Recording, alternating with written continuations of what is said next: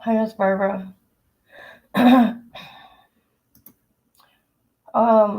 Okay. With me, I just want everybody to know my testing for lung cancer. I'm good. However, I have a partial collapsed lung, and let's see what happened yesterday. Because I'm having this pain. Okay. So they were afraid I was having a heart attack and sent me to the hospital. I didn't want to go. They made me go. And I found it kind of weird, with the partial collapsed lung that they sent me home. They were more concerned if I was having a heart attack. Then they wanted me to stay overnight. And I go, no, I really don't feel I need to. Okay. But I don't know if you guys seen on my community wall that my stats the other day was like 151 over 90 and my pulse rate was 145. I should have went in that day. So yeah, um, I don't got cancer. I got a partial collapse lung. Um, and from here on, let's see, I'm just going to see my regular doctor next week and take care of it, you guys. I'm going through a lot at home in my personal life. So I don't know if the added stress is doing weird shit to my body. I'm not.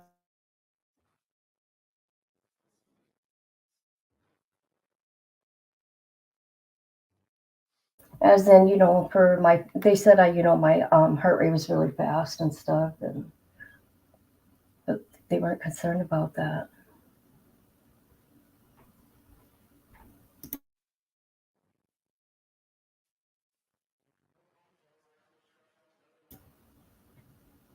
How are you, Miss Barbara? Okay, I haven't watched what is going on. Like yesterday was, yeah,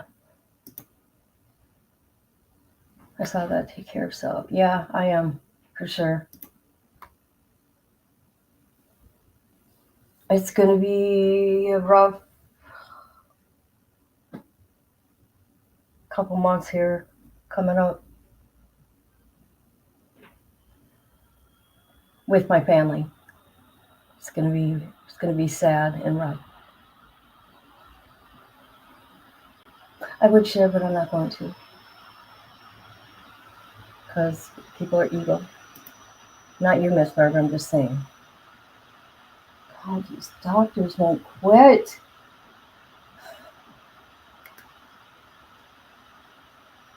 Good, good, good. I'm glad you got good news. Somebody's got good news.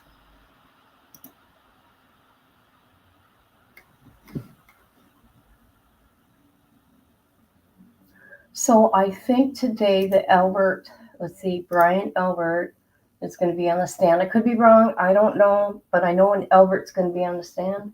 That's all I know.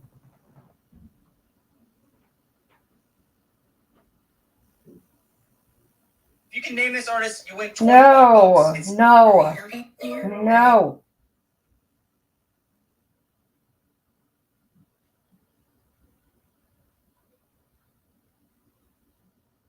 Here we go.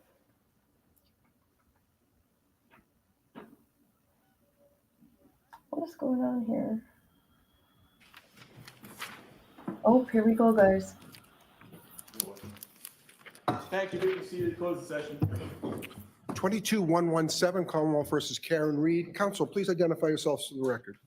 Adam Lally for the Commonwealth. Good morning, Your Honor. Good morning, Mr. Lally. Good morning, Your Honor. Laura McLaughlin for the Commonwealth. Good morning, Ms. McLaughlin. Good morning, Your Honor. Alan Jackson from Ms. Reed. Good morning, Mr. Jackson. Good morning, Your Honor. Elizabeth Little, also on behalf of Ms. Good morning, Ms. Little. And good morning, Your Honor. David Yannetti for Karen Reed. Good morning, Mr. Yannetti. Good morning, Ms. Reed. All right, did counsel want to see me at sidebar? I had asked, Your Honor. Okay. Thank you.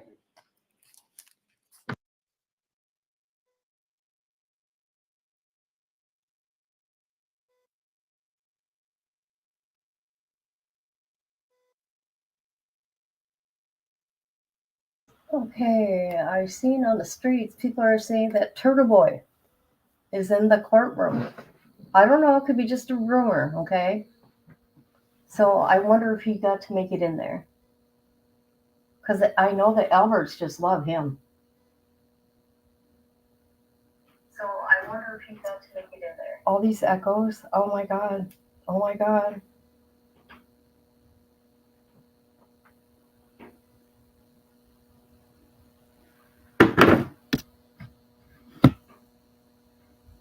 It, yeah, it's got to get better. Like, it does. It will. It's just when you got 100 different things coming at you and you're by yourself and you do it by yourself, it's tough.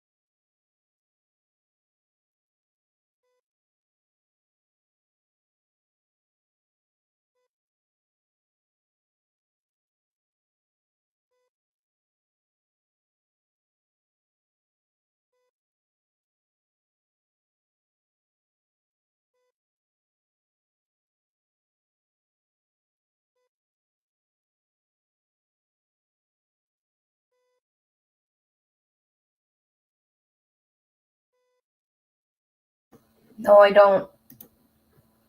Nope, I don't. I think this is corruption on every level.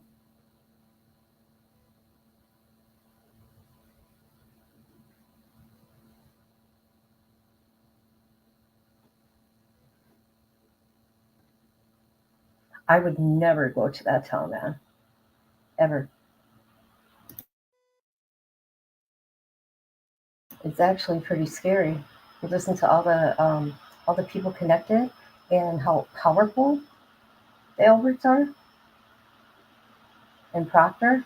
Oh yeah, and I want to get into Proctor here at a later time. Dirty cop. He's a state police officer, not Canton, state.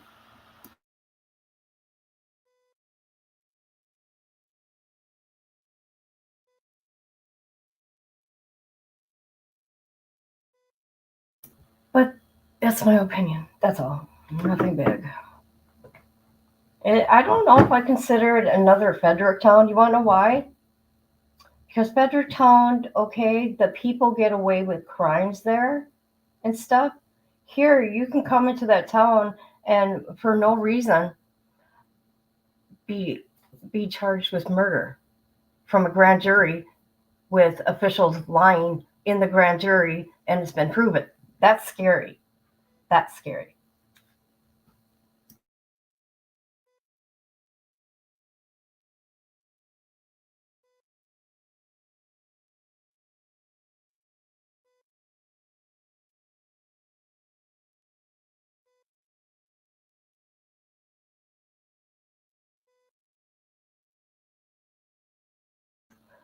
I gotta go get some coffee, okay, Miss Barbara? Hold on.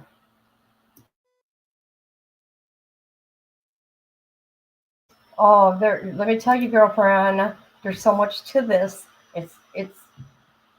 Why do you think the state police is being investigated by the FBI? I wonder why.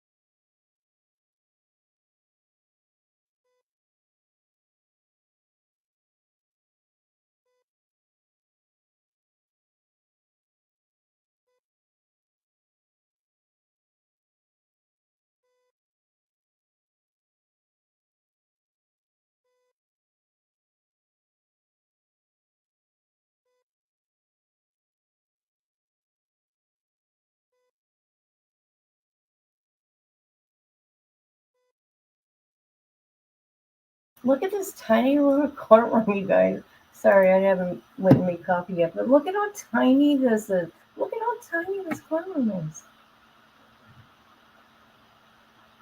I mean, it's like elbow to elbow. Look at this tiny little desk this poor guy's got. How can you get any work done there?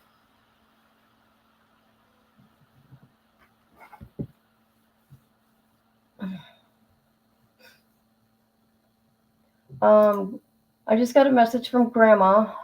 They got a bad storm right now because they're on a sidebar. That's why. So they mute it when they're at a sidebar.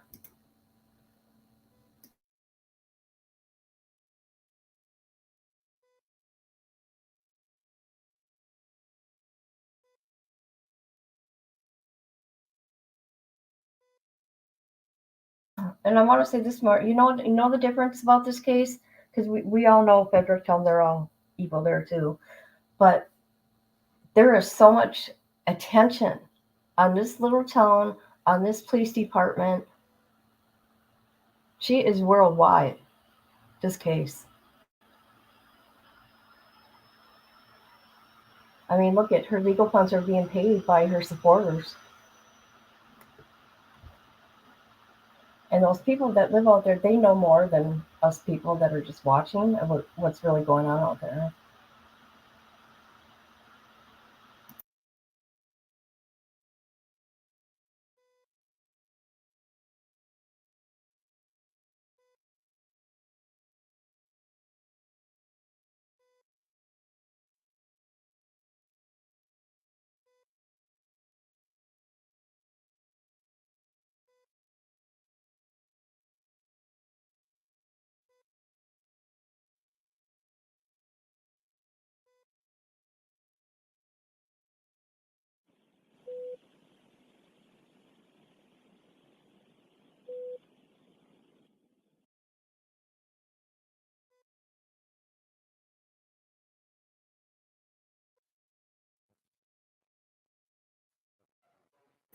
Oh, what could it be now? Shoot, I can't even get done and go get my coffee. Maybe I'm not gonna have none. Oh my god, tired. Okay. Grandma's Wi-Fi went out from a storm, I think. I could be wrong. I don't know.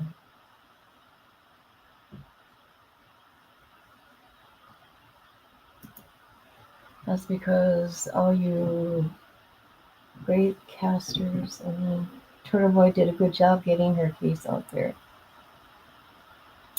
Yeah, he did. People don't like him. I think he's funny. Okay?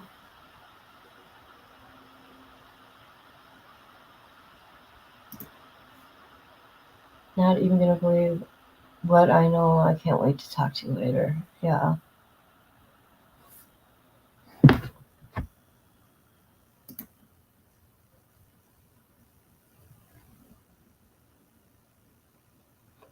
Okay, I'll be right back. Oh, God.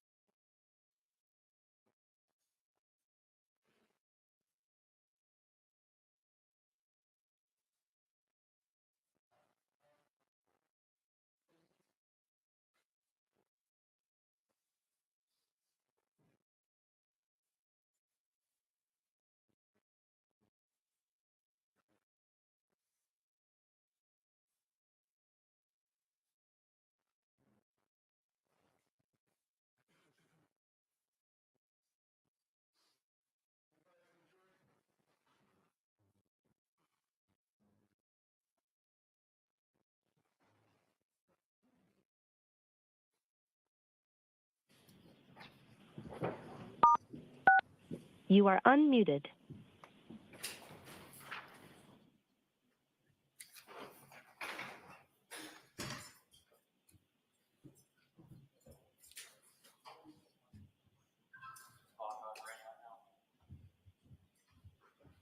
Hear ye, hear ye, hear ye, all parties having anything to do before the Honorable First Justice Beverly Cannoni, now sitting in the Dedham Superior Court within and for the County of Norfolk.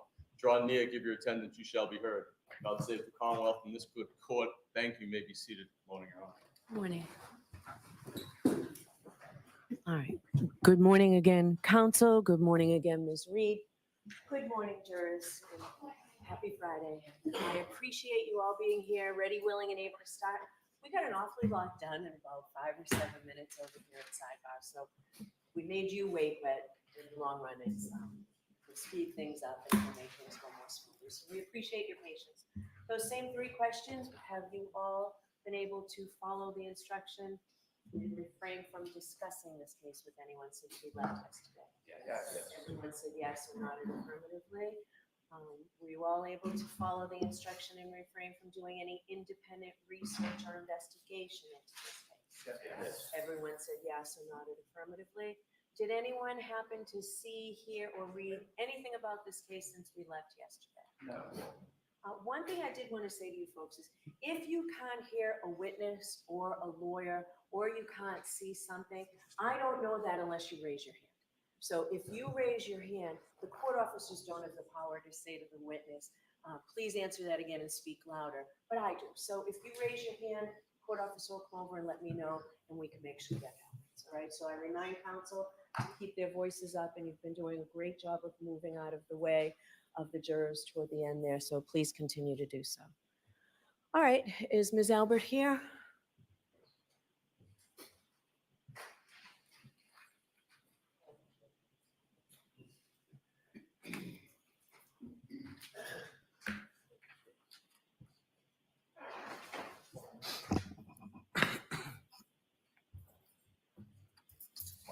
Thank you.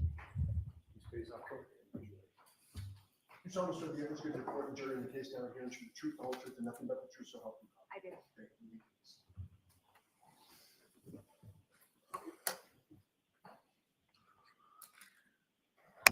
you. Okay, I'm just going to remind you, keep your voice up, please, Ms. Albert, I will. okay? All right, Ms. Giannetti?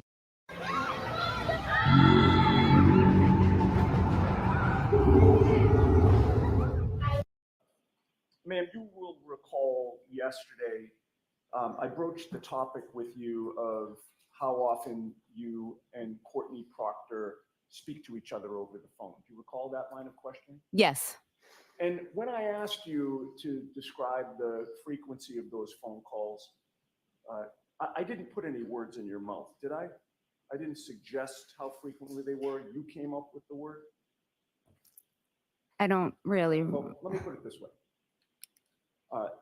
When I asked you how often you talked to Courtney Proctor, you could have chosen any word in the English language to answer that question, correct? Correct. What was the word that you chose? Not often. I don't remember, How about honestly. rarely? Rarely. Yes. That was your word, correct? It could have been. I don't really recall. I don't recall. You don't recall telling this jury yesterday that when I asked you about how often you spoke to Courtney Proctor by phone, you said, well, rarely. I don't remember. What is your definition of rarely? Not daily. Not daily, not. Seldom? Yes. Once in a blue moon? No. Rarely doesn't mean to you 67 phone conversations within a 7-month period, does it? A 67 time period in how many? 8 months? In about 7 months, 67 times. It's not a lot. I wouldn't think it's a lot in 7 months. 3 times in one day? Is that rarely? No, but I'm not. That wasn't every day. I would. Okay, well, when you left the stand yesterday, did you log into your account or check any gold bills to confirm those 67 calls? No, I did not. Did you speak to Mr. Lally about those 67 calls after we broke yesterday and before you took the stand today? I don't believe so, no. Did you call Courtney Proctor in one of those rare occasions? Yesterday? No, I did not. This morning? No, I did not. Were you curious as to whether or not you had actually called her those 67 times? Objection. Sustained. All right. In any case, regarding all of those 67 phone calls from February 1st until September 6th, do you maintain that during none of those calls or any portion of those calls did you and Courtney Proctor discuss the investigation into the death of John O'Keefe? I do not remember. Do you deny discussing that investigation? I don't deny, but I do not remember. All right. Well, you admitted yesterday, after having seen the records, that you spoke with Michael Proctor's sister for 12 minutes on February 1st of 2022. Do you recall that? I don't recall the conversation. No, I don't. It was a long time ago. I'm sorry. I don't mean to interrupt you. Finish your answer. I'm sorry. It was a long time ago. I just don't remember. Okay. But my question is, after seeing the records, you saw the phone call for over 12 minutes, correct? Correct. And you also remember that that was the very day that the police arrested Karen Reed for this case, correct? Correct. The arrest of Karen Reed on February 1st was pretty big news in Massachusetts, correct? Objection. Sustained. You had seen that arrest all over the news, correct? Correct. So you certainly, given the day and the fact that it was February 1st and my client was arrested that day and you're talking to the lead investigator's sister, the subject of Karen Reed's arrest had to have come up, right? Objection. Sustained. Ask it differently. You certainly mentioned my client's arrest with Courtney Proctor on the very day that she was arrested and you were talking to Courtney, correct? Correct. Now, when we broke for the day yesterday, I had also asked you about the 3 phone calls that you had with Michael Proctor's sister on the morning of February 2nd when my client was arraigned, correct? Correct. And you recall that her arraignment was televised publicly, correct? Objection. Sustained. Ask it differently. You saw her on the news being arraigned, correct? Correct. And one of those phone calls after, well, strike that. With regard to the 3 phone calls before the arraignment, you knew at that time that my client had been arrested the day before, correct? Correct. And you knew she would be arraigned in court that morning, correct? Correct. Certainly, when you were talking to Michael Proctor's sister on February 2nd, before her 9 o'clock arraignment, you were discussing the 9 o'clock arraignment, correct? Can you repeat the end of that, please? Sure. On February 2nd, the day that my client was scheduled to be arraigned in Stoughton District Court, we're talking about the 3 phone calls that you made to Michael Proctor's sister before that arraignment that very day. And my question is, certainly you were discussing the fact that she was about to be arraigned, correct? Objection. Sustained. Ask it differently, Mr. Did the subject of Karen Reed's arraignment come up in any of those 3 calls on February 2nd, the day she was going to be arraigned, before her arraignment? I don't remember exactly. What about the 27-minute phone call that you had with Courtney Proctor at 10:58 a.m. that same day after my client was arraigned in court? Did you discuss the arraignment that had just happened? I do not remember. You had already testified that by 2022, you were no longer babysitting for Courtney Proctor's kids, correct? I wasn't babysitting regularly like I was before. So is it your testimony that you happened to be talking about babysitting on February 2nd for 27 minutes, the same day that my client was arraigned in Stoughton District Court? I don't remember what I was talking about It could have been about the kids. It could have been about, it could have been about anything. I don't remember. Sure. And certainly it could have been about the publicly televised arraignment that had just occurred, correct? Objection. So I'll allow this and then let's move away from this, okay? Can It- you answer that? Yes, it could have been. Yes. Did you tell Courtney Proctor during any of these 67 phone calls that you were a witness in her brother's case? I don't remember. Okay. Ms. Albert, you were at the waterfall on the night of January 28th, correct? Yes. And you also went to 34 Fairview on the morning of January 29th. Yes. Yet, as of the date of these phone calls that we've discussed so far, the February 1st and the February 2nd, multiple phone calls, Trooper Proctor still had not interviewed you, correct? Correct.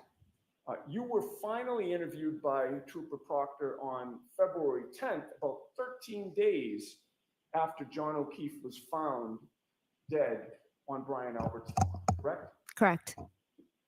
And you told Courtney Proctor that you were nervous to speak to her brother, Trooper Proctor, about this case. Do you remember that? I do not remember those exact words, no. All right. But you were nervous to speak to him, correct? Of course, I was nervous in general for a police interview. I mean, I don't know someone who wouldn't be.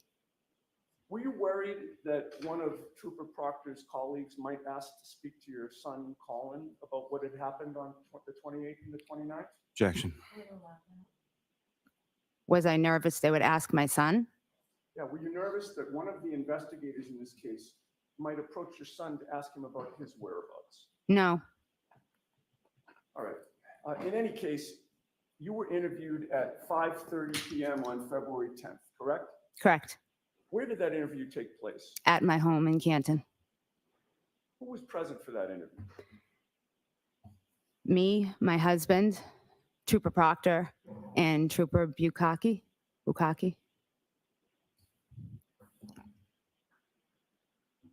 Michael Proctor agreed to interview you and your husband together, correct? Objection. Sustained. You and your husband were interviewed together, correct? Correct. Did either of these troopers, including Michael Proctor, suggest that maybe the two of you should be separately interviewed? I don't recall. When I don't did the remember. interview take place within your home? In my family room? Were you sitting on couches? Yes. You're comfortable? Yes. You were not in a police interrogation room, correct? No, I was not. And it wasn't particularly lengthy, correct? What do you define lengthily? I don't recall. I don't remember how long it was exactly. It didn't go into the evening, correct? No. And then Michael Proctor and the other trooper left, correct? Correct. Then at 6:17 p.m. that same night, shortly after you had been interviewed, you called Michael Proctor's personal cell phone number, correct? I don't remember.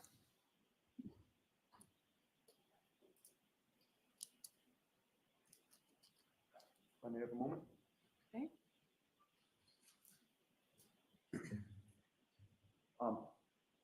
You didn't bring your cheaters today. Oh, you did? Good. Okay. May I approach your Honor? Yes. This is the same document. I'm going to hand you one document. There's an orange sticky on it that you can ignore. Okay. But right above the orange sticky, there's a date of February 10th. That's what I'm directing your attention to. You could look at those two phone calls, ma'am, and look up at me when you're done.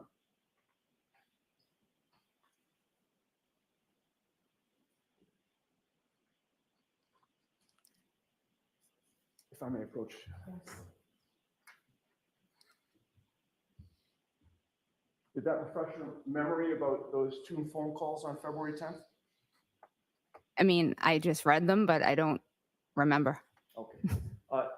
You called Trooper Proctor at 6:17 p.m. and it appears to be a 5-second phone call. Did you see that? Objection, Your Honor. Do you recall that Trooper Proctor called you back that same day at 6:21 p.m. and that you spoke for about 4 minutes? Objection, Your Honor. Do you deny speaking to Trooper Proctor for 4 minutes when he called you from his personal cell phone on February 10th of 2022 after you had been interviewed that day? No, I don't deny it, but I don't remember it. When did you get his personal cell phone number? Don't remember. Years ago? I'm sure, yes. Because you've known that family for a long time. Yes, I have. And as you testify here today, you can't remember what that phone call would have been about, correct? No, I do not remember. Okay, I'd like to contrast your relationship with Karen Reed versus your relationships with Jennifer McCabe and Courtney Proctor. You would agree with me, and I think you testified yesterday, that Jennifer McCabe is one of your best friends. Correct. And you call her Jen, correct? Yes. And Courtney Proctor is also one of your best friends, correct? She's not one of my best friends, no. She's a good friend. She's not one of my best friends, no. She's my sister's best friend. Gotcha. Okay, so your sister. My Jill- sister Jillian, yes. Jillian is best friends with Courtney Proctor, and you're close friends with her, but not best friends. Correct. But you really only knew Karen Reed as John O'Keefe's girlfriend, correct? Correct. She was just an acquaintance of yours. Yes. There are no photos of you in a hot tub together, right? You and Karen Reed? No. There are no photos of you with your arms around each other at the beach, correct? No. You've never been to a baby shower with Karen Reed, correct? Objection, Your Honor. Sustained. You didn't have any contact with Karen Reed while you were growing up, correct? No.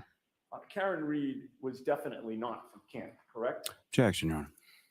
I'll allow this and then you can move No, she was not. No, one more question. She was an outsider, correct, to Canton? She didn't live in Canton. But after she started dating John, you would see her driving in and out of the street, correct?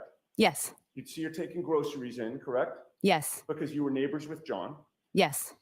And it was the fact that you'd see her around, taking groceries in and out of the house and being outside with the kids that led you to believe that she was not only connected to John, but also to his house on Meadows Ave, correct? Yes. And you would see her interacting with the kids outside, correct? Yes. She would be participating in family type activities with the kids outside. Yes. And you'd see her enough that you assumed that she was living there, correct? Yes. And I believe you stated that you had known her or seen her for maybe about 1.5 years or so. Is that a good estimate? Yes. And in all the time that you saw her in the neighborhood or had any contact with her and John, you never saw the two of them fight or argue, correct? No. You never heard them fight or argue, correct? No. And you had been out with them in a group setting a handful of times, correct? Just a couple of times. And during those times, they always appeared to get along, correct? Yes. And you knew of no problems in their relationship, correct? No. And you were particularly impressed with the time Karen spent with John's adopted children. Objection. Were you? Can you repeat that once more, please? You were impressed with the amount of time that Karen spent with John's children. I didn't know the exact really amount of time she was there a lot. Yes. She was, so yes, I would assume that she spent a lot of time with them. Yes. Now, on Friday, January 28th, you had plans with your sister-in-law, Nicole, correct? Yes. You are close with Nicole. Yes, I am. You picked her up at her home in your car. Yes. You drove her to the waterfall, correct? Correct. And the two of you went for dinner there. Yes. Your husband, Chris, came later. Yes. Brian Higgins came later. Yes. And you knew Brian Higgins, correct? Yes. I'm going to stop you for 1 Yes. second.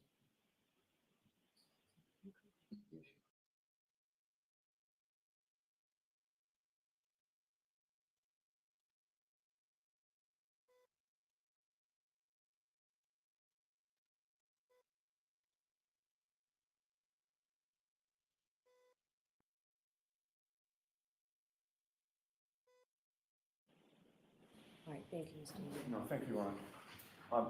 I believe you testified that you knew Brian Higgins at that time, correct? Yes, And how did you know him? he is a friend of my brother-in-law.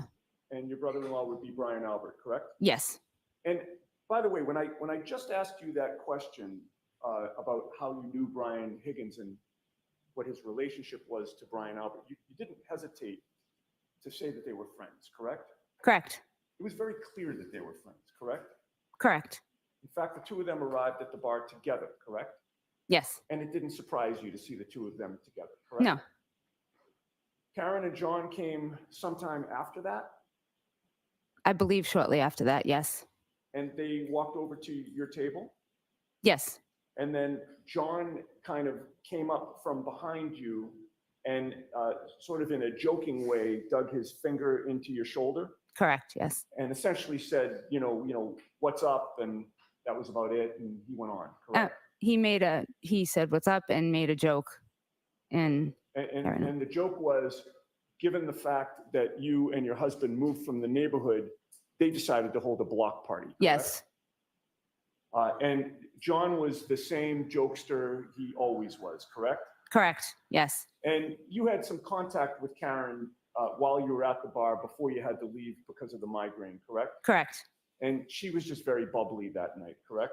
correct. That's just her personality as far as you could see, correct? As far as I knew, yes, You didn't know her that well, but that's how she always was, correct? correct. And you left the waterfall at around 11 o'clock, your best memory? A little after 11, And it was a particularly bad migraine that night, yes, and the loud music didn't help you out at all. not at all. And you drove home? Yes, Now, when you got home, your son Colin was not there, correct? correct, He was not out with you at the waterfall. correct, He was out that night, correct? yes, And you knew that he stops by your sister-in-law Nicole's house quite a bit, correct? yes, He's very close to Nicole and Brian's kids, correct? correct, He's also very close to his aunt and uncle, Brian Albert and Nicole Albert, correct? correct, So you would have gotten home maybe shortly after 11:10 p.m. approximately? around 11, yep, around that. And that was when you entered an empty house, correct? My son Dylan was home. Oh, Dylan was home. Yes, Okay. But Colin was not. he was not. And Colin did not come home at 11:30, correct? Correct, He did not come home at 11:45, correct? correct, And when the clock turned midnight, he still wasn't home, correct? correct. Now, at some point, your husband Chris came home, correct? Yes, You testified on direct examination that Chris came home at 12:10 a.m. on January 29th. that's what time I believe he did, yes. Okay. That 12:10 a.m. time, did you discuss that precise time with anybody prior to taking the stand yesterday? No, Was that coordinated with anybody such that your husband and you gave the same time of 12:10 a.m.? no, With the court's permission, I'd like to play the Waterfall Valley video. I think it's Exhibit 53, just that portion. 12.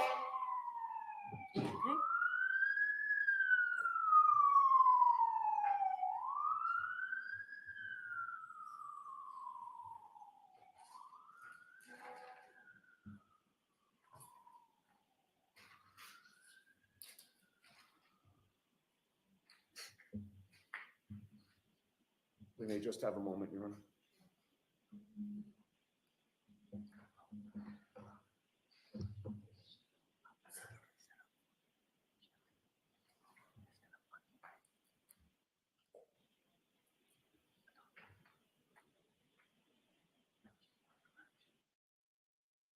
I'm going to allow my colleagues some time to find this, and I'll move on with my questioning in the meantime. We can have the lights on again.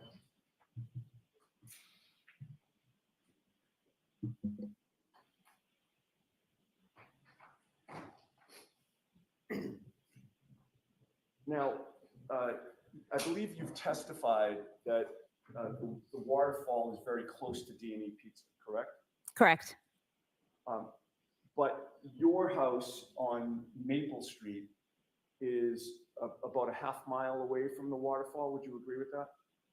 About that, yes. Maybe a little less, but about that. All right. Would you agree it's a, 7 or 8 minute walk home from the waterfall if you're walking? I realize you were driving, but if somebody were walking, it would be about 7 or 8 minutes? Maybe a minute or two less. Okay. So you would say 6 or 7 minutes would be a better estimate to cover that half mile? Depends on how fast you walk, yes. And it was snowing that night, correct? Correct. The ground was a little bit slippery. Yes. If I may just have a moment.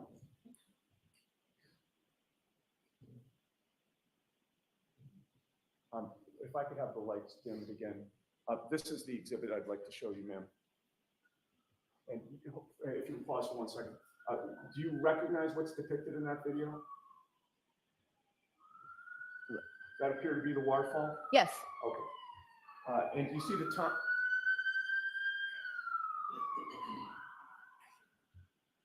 Do you see the time, 12:13 a.m.? Yes.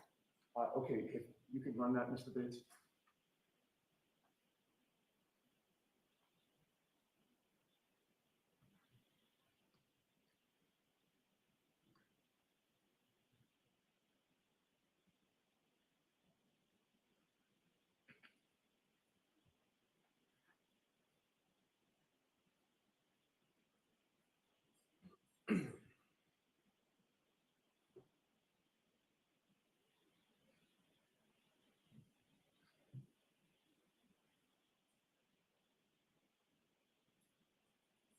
Can you pause it there? I am going to direct your, do you see where it says CH3?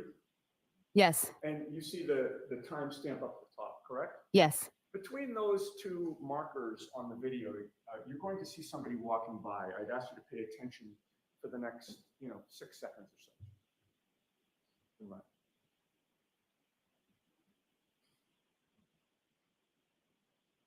Stop.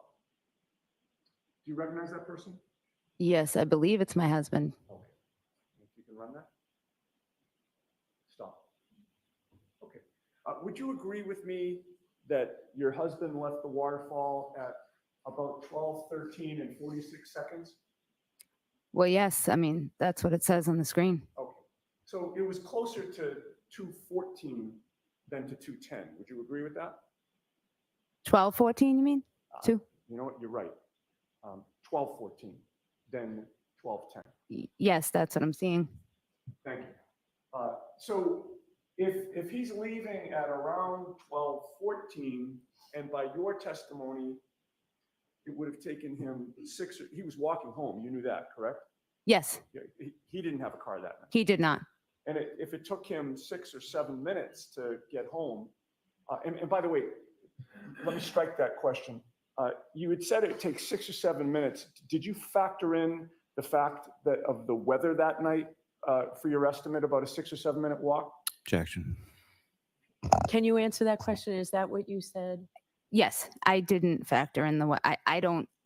I don't know. All right, so your testimony would be you don't know if it would have taken him a little bit longer or anybody. Anybody, everyone walks at a different pace. Right, but whatever pace they walk at, Mhm.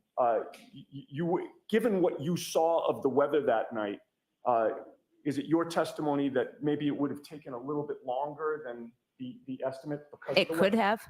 Okay, I but don't in know. any case, let's leave it at 6 or 7 minutes. That puts your husband coming home at around 12:20 or 12:21, correct? Correct. All right. And that 12:10 estimate that you had, you made that estimate before having the benefit of the video, correct? Correct. Now, where were you within the house when your husband came home? In my room, Bedroom? upstairs in my bedroom. All right. And you share a bedroom with your husband. Yes. And when was the first time that you saw him within the house? He came up to the bedroom. Okay, so you were in the bedroom and you see him appear in the bedroom. Correct. Did you hear the door open way down on the first floor? Yes. Okay. And it would have taken him maybe about a minute to get upstairs. It wasn't very long. It wouldn't be very long, no. Okay. And when he got upstairs, you noticed that he was in wet clothing, correct? Yes. He appeared to be cold. Yes. And he got undressed, correct? Yes. Did he brush his teeth before bed? I think he got right into bed. Okay, so you didn't see him brush his teeth or wash up. No. And were you in the bed when he came into the bed to go to sleep? I was sitting up in bed, yes. Were you reading or watching TV? I was just sitting up in bed praying for my headache to go away. Oh, okay. Still, the migraine was still really Yes. bothering you, and you were suffering at that point. Suffering? I had a headache. Well, yeah, but a migraine headache, I would Yeah. imagine. It was a headache, but I took medicine and I was waiting for it to get waiting better. for it to kick in. Yes. Okay. And that's sort of what you were concentrating on. It's really kind of hard to read or watch TV or concentrate on anything when you have a migraine, right? Okay. Yes.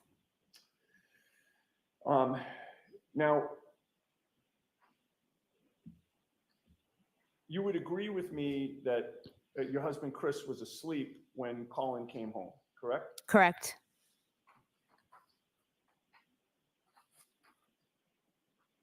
And as a mother, you couldn't have gone to sleep until you knew your kids were home, correct? Correct. And Colin was the remaining child who was out there, which when he came home, that would given you license to go to sleep. Yes.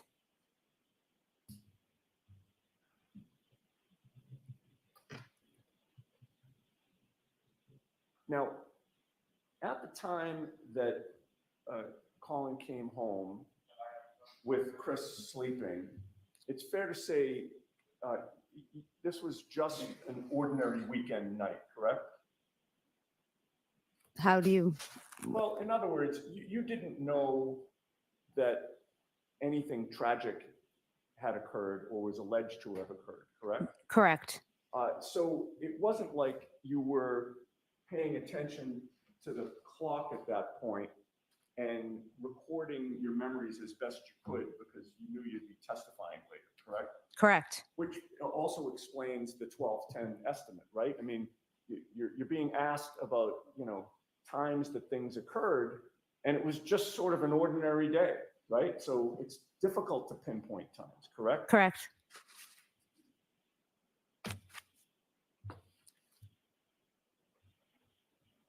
Okay. Now, directing your attention to the next morning, you missed a phone call from your best friend, Jennifer McCabe, correct? Correct. And you believe that phone call, I think according to your memory, yesterday came in at 5:55 p.m., correct? I'm sorry, 5:55 a.m., correct? Correct. That was the time that you gave Mr. Lally when he asked you the question on direct examination, correct? Correct. And you were able to recall that time nearly 2 years later, correct? Yes. But regarding the 67 phone calls between you and Courtney Proctor that happened after that, you're not able to recall any of those, correct? I just don't remember them.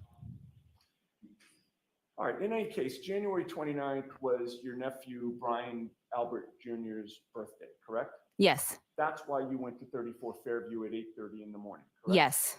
And when you pulled into the driveway, there was nothing unusual to you, correct? Correct. This was just your brother-in-law Brian and your sister-in-law Nicole's house with snow around, correct? Yes. There were no police on scene. No. There was no tent protecting the front lawn, correct? Correct. No crime scene tape stapled anywhere or taped anywhere, correct? Correct. Nobody appeared to be standing guard over the front yard, correct? Correct. You didn't see any shard of glass, right? No, I did not. You didn't see 45 pieces of tail light strewn about the lawn, correct?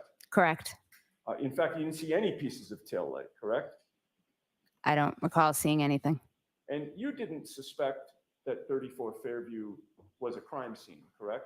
Objection. Sustained. There was nothing that prevented you from walking all over that front lawn, correct? Correct. It was still snowing out? Yes. Brian Albert, when you approached the house, he opened the door, correct? I approached the car, not the house. Oh, okay. You approached, whose car was it? My nephew Brian's Brian? in the driveway. Yes. All right. And then Brian Albert opened the door of the house. The side door of the home. Yes. All right, so can I have Exhibit 8, please, with the court's permission? Yes.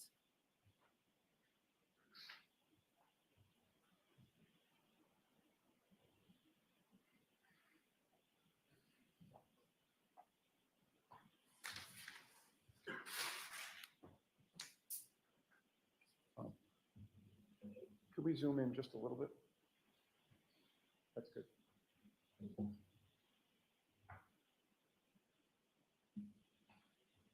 I am so bad at this stuff. Jeez. Oh, thank you. You're welcome. All right. That I'm highlighting now is the front door to the house, correct? Yes. And if we move along Exhibit 8 to the right, is that the side door? Yes. And that's the door that Brian Albert appeared from? Yes. And you were able to see him from the outside of the house, correct? Yes. And you were over to this area? Yes. Do you recall, is it one of those 2 cars that's in Exhibit 8 that you approached with the Dunkin' Donuts? I can't make out what the cars are. Okay. But it was either one of those 2 cars or a car that was parked in one of those 2 places. Yes. All right. And then did you go in that side door to go into the house? Yes. Fair to say that family has lived there for quite a while, correct? Yes. You knew that prior to Brian Albert and I'm sorry. Oh, I'm sorry. That's really bad form to block the jury. I am so sorry. It's good I didn't trip. The door that is the front door, having been familiar with that house for a long time, you've gone in that front door before, correct? Yes. And you know that when you go in the front door of that house, you come into a little foyer area, correct? Correct. And then almost within arm's distance to the left is the door to the basement, correct? Walking in the front door, arm's distance to the left. Yes. In other words, you walk into the house. Yep. And then the door to the basement, going down to the basement, is right there on the left, correct? That's incorrect. To the left is a library. All right. Where is the door to the basement? You walk in the front door, you step to the right, walk a few steps towards the kitchen, and the basement door is on the left before you enter the kitchen. All right. But the kitchen's off to the left, correct? No, when you walk in the front door, the library is on the left. There's another room on the left. Okay. So you walk in, you immediately see a staircase in front of you. Yeah. And to the left is the library. Right. If you go to the right, I'm sorry, go ahead. if you go to the right, you can go into the part of the kitchen where the kitchen table is, or you can not go to the right, you can walk straight, and as you're walking, there's a door on the left, and that's where the basement door is. Okay, so I think we're getting to what I was getting at. If you walk straight ahead, there's a door to the left that goes down to the basement, correct? Correct. Yes. We can have the lights on.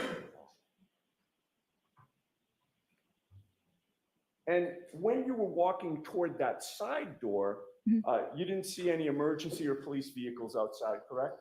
No, I did not. And you didn't see any first responders other than Brian Albert, correct? Correct. There were no lights flashing outside the house, correct? Correct. And inside, you saw Nicole Albert, Yes. Brian Albert, Yes. Jennifer McCabe, Yes. Matt McCabe, Yes. and Brian Higgins, correct? Yes. How long did you spend at the house that morning? I don't remember exactly, maybe a half hour, 45 minutes. I don't remember exactly. And the 7 of you were discussing what had happened, correct? Yes. At some point, it was decided that Jennifer McCabe should contact Michael Lank of the Canton Police, correct? Objection. I'll let, if this witness knows, independently. Can you repeat that once more, please? At some point, it was decided among the 7 of you that Jennifer McCabe should contact Michael Lank of the Canton Police Department. I don't remember who exactly Jennifer decided. Yeah, I don't remember exactly the discussion. You knew Michael Lank, correct? Yes, And at 8:53 a.m., you sent to Jennifer McCabe Michael Lank's personal cell phone number, correct? correct. And did you then see Jennifer McCabe delete that text message from you? Objection. I'll sustain. You were contacted by the Massachusetts State Police this year about your phone, correct? Correct. They left you a voicemail on March 21st of 2024? The state police Yes? about my telephone? Well, they left you a voicemail on March 21st of 2024. You've had contact with the state police this year. Yes, And they left you a second voicemail on March 25 and then called you again on March 28. yes, You told them that you were sick and you would speak to them on April 1st, correct? correct. And then the state police called you on April 1st, but you did not pick up. Do you recall that? I do not. They called you again that same day and you didn't respond, correct? I don't recall. But you did learn that they had called your husband on April 1st looking for you, correct?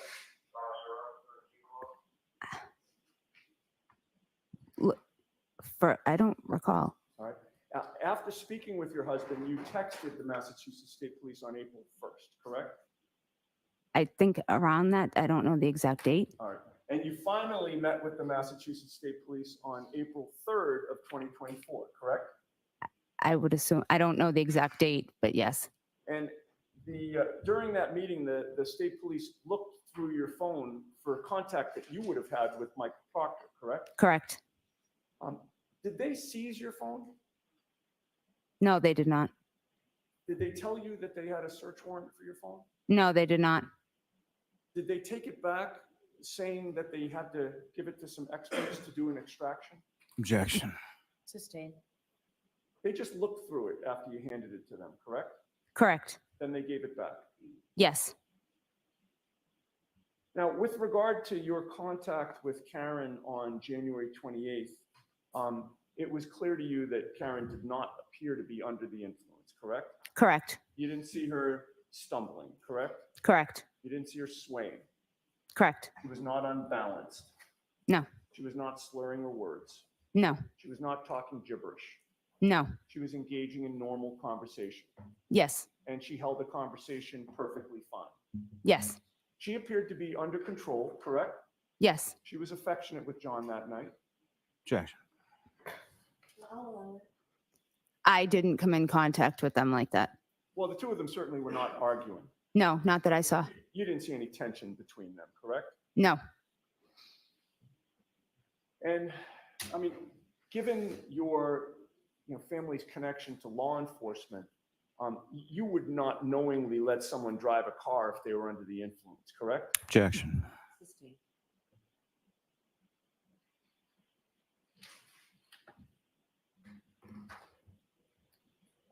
Everyone appeared to be having a good time that night, correct? Yes. And that included John and Karen, from what you could see, correct? For the 10, 15 minutes I was there, yes. Okay. Now, after you left the waterfall, it's fair to say that you didn't know precisely where your son Colin was that night, correct? I knew where he was. Where was he? He was at his friend Michael Leonetti's. He left Michael Leonetti's to stop to say happy birthday to my nephew Brian at 34 Fairview Road. Okay. And you learned that from him, correct? Yes. So you had learned that Colin was at 34 Fairview on January 29th of 2022, correct? January 28th. The Fred. So is it your testimony that you know that Colin left on Friday night as opposed to after midnight on January 29th? I don't understand what you're asking. What just occurred is I asked you whether you knew that your son Colin was at your sister-in-law Nicole's and your brother-in-law Brian Albert's house on January 29th, and you just corrected. I'm sorry, it was after, I'm sorry, it was after midnight. Okay. So I got confused. I apologize. Not a problem. So the answer to my question is you learned that he was there on January 29th, correct? Yes, after midnight. And you now know that that is the same house outside which John O'Keefe was found dead that morning, correct? Yes, I do. And one last question. You were interviewed by Trooper Proctor, and it's fair to say you never told him that Colin was there that night, correct? I don't recall my interview.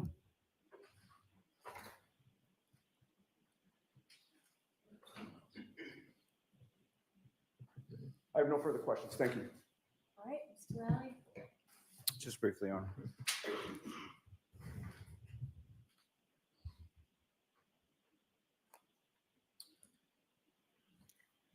Morning, Ms. Howard. Good morning. Now, with reference to, you were asking a question about 67 calls over a period from February to September, correct? Correct. That's about 7 months, is that right? Yes. And roughly about 210 days or so? Yes. Do you have other friends besides Ms. Proctor? Yes. And versus some of your other friends, as far as those phone calls, 67 times over 210 days, is that more so, less so, or on average with? Less so. Less? And at no point in time did you speak to Ms. Proctor that you recall about this case or talk to Mr. Proctor outside of that interview? Correct. In the interview that you had with Trooper Proctor, there was another trooper present, correct? Yes. And you would just ask some questions about meeting with some other troopers this year in 2024, correct? Correct. Okay, fair to say none of those troopers was Trooper Proctor, correct? Correct. And also wasn't the trooper that was with Trooper Proctor when you spoke to him. Correct. And they asked you questions. You had at least 2 interviews with them, is that correct? Correct. And you voluntarily went to those interviews? Yes. You answered their questions? Yes. They asked for your phone? Yes. When I was sitting there, they looked at my phone. Yes. So they asked for your phone, you provided your phone? Yes. Voluntarily, nobody threatened you with a search warrant or anything like that? No.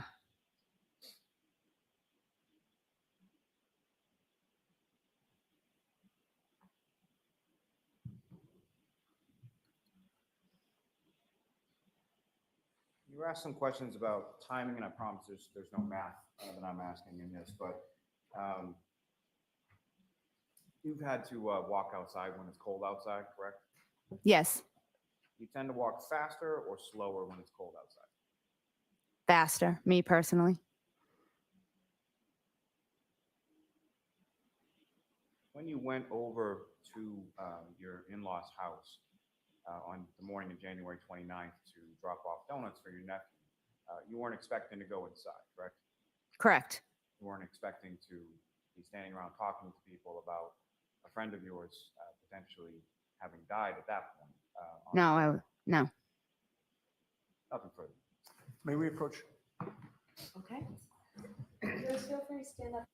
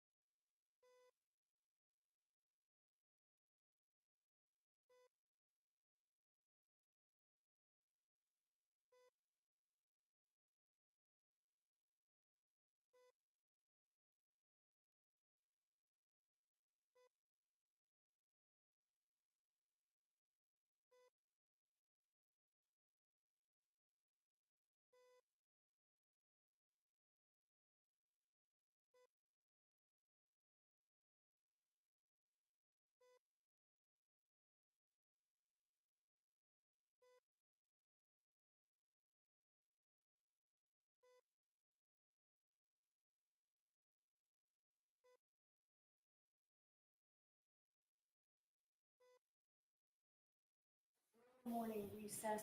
You're actually complete. Your testimony, Ms. Albert's complete. Thank you. All right, so, but let's let the jurors go first, because we're doing something that may take a little while, so we got you coffee and bagels. So it'll be a little bit longer break for you, okay? Rise to the jury. Just fold your notebooks up, please. Fold your notebooks and leave them on the chair, please.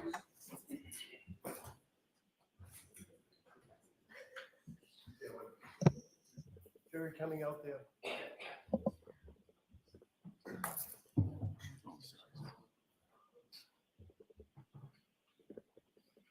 Margaret? You can step down. You can just fall. You can just fall.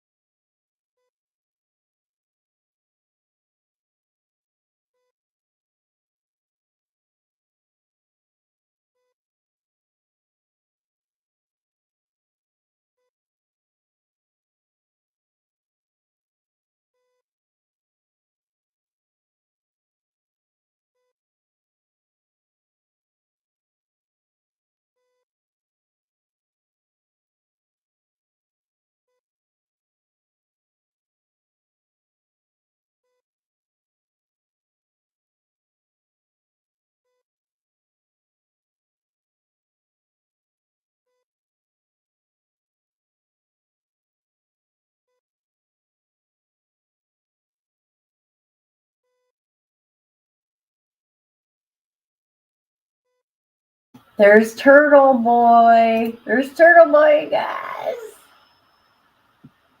He is there.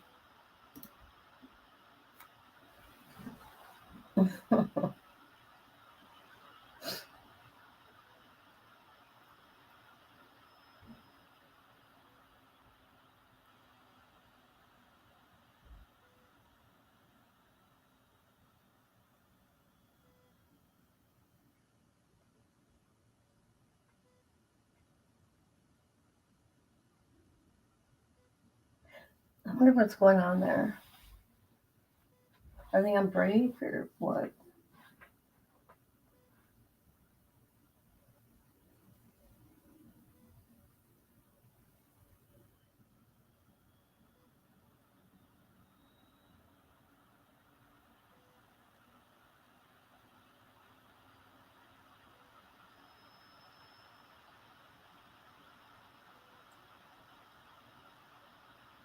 They're keeping an eye on Turtle Boy. See it?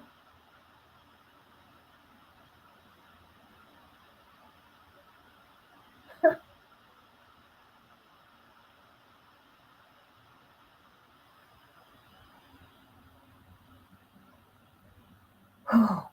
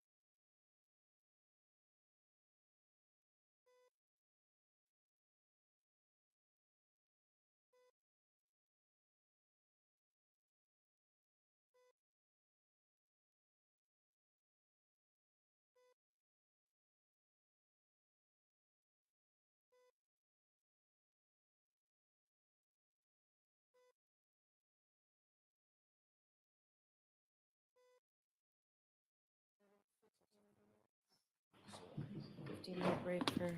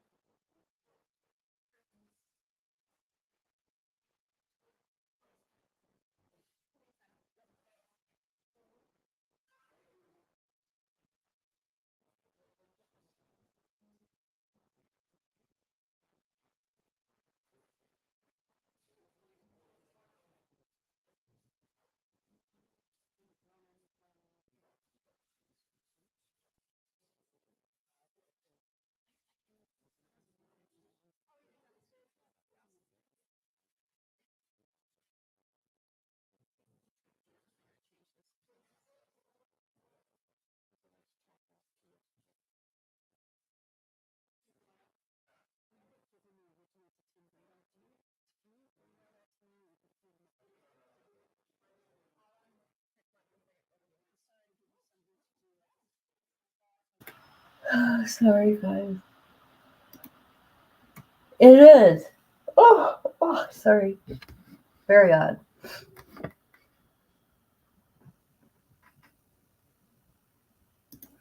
I would like the jury being so close to me. I know, right? I wouldn't like anybody, period, being that close to me.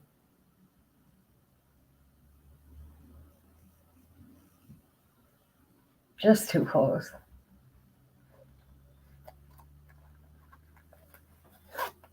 Oh, gosh.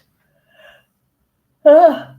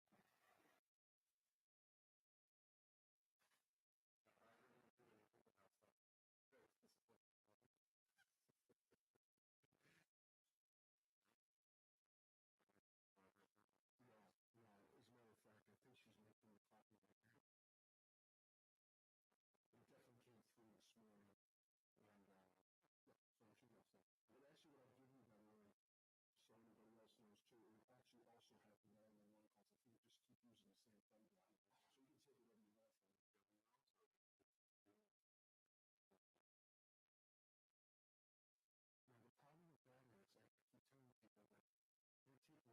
that they're taking bits and pieces of it, they think it actually hasn't been completely played. So I've asked for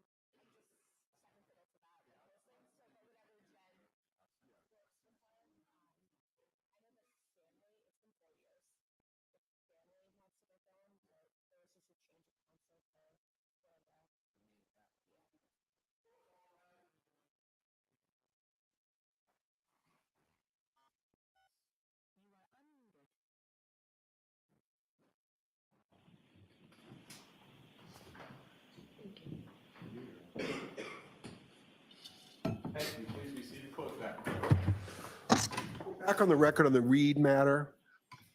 All right, sort of a side issue in the Reed matter. So the defendant and her lawyers have been excused. Okay, so why don't counsel identify yourselves, please? Sure. Adam Lally for the Commonwealth, Your Honor. Okay, Laura McLaughlin for the Commonwealth. all right, good morning. Good morning, Your Honor. Timothy Bradel on behalf of non-party Aidan Carney, who for the record is present in the courtroom. Hey, does Mr. Carney want to sit with you? I think he's okay right there. Okay. If that's all right, Your Honor. All right.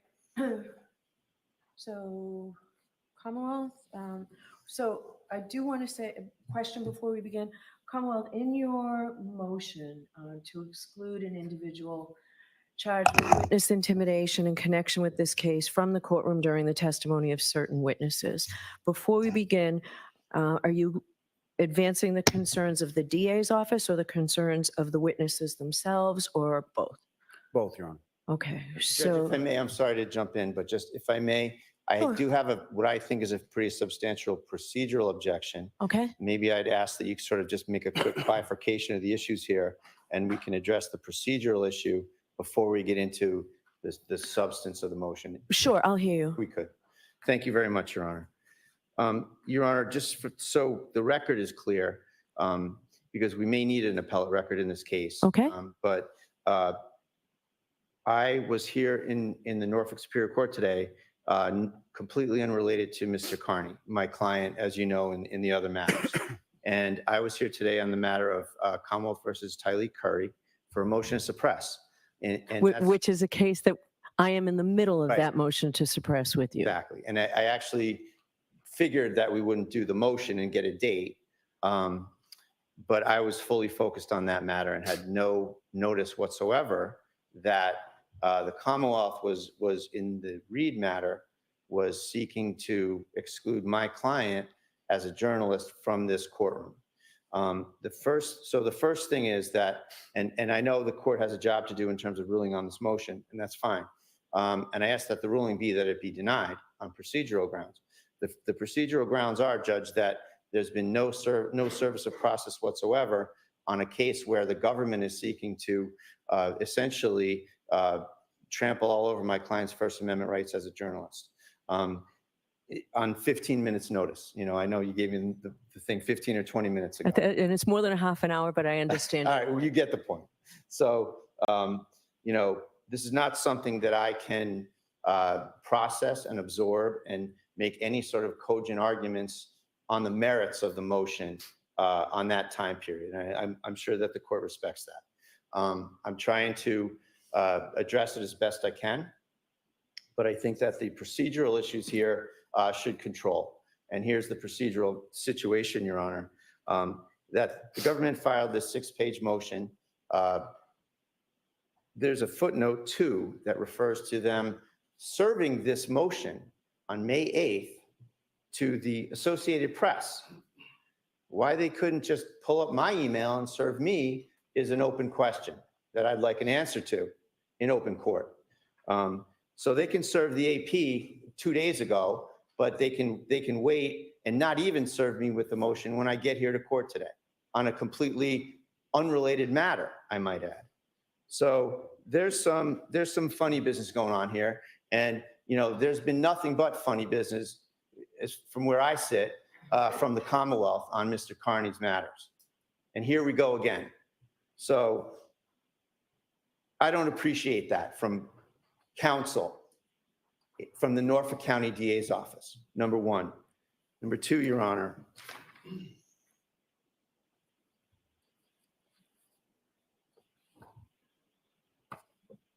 Mr. Carney has covered this case and written about 350 news articles on this case. He has developed evidentiary scoops on this case that have added to the quantum of evidence in the matter. He's never caused a problem. He wishes to be in the galley of journalists like everyone else and cover the case. There's never been a problem whatsoever. This is more personalized retaliation from the Norfolk County DA's office against Mr. Carney. Another point, Your Honor, is that this matter, as far as the Commonwealth is concerned, is res judicata ×2. Judge Krupp in this very court addressed this exact issue about Mr. Carney covering this matter, being in the courtroom with witnesses that had a stay-away order. All the same people that the government is trying to have another bite at the apple with here. All these people, this was adjudicated fully with the Special Assistant DA before Judge Krupp, and Judge Krupp ruled against the Commonwealth. Judge Krupp said that Mr. Carney was able to be in the courthouse covering this case regardless of any of these witnesses in the stay-away order. The stay-away order was exempted from Mr. Carney's presence in the courtroom, rather, was accepted from the stay-away order. Okay. So this is done. This has been adjudicated. It's been adjudicated again, Your Honor, by Judge Pomeroy across the street in the district court. One of these people associated with Mr. Carney's detractors, Ms. Gattani, has taken up with the Commonwealth and sought charges and sought a restraining order against my client. And Judge Pomeroy recently, as recently, I think it was a couple of weeks ago, we were across the street, Your Honor, seeking to vacate the order under the doctrine of unclean hands because this plaintiff keeps trying to contact my client while under a restraining order. Putting that aside, the ruling in that matter, Judge, was another ruling in support of Mr. Carney's First Amendment rights. It was another ruling that said Mr. Carney was not subject to the restraining order in any court of the Commonwealth. And the reason we brought that motion, Your Honor, was because these same witnesses that the government here is, again, trying to advocate for their own personal issues, those same witnesses somehow took up with this plaintiff across the street, Ms. Gattani, brought her to court here in prior Reed proceedings to kick out Mr. Carney, because at the time she had an operative order against him. And Mr. Carney, to his credit, got up and left and got out of here. And that situation was what we addressed across the street with Judge Pomeroy. He agreed with us and said, you can go to court, you can cover this case. So number two, litigation number two, this has been established. Mr. Carney followed all proper channels. We worked with the SJC media office. He has a press pass. He's doing everything in accordance with all of the rules and regulations that are in place. He's been harassed, and we have it on video, by other so-called journalists on this case at the steps of the courthouse. And he just wants to be here. He doesn't want to be an issue in this case. He wants to sit here and cover the case. He's done his job. He wants to watch the trial unfold. And he has an absolute fundamental First Amendment right to do so within the confines of this courtroom and within the confines of time, place, and manner restrictions. He's followed everything, and he's here. We've gone through all of these hurdles, Your Honor, and Mr. Carney triumphed, as he should, because it's the First Amendment that needs to triumph here, not any particular person. And that's what he's doing. And there's absolutely no reason for the government to sneak behind my back to interfere with his First Amendment rights. It's outrageous. And on procedural grounds, I ask you to deny the motion for all of those reasons. And if the court has some hesitancy to do so with respect to these procedural issues, I ask that you set a date give me 7 days or so that I can properly respond to this motion on the merits of whatever's in these 6 pages of the motion that I haven't been able to look at. So thank you for hearing me, Your Honor. All right, sure. And you wanted a response to your question from Mr. Lally on why you were not served, but the Associated Press was served. That's correct. So if you talk about that in the procedural part of this, Mr. Lally? Yes, Your Honor. Simply put, Mr. Bradel, neither Mr. Bradel nor Mr. Kearney are parties to the case. I can't presume that Mr. Bradel's representation on one criminal case is going to extend to a motion of which he would be at best a third party on a separate criminal case. we are required under the SJC rules to serve it upon the Associated Press, which we did. So I think that's your record now, Mr. Bradel, Thank you. okay, on the procedural issue, okay? We have a jury out. I do want to address the merits of this as best we can. And Mr. Bradel, at the end of this hearing, whatever I end up doing, if you want to come back and readdress it when there's more time, depending on how I rule, I'll give you the opportunity to do so. But I have to get this trial moving at Sure. this point, one way or the other. So I'm going to hear the Commonwealth on their motion. Then I'll hear you, Mr. Bradel, to the extent that you can respond, okay? All right, Mr. Lally, I'll hear you on your motion. Your Honor, very shortly, very simply put, this is an instance in which the Commonwealth is not asking that Mr. Kearney not be allowed to cover the case or that he not be allowed to watch the trial. What we're requesting is a partial closure of one individual. And the legal standard for that is essentially a substantial reason. Substantial reason, Your Honor, being that Mr. Kearney has been indicted and has open cases for intimidating witnesses, specifically witnesses in this case. He has confirmed statements indicating publicly that his actions that he's taken in regard to those indictments were to prevent the case from ever going to trial and to intimidate those witnesses. Those witnesses will be called to testify in this case, and what the Commonwealth is simply requesting is that he be excluded physically from the courtroom, not excluded from watching the trial, not excluded from covering the trial, but excluded physically from the courtroom while those witnesses are testifying from the stand. And the witnesses you told me have expressed concern. What do you say about that? Yes, Your Honor. The witnesses have expressed concern. The Commonwealth is concerned as to his presence affecting their testimony or their ability to recall. And for all of those reasons, the Commonwealth would submit the administration of justice and the witnesses being able to testify, as well as the witnesses' own concerns are more than meet the test of the substantial reason for Mr. Kearney's exclusion during the course of their testimony. Okay. Mr. Bradel? Your Honor, the witness's concern has no legal materiality under the law. So the answer that I have is, so what? The witness's concern, where does that fit into the law here, Your Honor? This matter's been adjudicated twice. Mr. Kearney has the right to speak on the case. He's gone through all the proper channels to be here. He is not in any way wants to or is trying to make any issue of his presence here. And he's just trying to cover the case as best he can. And this is just a personal vendetta that's been carried out by the Norfolk County DA's office against Mr. Kearney. And, you know, this is where the court needs to hold the line on the First Amendment.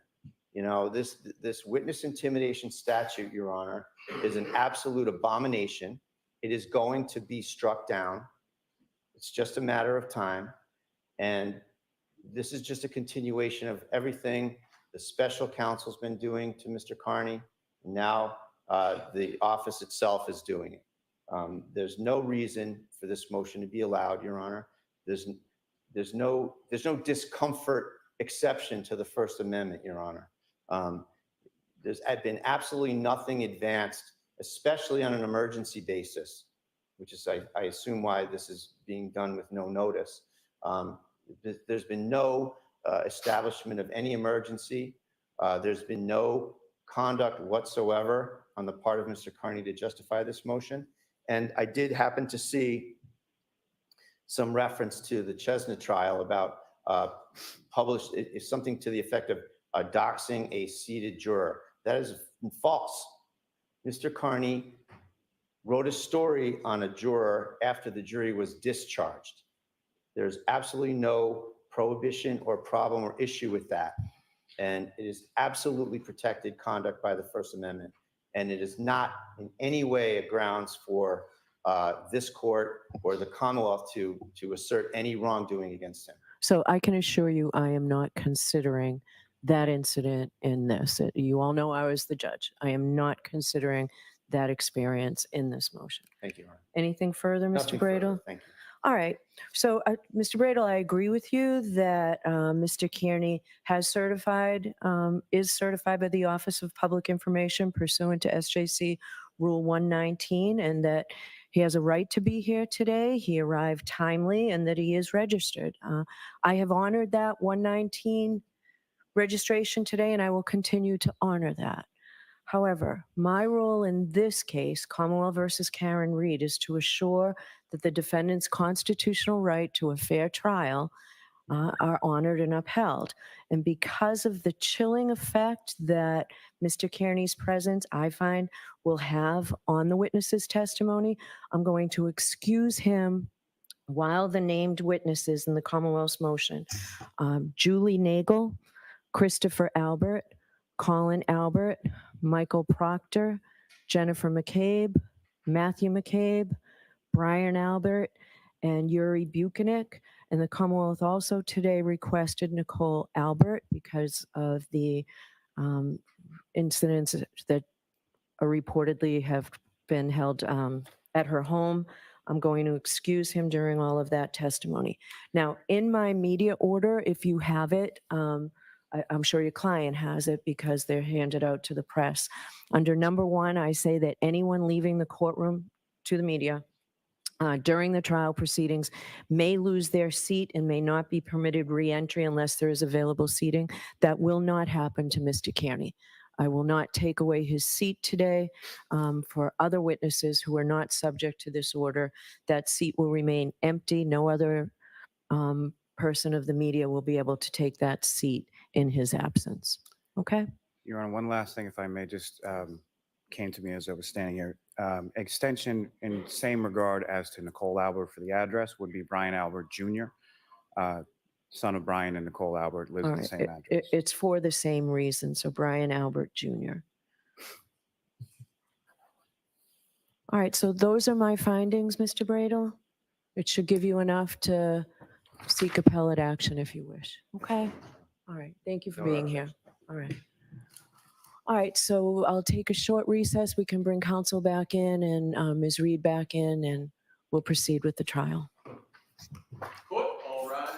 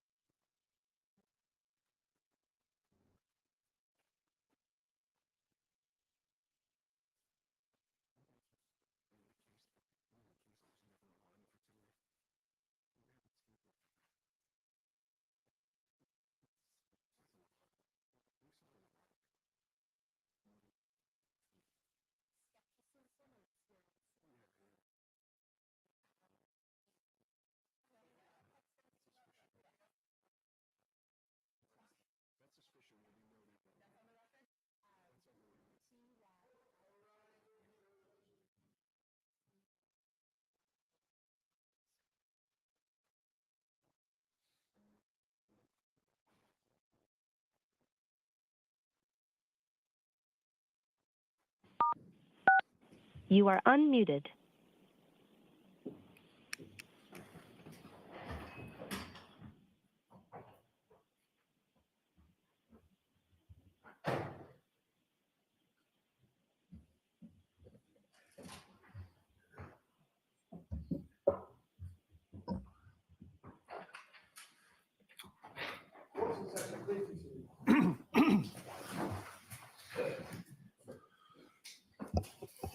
All right, jurors, once again, thank you very much for your patience. Your next witness, Mr. Lally?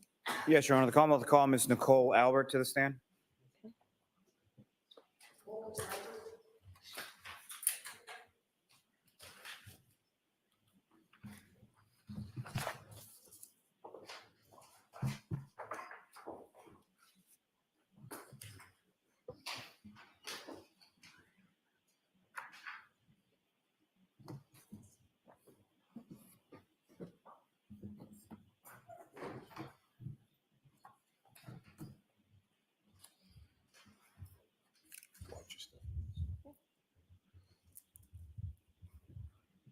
Can you raise your right hand, please?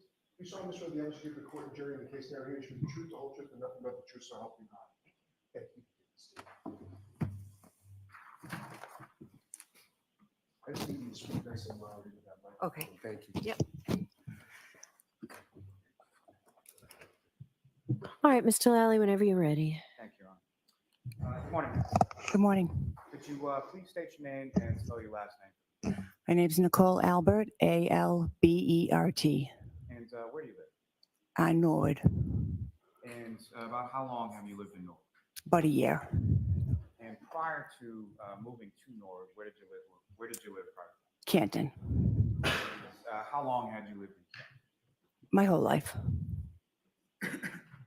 Now, the specific address, where did you live in Canton prior to your move to Norwood? 34 Fairview Road, And how long did you live at that house?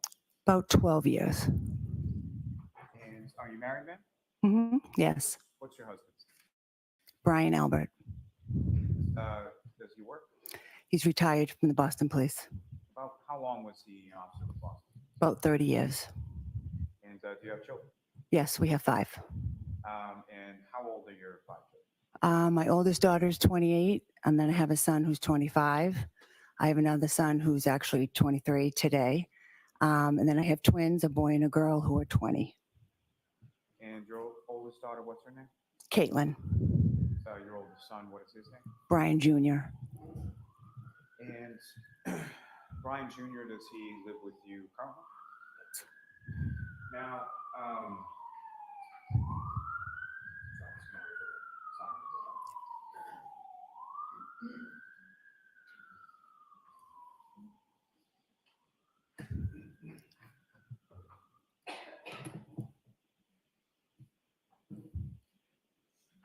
your other children, do they live with you as well?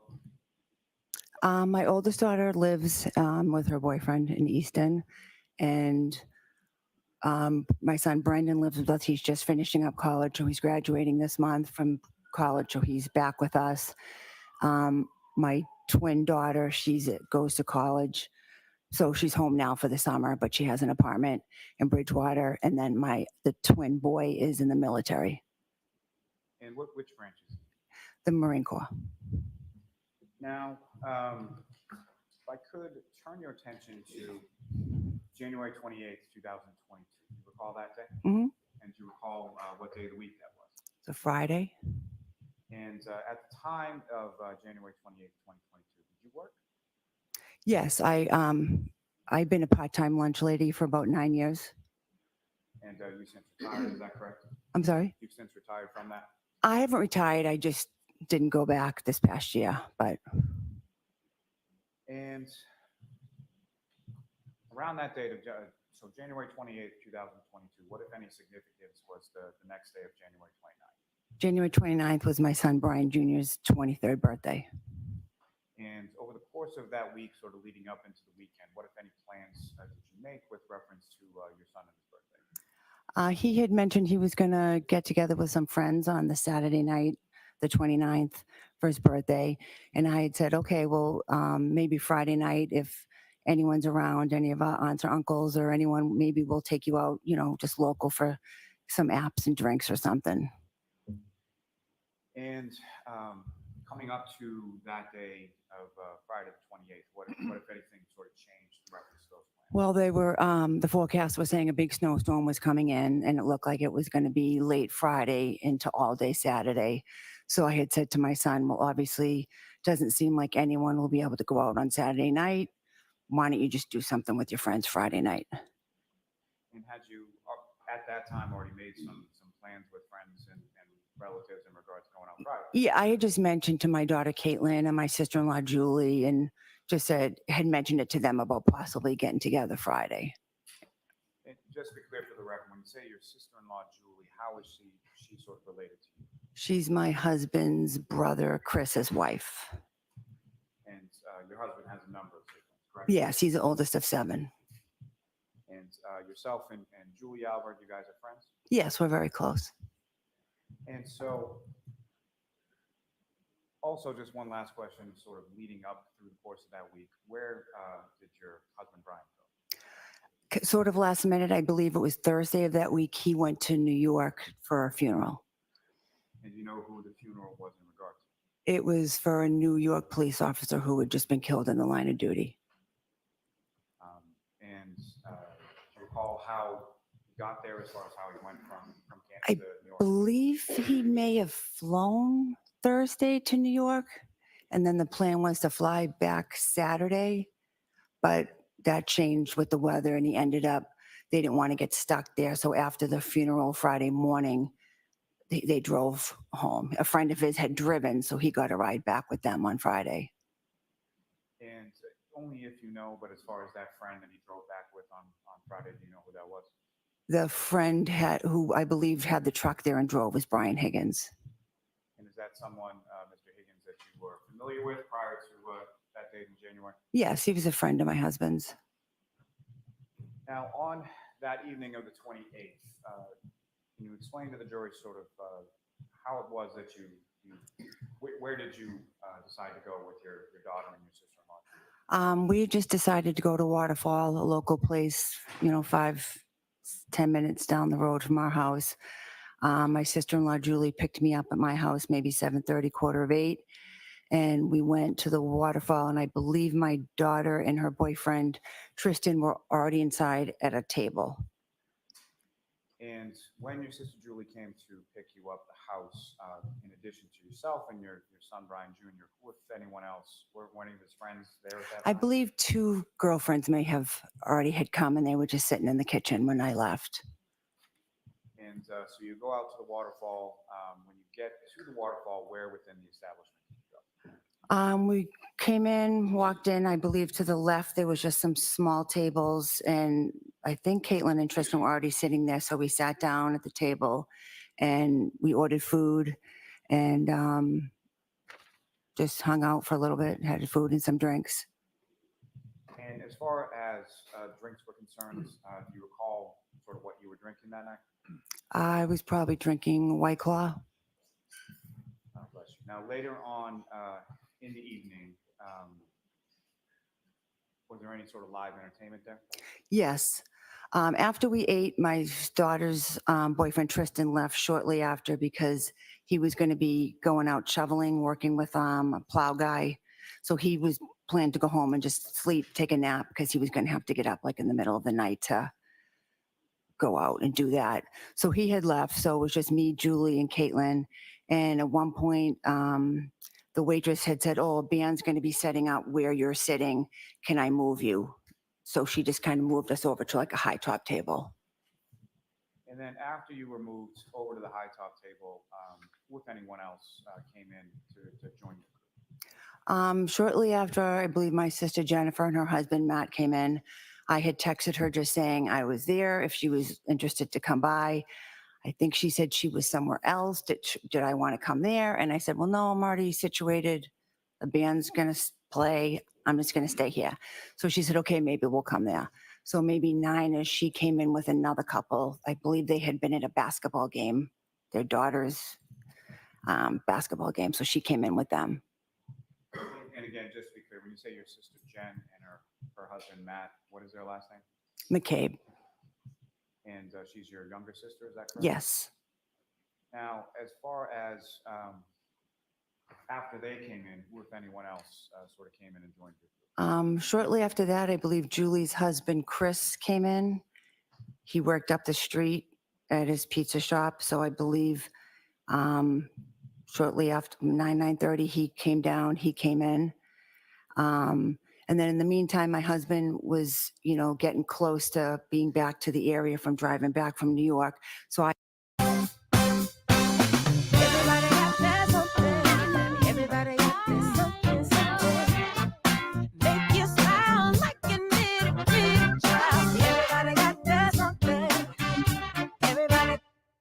And then I believe maybe around 10, Brian came in. And after your husband Brian came in, was there anybody else that came in and joined you? Shortly after, maybe 10:30, his friend Brian Higgins had come in. So your husband Brian and Brian Higgins came in separately about a half hour apart? I think so, yes. And following that, who, if anyone else, came into the establishment and sort of joined your group at the hot top table? A little bit later, I think approximately 11, John walked in with his girlfriend, And when you say John, who is John? John O'Keefe. And how did you, or did you know John O'Keefe prior to that night? I didn't know him that well. I think I had only met him once, maybe twice through my sister. Brief interaction. I think when he first walked in, actually, I didn't recognize him. I think I said to someone, "Oh, who's that?" Because they were kind of walking towards our table. And they said, "Oh, it's John O'Keefe." I said, "Oh." So they came in and they just kind of went to the end of the table where like my sister Jennifer and Matt and Chris and Julie were, because they knew them. I had never met Karen and I'd only met John once or twice. So they kind of just went to the other end of the table where Jen and Matt were, who they know, and Chris and Julie, who John had been neighbors with for a couple years. So they were all just kind of at that end talking. And probably pretty well understood, but just to be clear, as far as the sister that you knew of John through, that was your sister that was there, Jennifer? Yes, Jennifer. And as far as you referenced his girlfriend, had you ever met his girlfriend before that night? No. Had you ever, so you had never met Karen Reed prior to that night, as far as you recall? No. And at any point in time, did you have any interaction, or what, if any, interaction did you have with either Mr. O'Keefe or Mr. Reed?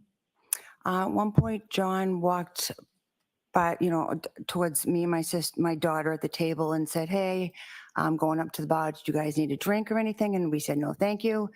I think he then kind of stopped and spoke with my husband for a minute, probably was asking him the same thing.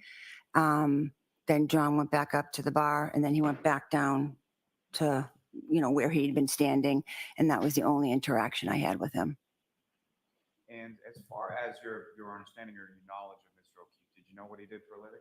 Yes. And what did he do? I knew he was a Boston policeman.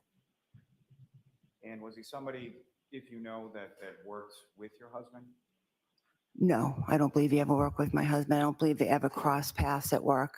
I think they were in different areas of, the job. Fair to say the Boston Police Department is a relatively large department, correct? Yeah, it's like 3,000.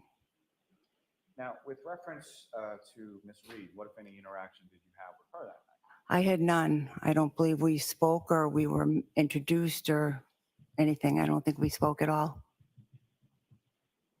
Now, turning back to Mr. O'Keefe just for a second, if you recall, what, if anything, do you recall him to be wearing as far as clothing was concerned during your interaction? I believe he had a hat on, some sort of just sweatshirt, jeans, and sneakers.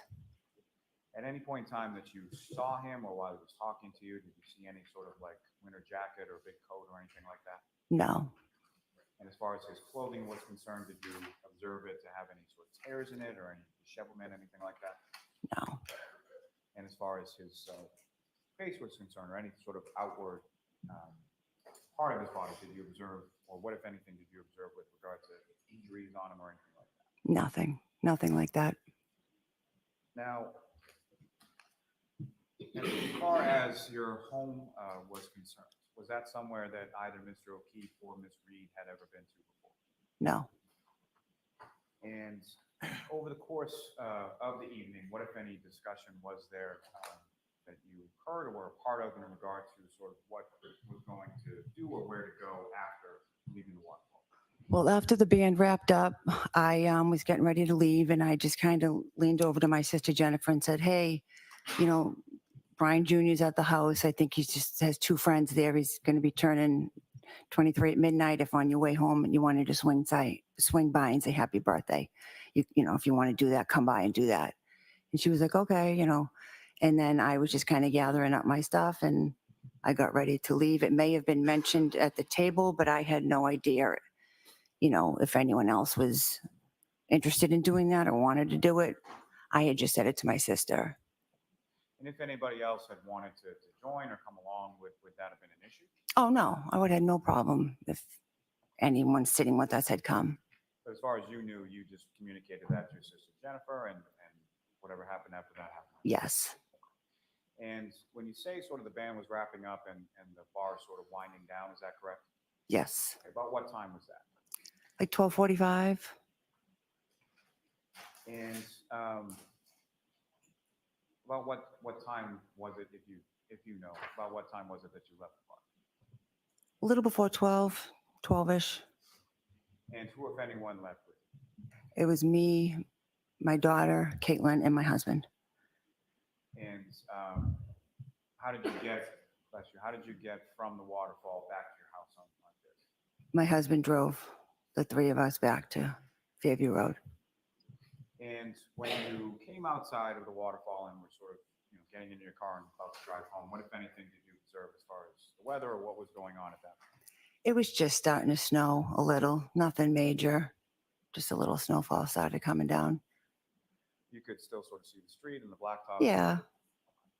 And again, about how long a car ride is that, generally speaking, from the waterfall to your house on there? 5 minutes, 7 minutes. And as when you arrived at Fairview, who, if anyone, was there when you got there? When we arrived and I came in, my son was sitting there with his two friends and my nephew Colin, who is Julie and Chris's son. He was there. I kind of bumped into him when I walked in. I didn't realize he was there. I said, "Oh, hey, you know, what are you doing here?" And he said, "Oh, I just stopped by to see Brian, but I'm about to leave. My ride's about to be here." I said, "Oh, okay." And let me back up just for a minute. So when you arrived there, your husband Brian is driving. Where does he park in relation to the house? We pulled into the driveway. And typically, is there sort of an order to it as far as where the cars go, like his car versus your car versus any other car? Not really, no. Do you recall on that evening which side of the driveway he pulled into, the left? I believe it was in front of the left garage. And when you come into and enter into the house when you were living there at 34 Fair, was there, how many doors are there sort of on the front of the house? Well, there's a side door by the garage, and then there's like a front door in the front of the house. And is there any sort of particular rhyme or reason as to which door you would be entering? We usually use the side door. You know, initially I didn't like that because the side door walked right into the family room. So I kind of liked the other door. You could walk into a foyer you could take your shoes off, stuff like that. But eventually the people just didn't want to, it was, you know, quicker to walk in the side door for the kids, I guess. So they would just go in the side door. But I think that night, because of the weather and it was wet out, I think I went in the front door so I could walk into the foyer and take my shoes off or wipe my feet or whatever. But some of the other people still may have gone in the side door. And when you sort of come into that front door where you were going in to sort of take your shoes off in the foyer, is that when you ran into your nephew Colin? Yes. And about how old was Colin around that time? It was 17. And you mentioned that he had a ride. Did he give you any indication as to who that ride was? He didn't mention at that time who the ride was. And that sort of interaction that you had with Colin in your house prior to him leaving and walking out, about how long a period of time was that? Couple minutes, not even, just a quick interaction. And then he left the home? You didn't see him for the rest of the night?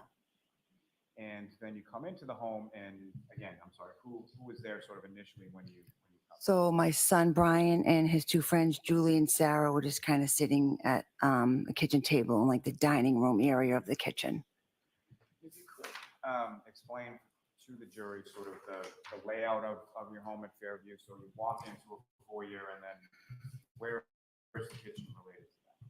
Well, if you walk in, if you go to the right, it's like an open doorway, and that's kind of like the dining room part of the kitchen, but then it extends to the back of the house where it's like an island and like the sink and the counters and the cabinets and all that. So it's just like long. So as far as the dining room and the kitchen, is there any sort of like wall or structure? Or anything No, it's separating them? open in between the two of those things. And then if I were to go sort of further back within that home beyond the kitchen and the dining room, what's back there? Well, to the right, there's like the family room. And is there anything as far as the wall? Can you see into the family room? You can. It's like an opening. Yeah, it's not completely open, but there's an opening. So if someone was standing in the family room and you were standing in the kitchen, you could see them, converse with them, that kind of thing. Yes. And when you come in and your son Brian Jr. is sitting around the table with two girls, Sarah and Julie, what are they doing? We're just sitting there. Was there any sort of music playing or anything like that going on? There may have been. I'm not sure if there was music playing at that time, but there might have been. When you say at that time, was there anything that happened later on? Well, later on, I remember that we had music connected to like a little speaker that we were playing. KBL, like- Yeah, but when I first walked in, I don't remember if they had music going or not. And you get back to the house, and what is it that you're doing sort of when you come back? So I come in, I assume I, said happy birthday to my son, said hello to his friends, and then I just kind of went to the kitchen area and like they had ordered food. And so I just did my usual thing. I just was picking up, wasn't a huge mess, but I was just picking up the area, cleaning, probably check the bathroom to make sure that was clean. Just my usual thing that I do, just picking up around the house. And I don't mean to minimize this in any way, but you basically did the mom thing where you go around and start cleaning up, correct? Yeah, yeah. And is that something that you did sort of continuously throughout the evening, or?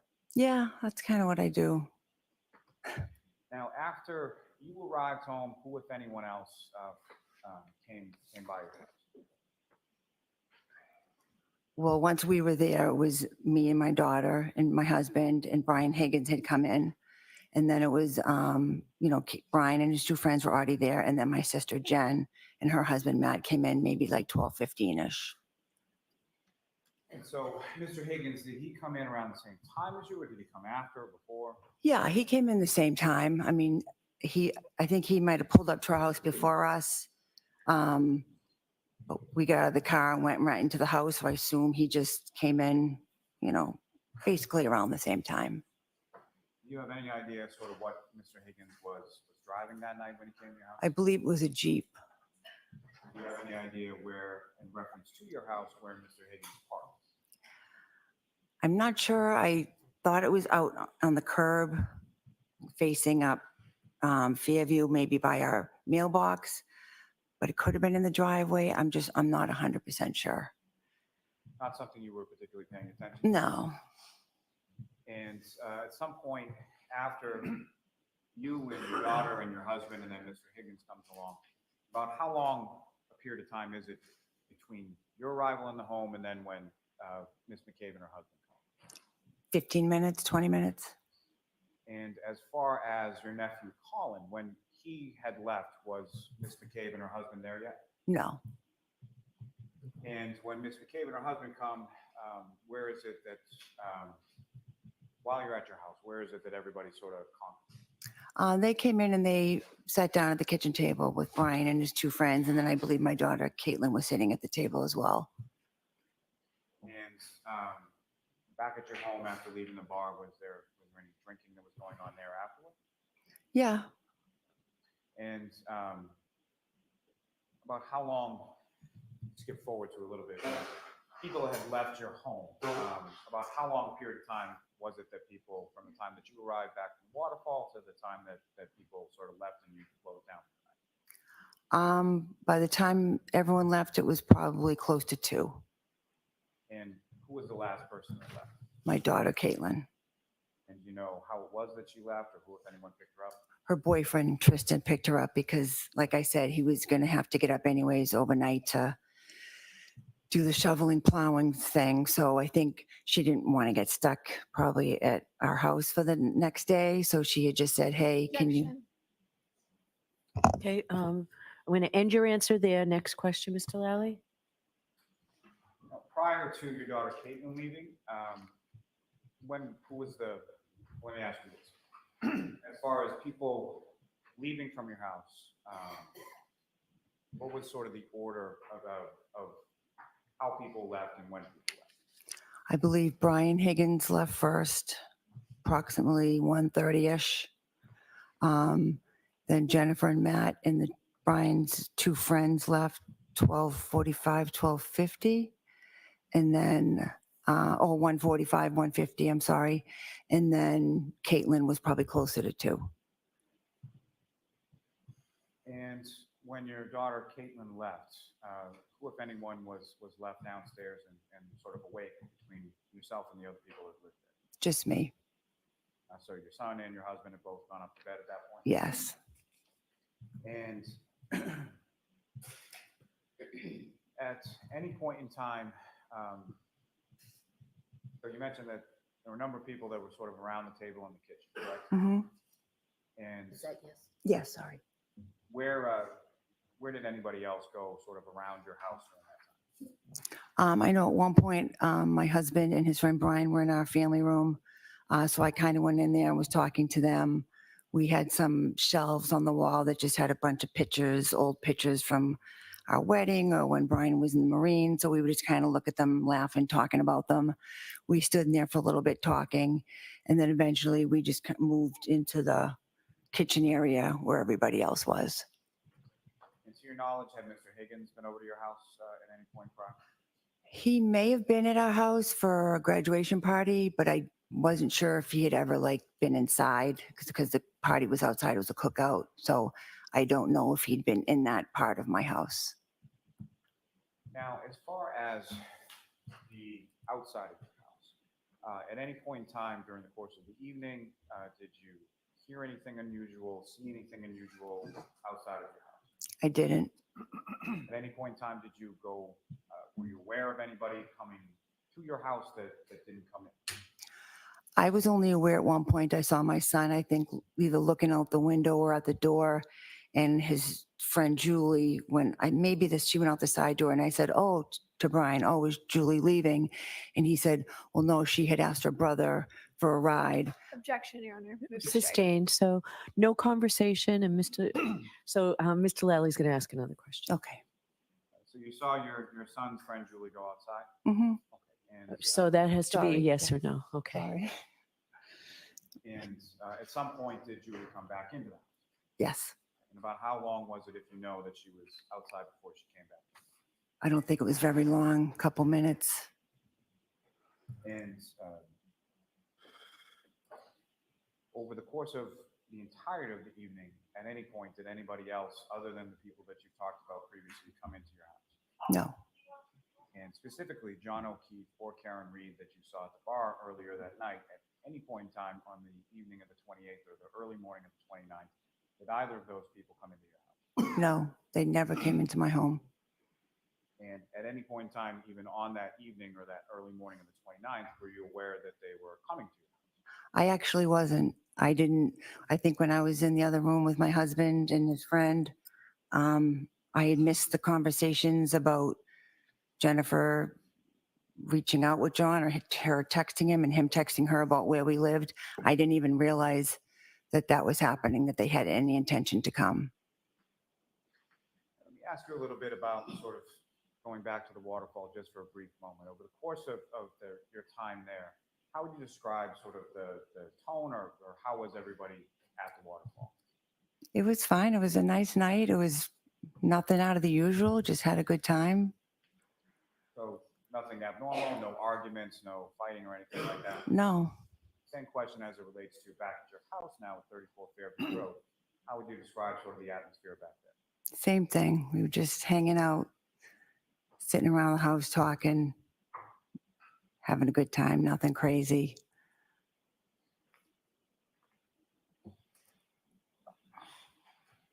Now,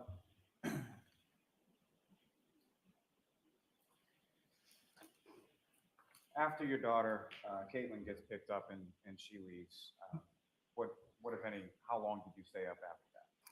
I think once she left, I just did my final cleanup of the kitchen and, shut the lights, and I went upstairs to bed. And do you recall anything about locking the front door or any of the doors to your house before you went up to bed? No. Is that something that you would always do, typically do, never do? It was type of thing where we have 5 kids, everyone's coming in and out at different times. Like the last person in was supposed to lock it, but then, we changed the doorknobs and immediately the keys got lost. It was just always a disaster so a lot of times the door was just kind of left unlocked. And when you went up to bed, you share a bedroom with your husband, Brian, correct? Yep. And was he awake or asleep? He was awake. He was just lying in bed watching TV. Now, as far as over the course of that evening after you come up to bed with your husband, do you recall anything about him talking to anyone on the phone or any phone conversations or anything? I do not. At some point you fall asleep and then you wake up the next day, is that right? Yes. And turning your attention to later on that morning on the 29th. So you had gone to bed about what time? Probably 2:30ish, somewhere around there. And it's a little unclear for my question, but when you go up to your bedroom, about what time is that? About 2-ish. And so the 2:30 that you're talking about, is that sort of when you fall asleep? Yeah, sometime around there. And from that next morning, how is it that you wake up the next morning? Well, at some point between 6 and 6:30 that morning, my sister Jennifer came bursting into my bedroom. And I'm bursting into your bedroom, is that correct? Yes.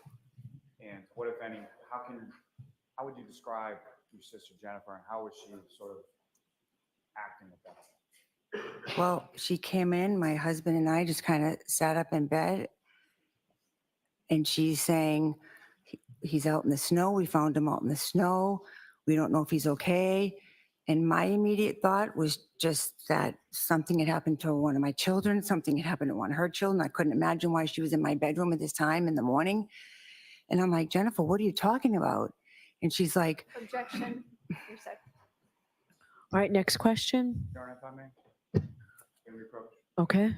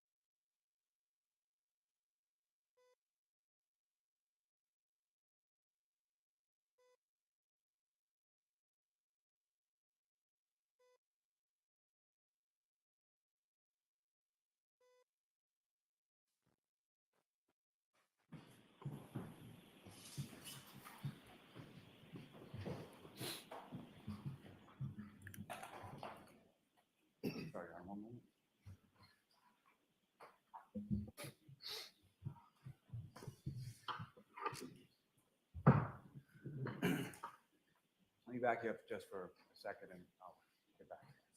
As far as when your sister Jennifer comes into your bedroom, do you know about what time that was?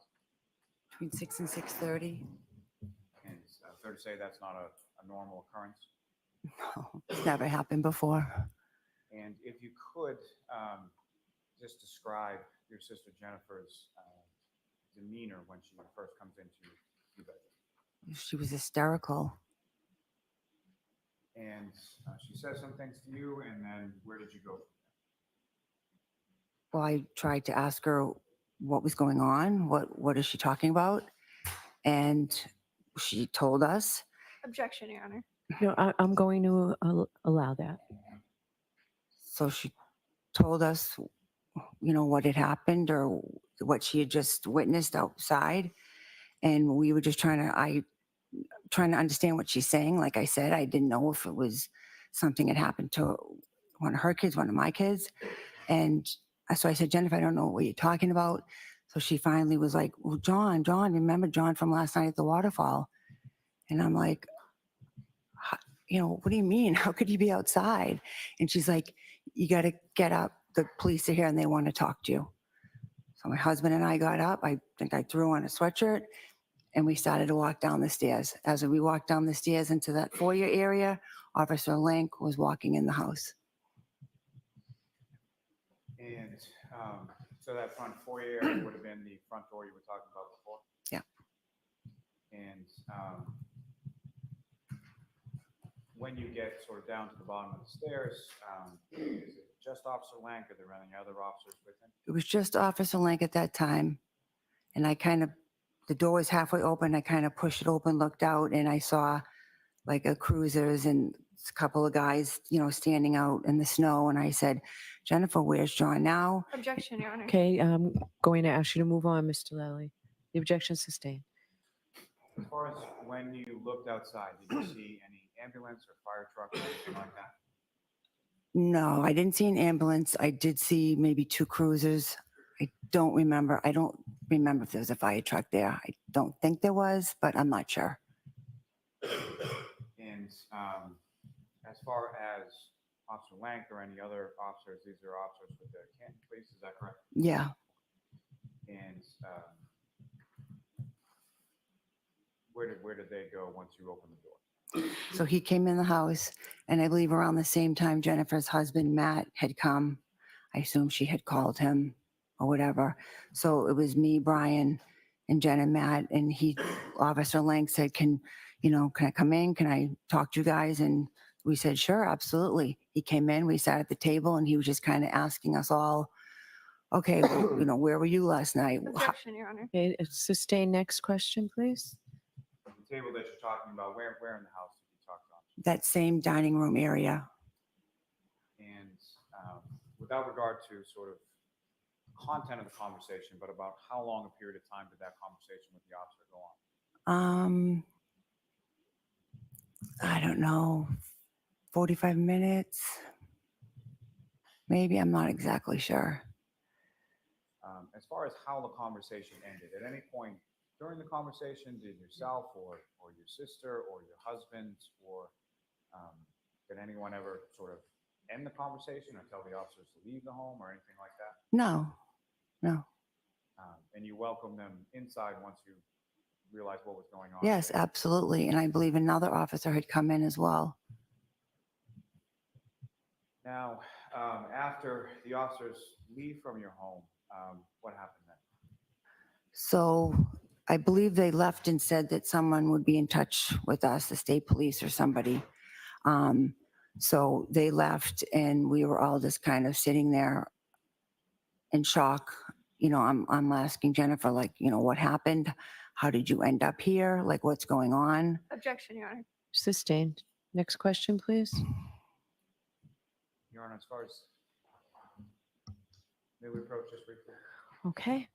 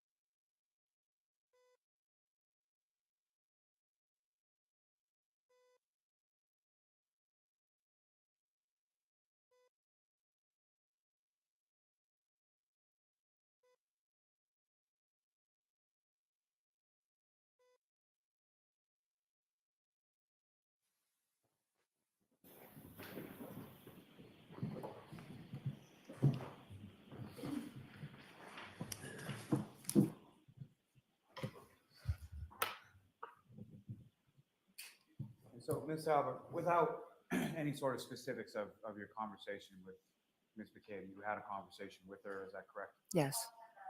And about how long did that conversation go on for? In this case? With just her. I mean, we were all just kind of sitting around the table talking. And just to be clear, when we say all, who is all at this point? It was me, my husband, and Jennifer and Matt. And at some point later on, did other people come over to your house? Yes, at some point, my friend Brian Higgins, my husband's friend Brian Higgins came over. And do you know how he came to be at your house that morning? I believe Brian called him to let him know. I mean, he had been with us the night before, and I think he had been friends with John and Karen, so Brian thought he should let him know. And do you know about what time that was or how long it was after the officers left that Mr. Higgins came over? Could have been 15, 20 minutes. I feel like he came somewhere around 7:38, and maybe the link had been done by 7:15. If he was around 6:30, I'm not really sure of the specifics. And what happened then? Then we were all just still kind of sitting there. Kerry, who is another person that was called that morning, she had been at the hospital, so she was kind of calling Jennifer, giving updates as to what was happening with John. So we were kind of waiting to hear how he was, if he was okay. Then around, I don't know if it was 8:30, I had noticed my sister-in-law, Julie, had pulled into the driveway, and I saw her get out, and she was putting a box of donuts in my son's car, whose birthday it was, because they had a bit between them where every year she did that. She got him donuts and she would leave them for him. So I saw her and I said to my husband, oh, Objection. Okay, not what you said, not what you said to your husband. So wait for another question. okay, sorry. That's okay. Spoke to her husband, and where did he go? He went to the door because Julie was about to get back in her car and leave. And I thought that she should be made aware of what was going on. And so your husband goes to the door, and at some point, your sister-in-law, Julie, comes in the house? Yes. And if you know about how long a period was Julie at your house initially that morning? An hour or two. I'm not sure. If you're not sure, you're not sure.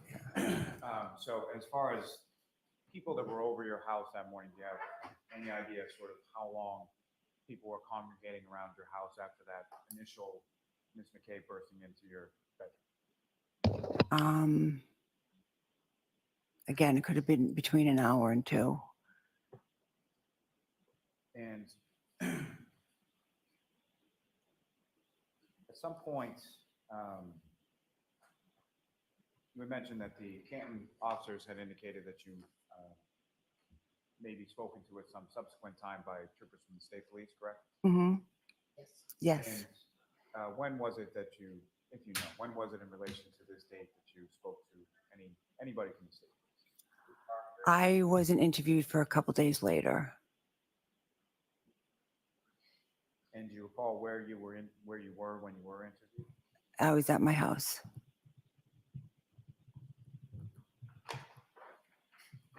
Now, with reference to, you indicated that on the way back from the waterfall to your house at Fairview on the night previous, on the 28th and the 29th, it just started to snow, is that correct? Mm-hmm.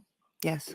Now, when you looked outside or opened the door for Officer Lank as he came into the house, what, if anything, did you observe as far as the weather and how it had changed in the interim?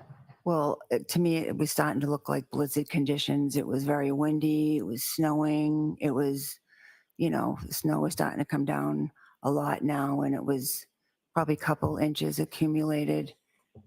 And it was, Now, at any point in time over the course of that day on the 29th, did you yourself, did you go outside from your house into the front yard or the driveway or anywhere else?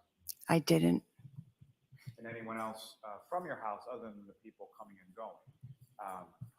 The people that live there, did you observe them going out into the front of the house area? No.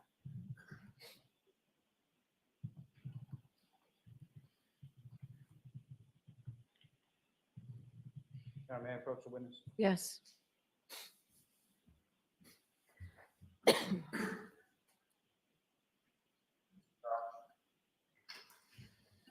Ms. Albert, I'm placing before you a series of 8 photographs. I just asked you to look at them, Mm-hmm. review them, and then just look up whenever you. Are these already in evidence? Fair enough. Okay.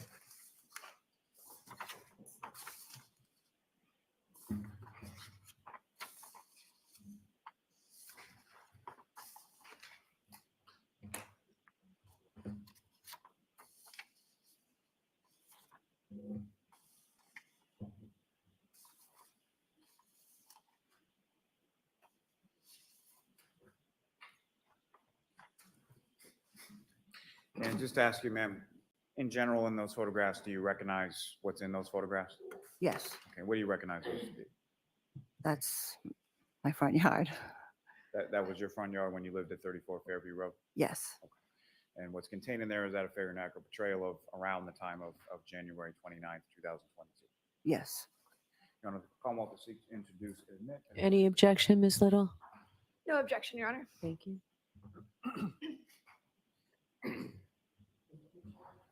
Yes, please.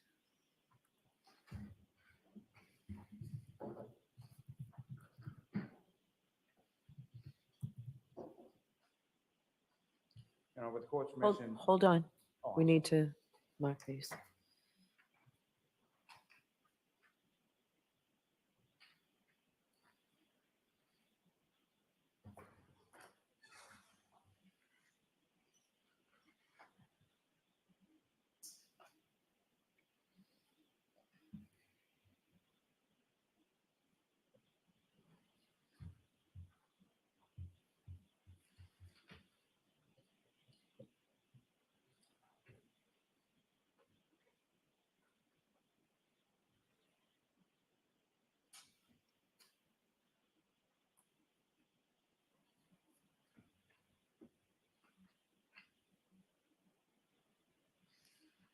How many were there, Mr. Lally? 8.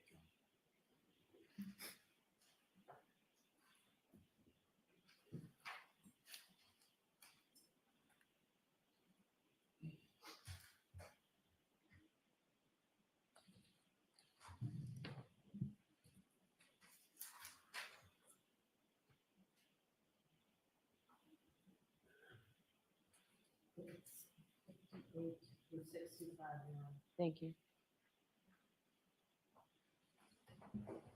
May I approach this to retrieve? Yes.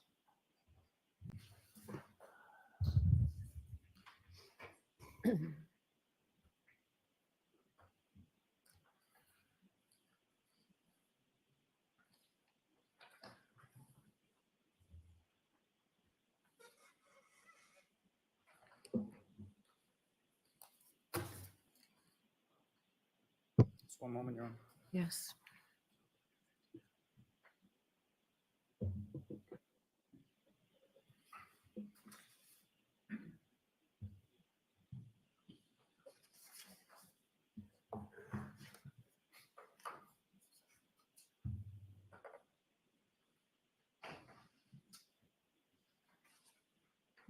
Jurors, feel free to stand up and stretch if you'd like, okay?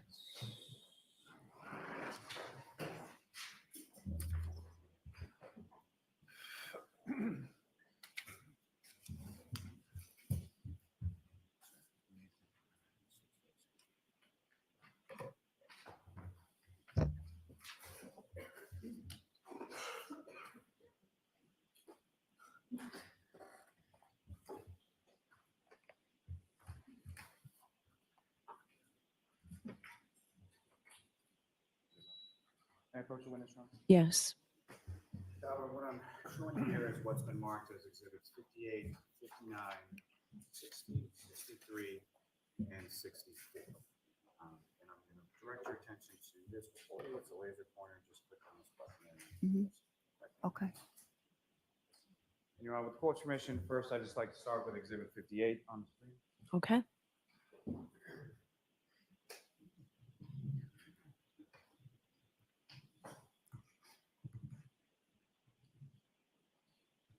And again, Ms. Albert, do you recognize what's up on the screen there? Yes, And what do you recognize there? it was my home at the time. And from this photograph, do you see that front door area where the foyer is and the side door area that you were talking about on your house? Yes, If you could, using the laser pointer in your hand, just direct the jury's attention to where each of those are and indicate where they are. that would be the very front door, and then the side doors over here in between. And as far as the sort of what's in the front portion of this photograph, do you recognize that as if I'm standing and facing as this photograph is your house, Mhm. where you lived at 34 Fairview Road? What, if anything, do you have as sort of a landmark or an item that you observe in that sort of left area of the yard? Flagpole? Is there a fire hydrant there as well? Yes. And do you see anything as far as like a box or something like that? Yeah, I believe there was some electrical box that I don't think we ever actually knew what it what it was or what it did. So fair to say all the years that you lived there, it's not something that you utilized or even knew what it really did. No. Now, this particular area of the yard, in its relation to the house, was that a part of the yard that was used or utilized by the family all that much when you lived there? No.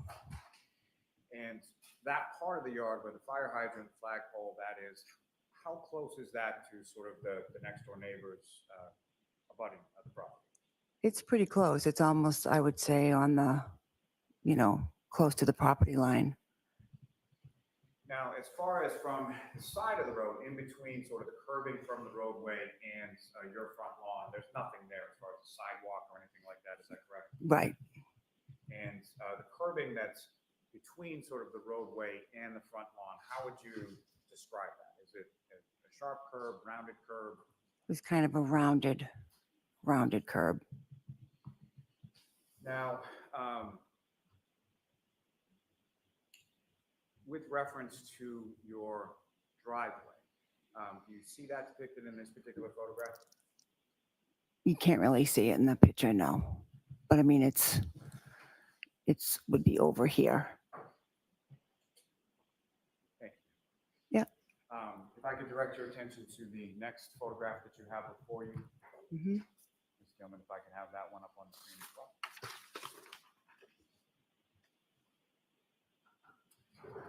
And again, Ms. Albert, you recognize what's up on the screen? Yes. And this is just another photograph of your home as it was around January 2022 at 34 Fairview Road. Yes. And from this photograph, you see now sort of the driveway and where that is. Yes. And if you could just indicate to the jury sort of where in this photograph that would be. The driveway was right here. The two garage doors, and then there was driveway right along here. Now, in reference to that driveway, or in reference to your family at the time that lived at the house, about how many cars would there typically be when everyone's home parked in the driveway? Could have been 4. Let me think. 1, 2, 3. I think 4. And who would those vehicles be typically operated by, and what kind of vehicles are we talking about? I had my car, which was a Cadillac SUV. My husband had his work car. And then we had, I think, a Ford Explorer. And then the kids were driving a Ford Escape, maybe? All sort of bigger cars, all sort of SUVs, is that Yeah. correct to say? Yeah. If I could direct your attention to the next photograph.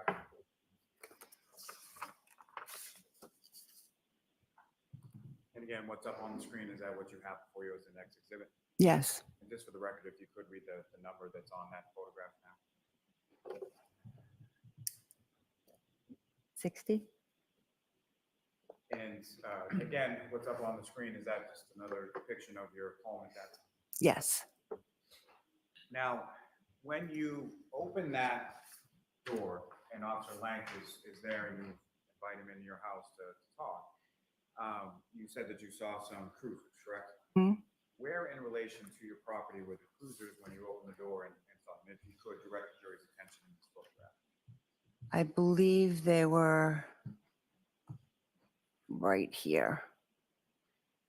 Somewhere here. If I could direct your attention to the next photograph that's in there. Yep. And again, the photograph that's up on the screen, is that what you have before you? Hmm. And again, I'm sorry to keep asking Yes, you to do this, but yes. if you could read the number that's on the photograph. 63. And so exhibit 63 up on the screen, if you could describe to the jury sort of what part of your property or abutting property are we looking at? Believe our property ended, somewhere along here. So right about in the general area of the electrical box and fire hydrant you were talking about? Yeah, yep. And that next door residence there, do you know offhand what the number was for that? I don't. Maybe 36? I'm not sure. Somewhere in the vicinity of your number 34. Yeah. And if I could direct your attention to the next photograph. Then? Mm-hmm. 64? Thank you. Yeah. On page. So with respect to this photograph, as far as the sort of side door, do you see that in this photograph? Yeah, the side door would be right here. And there's sort of another door off to the right of the photograph, is that correct? Yep, that door would go into the garage. And typically, at least around this time, January or late January 2022, as far as the vehicles that you were talking about, would any of those vehicles go in the garage, or what was in the garage? The garage was a little bit cluttered, so if there was a storm coming, we would try to arrange things so we could at least maybe get one or two of the cars in there, but otherwise we didn't put the cars in the garage. Only if it was gonna, be a storm, we would try to get some of them out of the driveway. And with reference to these specific dates, January 28th and the 29th, and this specific storm, do you recall anything as far as putting vehicles in the garage on those dates? I don't, I'm not sure. Not sure if we had maybe put mine in there because I had gotten picked up that night. I'm not sure. And I believe, is there one more photograph that we have to talk about?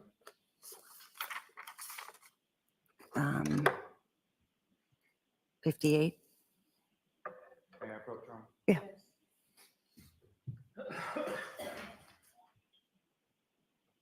No. Okay.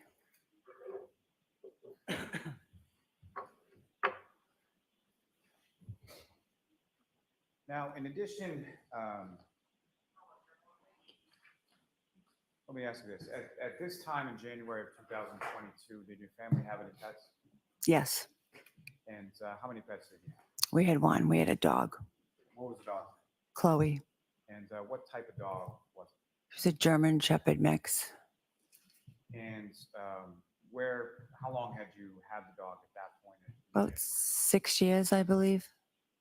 And do you recall sort of when you got the dog, how you got the dog, or where you got the dog from? We got the dog from a shelter in Texas. And what type of, so shelter, or fair to say it's a rescue dog? Yes. And where did the dog typically go within the house? It was when it was allowed anywhere in the house.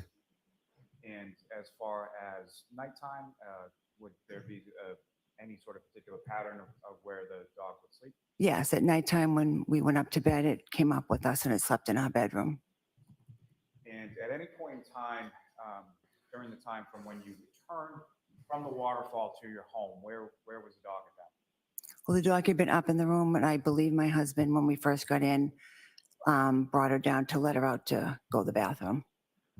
And when the dog went out to go to the bathroom when you lived at 34 Fairview Road, where would the dog go? How would that Is it on a Well, leash she or- pretty much, no, she knew the door where to go. So when she had to go, she would go to that door and she would just go out and run in the backyard and go and on her own. So on her own, and someone would sort of stand at the back door? Yes. And the back door that we're talking about, what kind of door is that? It's a regular door. I mean, is it Like- a door that opens, is it a sliding door? Oh, yeah, no, like just a regular door. And it had, I think, a storm door, behind it. And the backyard area of your home at 34 Fairview, when you lived there in around January 2022, how was that enclosed at all? It was fenced in. So dogs couldn't get out if everything's closed up in the backyard. Yes, as long as the gates were shut. And as far as that particular evening, after you returned from the waterfall, you indicated your husband let the dog out. About how long a period of time was the dog outside? I believe it was pretty quick. She went, did her business and came back in.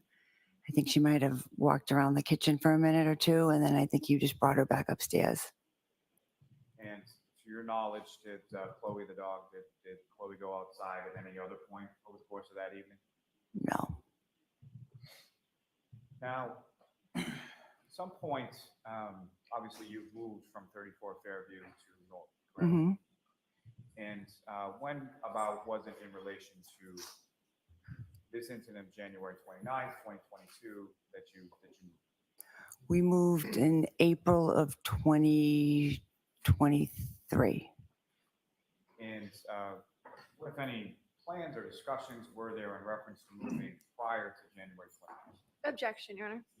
So not the specifics, but generally, not the conversation. We had always planned to move, but it was in our plans that, what kids were starting to get older, we were looking to possibly downsize. So at the end of 2021, my husband's brother had sold his house. Objection. No, I'm going to allow that. My husband's brother had sold his house and got a good deal for it. It sold pretty quickly. The market was really good at that time.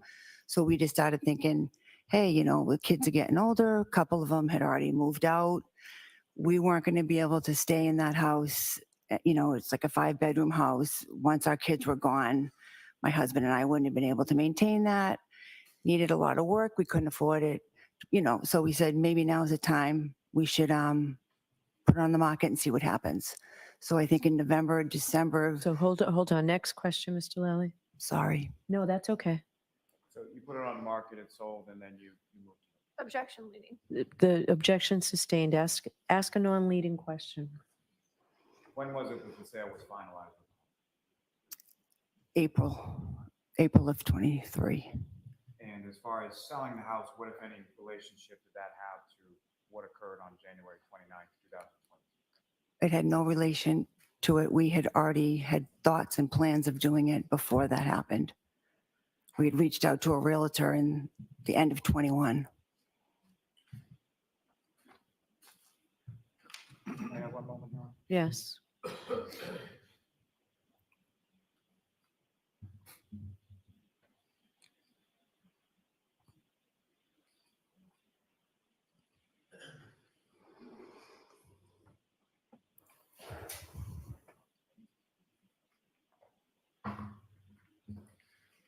I have nothing further for this witness, Your Honor. All right, Ms. Little. Thank you, Your Honor.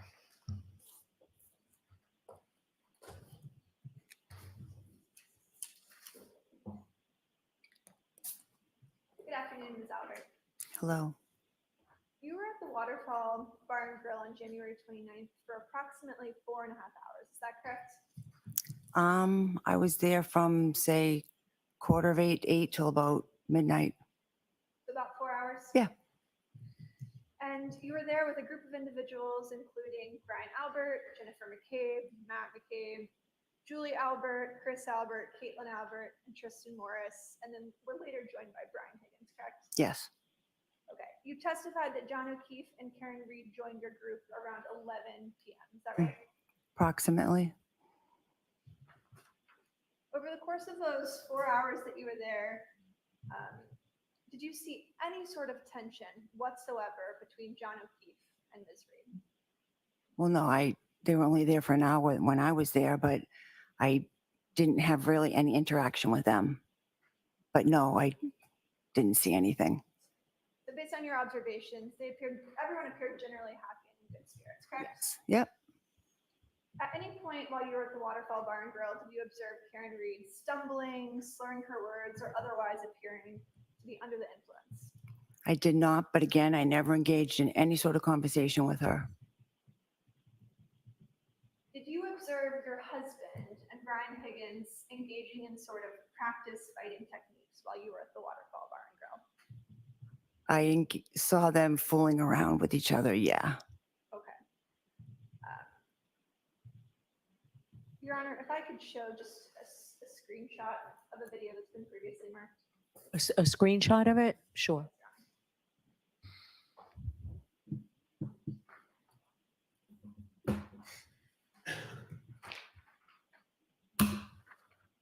May I approach you for recording? Yes, so can you take this down just until the witness has it, please? I thought you were just showing the screenshot. You want to show it up here? Yes. If that's Okay.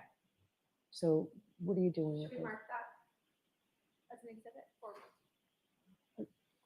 I don't think there's a need to. I thought you were showing something to the juror that you were just. Yeah. if I could show you this photograph. Mm-hmm. All right, so we will mark it for Oh, identification. sorry. Ms. Albert, do you So hold on, we need to, so we'll mark it for identification. So we'll take it from the witness for a minute, please. Sorry. We'll mark it for identification, but this is incorporated in what exhibit number? I believe it's exhibit 53, Your Honor. All right, just so our record's clear. Thank you.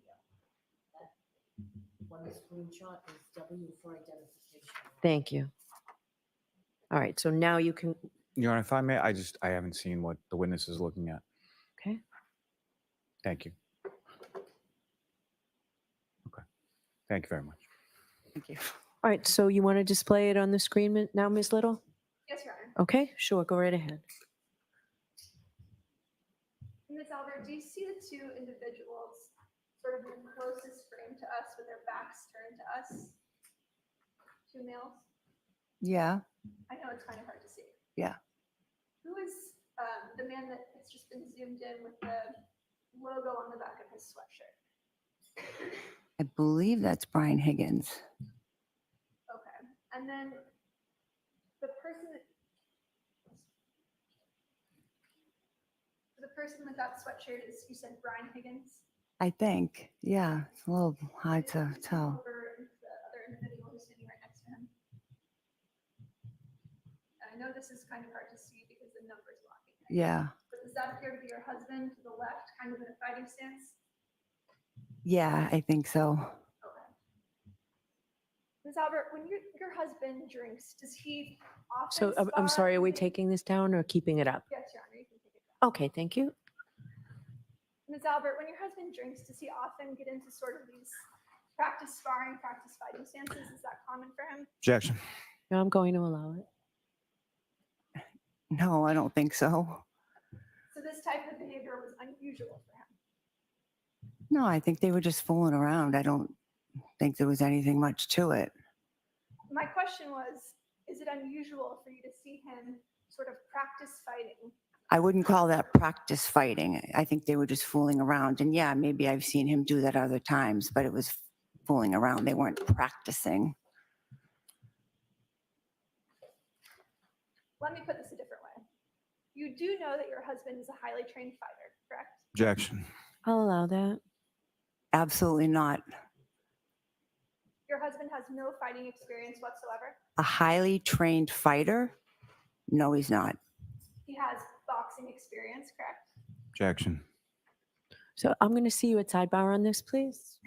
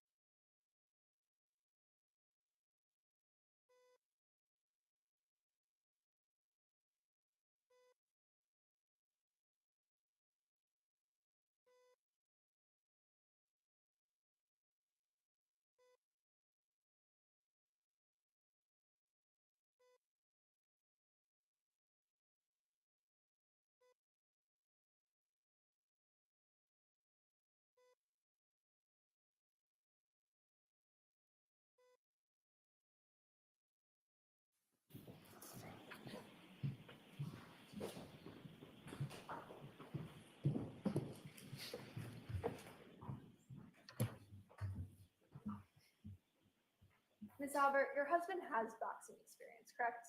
Yes. He also has fighting experience from his training in the military, correct? I don't know what fighting experience from the military means. Well, I mean, has- he was in the Marine Corps. He was out of the Marine Corps in 1992. But he had training through the Marine Corps and through the Boston Police Department with fighting and defensive tactics, correct? I assume so.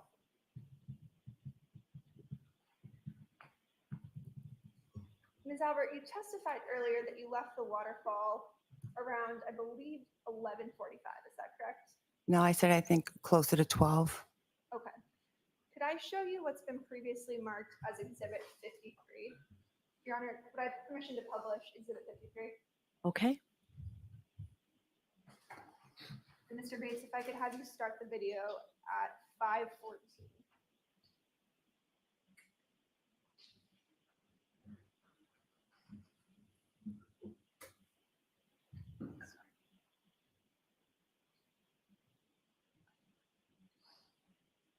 If you could pause.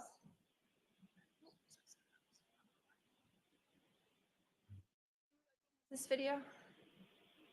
No, I don't. Do you see the woman that's in the lower quadrant? Do you recognize that individual at all? I don't. It's so I can't tell who that is. I know this is not the best video, so I'll play a little bit more and see if you might be able to recognize it. You don't recognize who that individual is? I mean, it could be me. I'm not sure. I can't really tell. All right. So this is an instance where the video has to speak for itself, right? Understood, Your Honor. You could play just for a little bit longer. Good pause. Did you recognize the woman that just sort of walked forward? Yes. Now seeing the coat, I recognize that it's me. Thank you. And did you see what was in your hand when you walked by? I don't. You could play just a little bit more.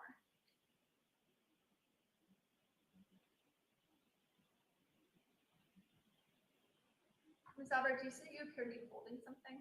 Yes. What is that? Looks like a can. And what time is that video taken? 11:58.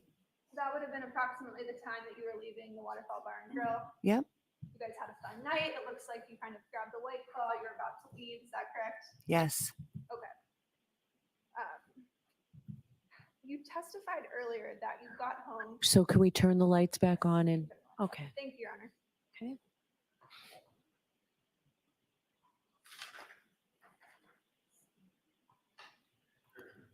Let me switch gears a little bit. You testified earlier that there are 4 cars that are usually parked in the driveway at 34 Fairview, correct?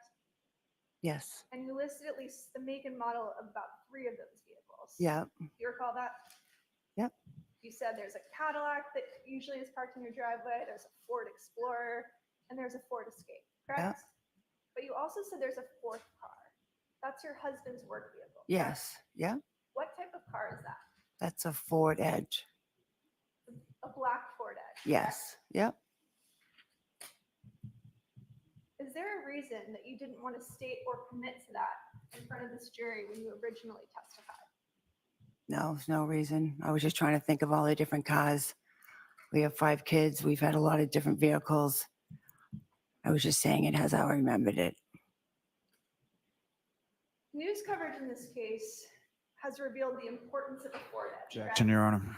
Sustained. In your mind, a Ford Edge has significance to this case, doesn't it? Objection, Your Honor. No, can you answer that? Does a Ford Edge have significance in this case to you? I've heard it talked about. Yeah.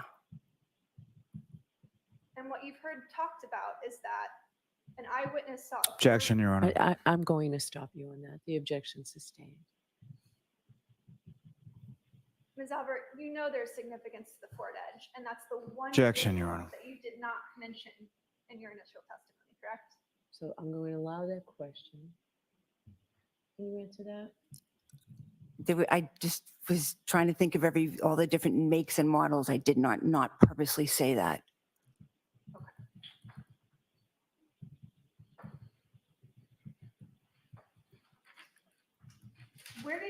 then strike that.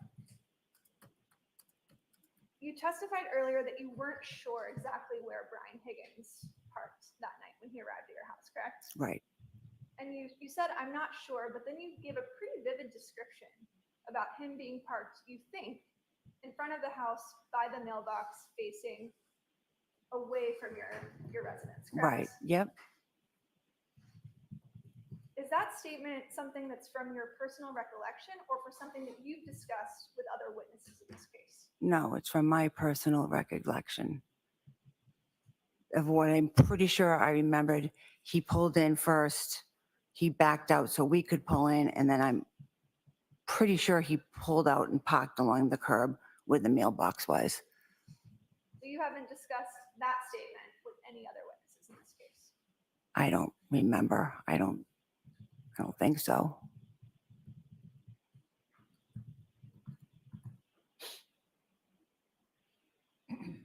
You testified earlier that when you arrived at 34 Fairview, your son, Brian Albert Jr. was there, Julie Nagel was there, Sarah Levinson was there, and that your nephew, Colin Albert, was also present, correct? Yes.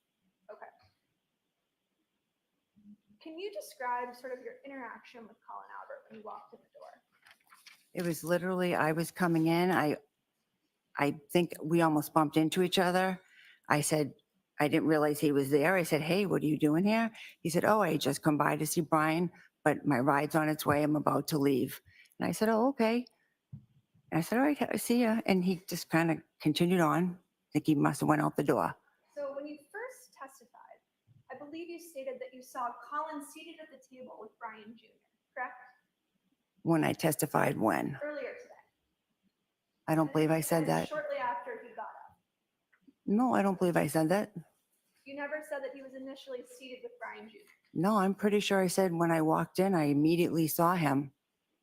So when you walked in the door, you're saying he was already leaving to go get his ride, correct? He was standing and looked to me like he was getting ready for someone who was coming to pick him up. Got it. And when you pulled up with Brian Higgins and Brian Albert, that all happened around the same time, correct? Yes. And you have never mentioned seeing any other vehicle waiting outside the house for Colin when you arrived, correct? No.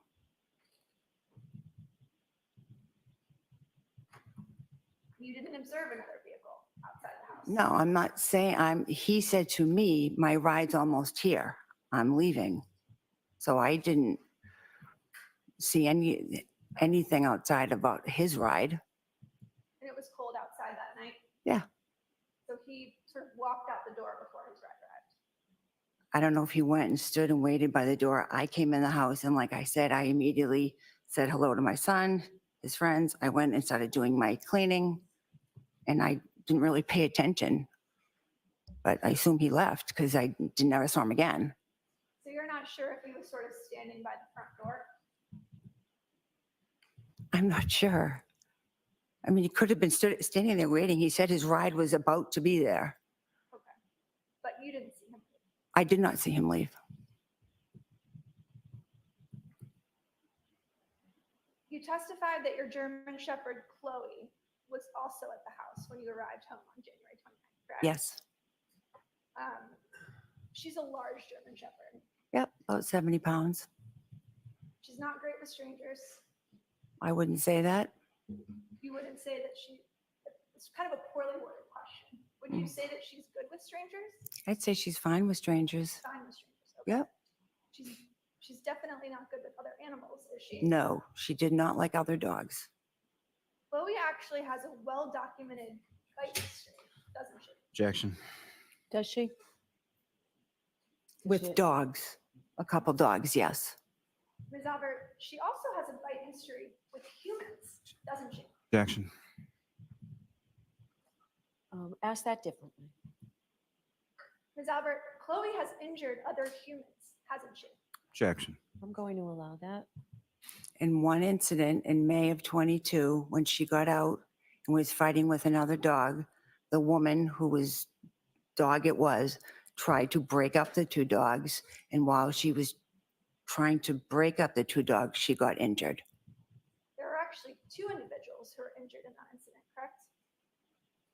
Well, there was 2 women, but I believe just one woman, from what I understand, had an injury from Chloe. The other one may have fallen or something, but I'm not sure 100%. There were 2 women who were actually taken to the hospital after that incident, correct? Yes, a neighbor had called the police or called an ambulance just to make sure they were okay. And you mentioned that Chloe had actually escaped from the backyard Mm-hmm. in that incident. Yes, And that happens from time to time at your house, correct? it had happened a few times, yes. And Mr. Albert let Chloe out when he arrived that night, correct? Yep.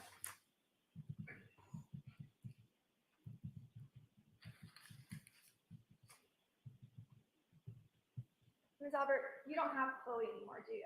Nope. In May of 2022, 4 months after Mr. O'Keefe's death, you got rid of your family dog of 6 years. Objection.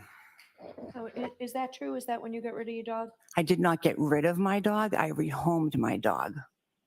Your dog is no longer in the Canton area, correct?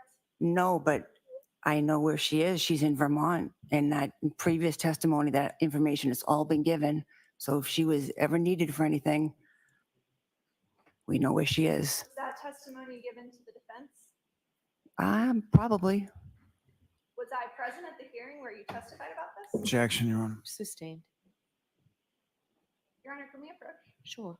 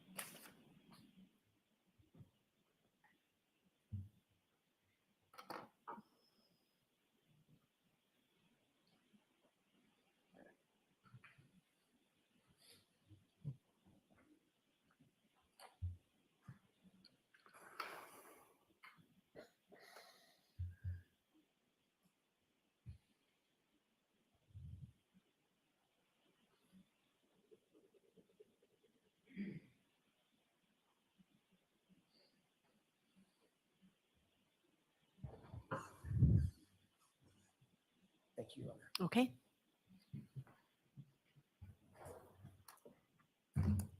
Ms. Albert, you're aware that we actually sought records regarding Chloe and her bite history, correct? Objection, Your Honor. Was it from this witness? It was. That's a from- yes or no from there. Yes or no? Well, it was from a custodian. Okay. I'm going to sustain the objection.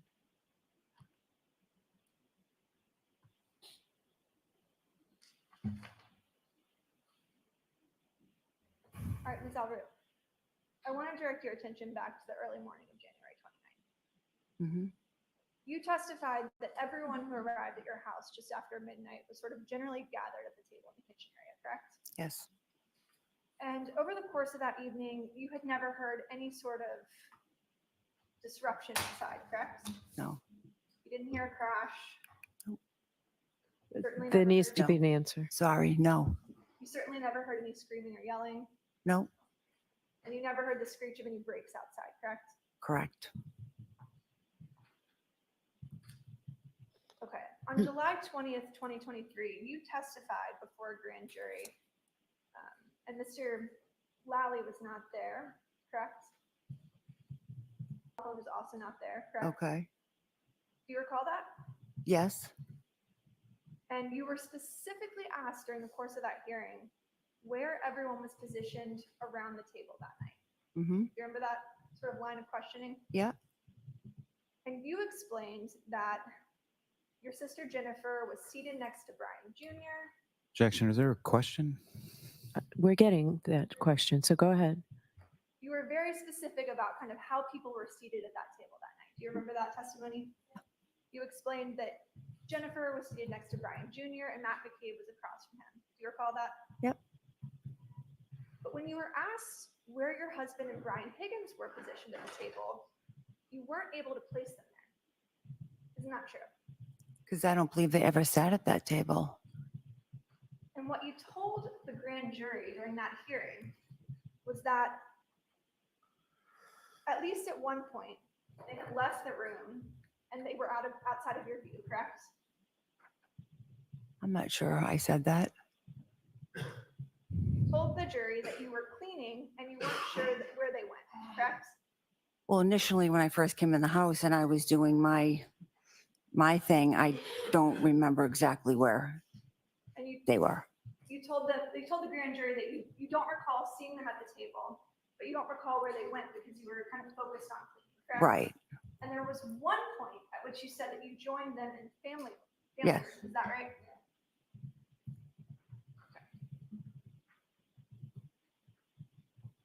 But while you were cleaning, you said, I don't really know what they were doing, but they weren't there, correct? Yes. So you recall your husband and Brian Higgins left your view and went to some other place in the house that evening, correct? It could have. Ms. Albert, how many steps is it from the front door to the basement? Steps. It's a poorly worded question. I will rephrase it. When you open the front door of your house, Uh-huh. how many steps does it take to get to the door to the basement? 4 or 5.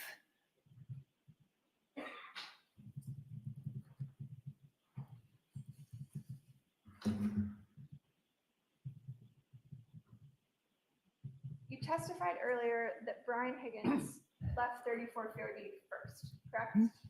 Yes.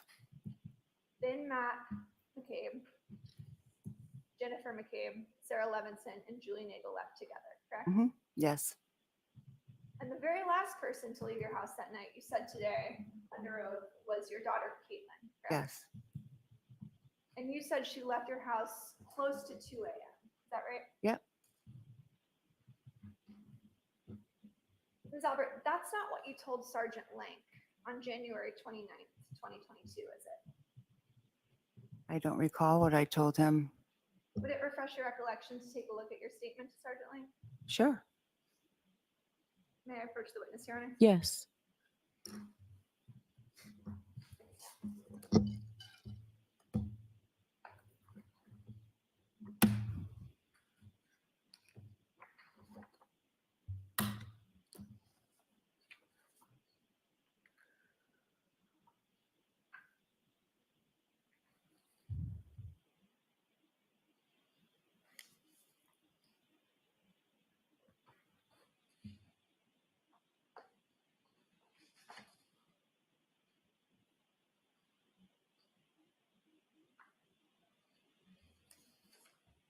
Okay, I'd like to direct your attention to page 2 of the supplemental. Would you show the prosecutor, please? Just the campus report. Your Honor, may we approach just briefly? Okay.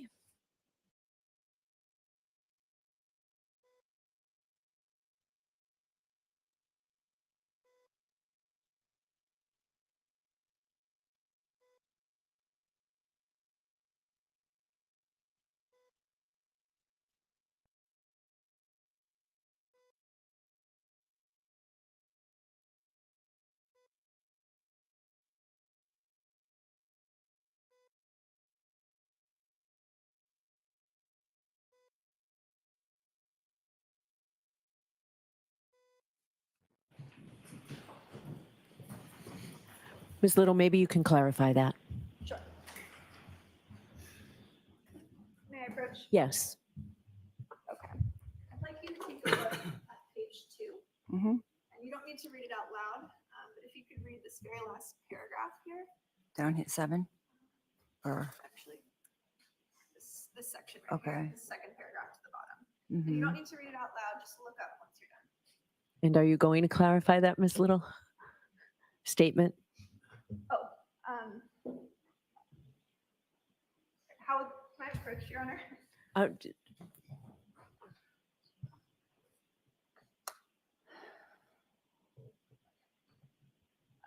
Ms. Albert, this is just a police report containing an interview that was conducted, correct? Yep. With Sergeant Lank on January 29th, is that right? Yes, the morning of. Thank you. Have you had a chance to? Yes, is yeah. Your recollection, excuse me, is your recollection refreshed? Yep. Isn't it true that you told Sergeant Lank that your daughter left at 12:15 on January 29th? Do not recall saying that. I've maintained in every interview testimony I've had that she was the last to leave. So I don't know, it was very confusing that morning. Officer Lank was trying to ask everybody, where had you been? Where had you been? When did you get here? When did you leave? I don't know if somehow it was misconstrued, but I've always maintained that Caitlin was the last to leave. Understood. And that's because Sergeant Lank was talking to everyone at the same time, correct? Yeah, I mean, we're sitting around the table. It was a little, everyone was, we're all in shock and it was a little confusing. Sure. It was more of a conversation than an interview. Is that right? I guess you could say that. May I approach? Yes.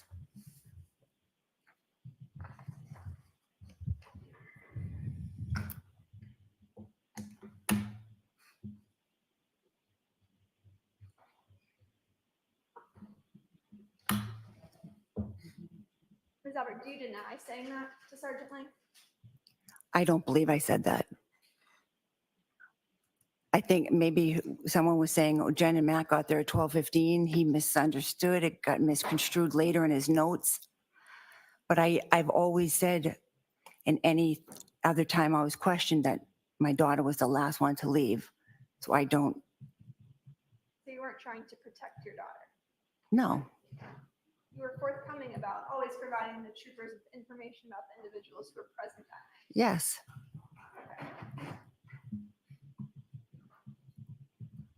Ms. Albert, you and your family discussed this case at length before your interviews with law enforcement, correct? Objection.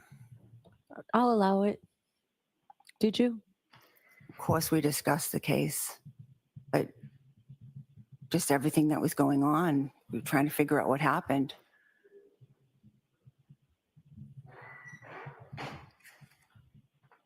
And you testified that you spoke to Trooper Proctor on February 3rd, 2022. Is that correct?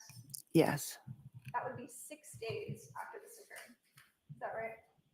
yep, And that's the very first time that you were ever interviewed by Massachusetts State Police. yes, correct? yep, Aside from that sort of conversation you described with Sergeant Lang. yeah, yep. When you spoke to Trooper Proctor on February 3rd, 2022, you left a lot of names out of individuals who were present at your house on the morning of January 29th, 2022. Isn't that correct? I'm not sure who was left out. Did you tell Trooper Proctor that your son, Brian Albert Jr., was home that night? Was home the night of his birthday, or what do you mean? Yes, the night of his birthday. Well, yeah, he was home with his friends. Did you tell that to Trooper Proctor? I assume I did. So if it wasn't in his report, that would have been his mistake? Objection, Your Honor. Sustained. Did you tell Trooper Proctor your daughter, Caitlin Albert, returned home with you after the waterfall? I believe so. Did you tell Trooper Proctor that your son had 2 female friends at your house when you arrived? I believe so. And notably, did you tell Trooper Proctor that Colin Albert was present at your house? I probably didn't, because anytime I was questioned about who was there, to me, it was who was there afterwards, hanging out from like the 12:15 point on. I didn't consider Colin as being there because I literally crossed pass with him, he left, and I didn't consider him being a part of the group that was there. Were you asked who was at the house that night? I assume he asked that, but I also didn't mention the people that my son had previous, because I didn't consider them as part of the people that I was with when I got home. You never mentioned Colin Albert to Trooper Proctor, correct? Correct, And you never mentioned Colin Albert to Sergeant Lang. correct.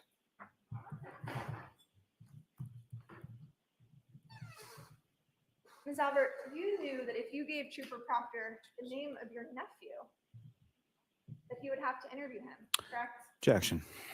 All right, I'm going to sustain that objection. You didn't want your kids or your nephew to have to tell the police what they saw, what they heard, and what they did that night. Objection. I'm going to allow that. Is that true? That is not true. But you never told Trooper Proctor about Colin Albert. I didn't mention Colin because I didn't consider him as part of the group that we were hanging out with after the waterfall, because he left as soon as I walked in. I didn't even think of him.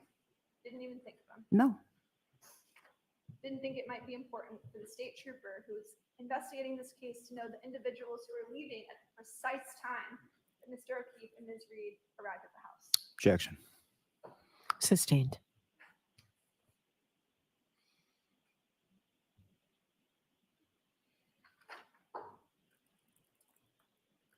Ms. Albert, what's the first thing you remember waking up to on the morning of January 29th? my sister bombing into my bedroom. Okay. Your Honor, if we could approach. Okay, approach sidebar or you?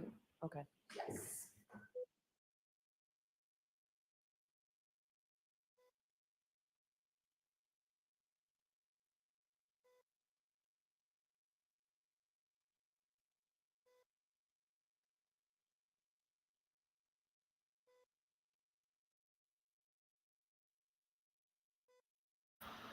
It's like pulling teeth with these people that were there.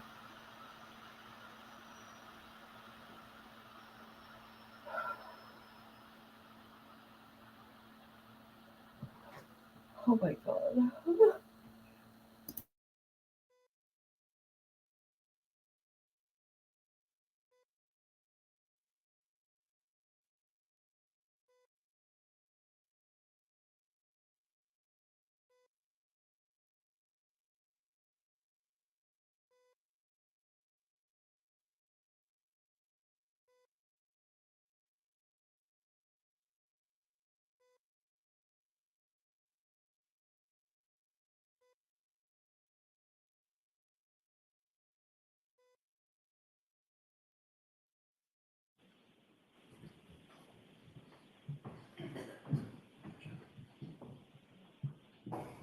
So Ms. Little, we're going to mark what you have in your hand for identification. Thank you.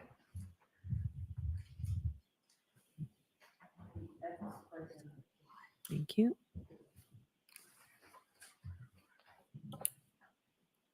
Robert, I'd like to show you a photograph of purports to be. Just show her the photograph. Ms. Albert, do you recognize that photograph? Yep. What is it? It's a picture of my house. Does it appear to be generally to scale? Yep. Do you recognize sort of the flagpole in the yard, Yes. the house, Yep. the driveway? Mm-hmm. And that looks Yes. accurate. And that looks accurate in terms of scale, correct? Yes. Permission to publish? Sure.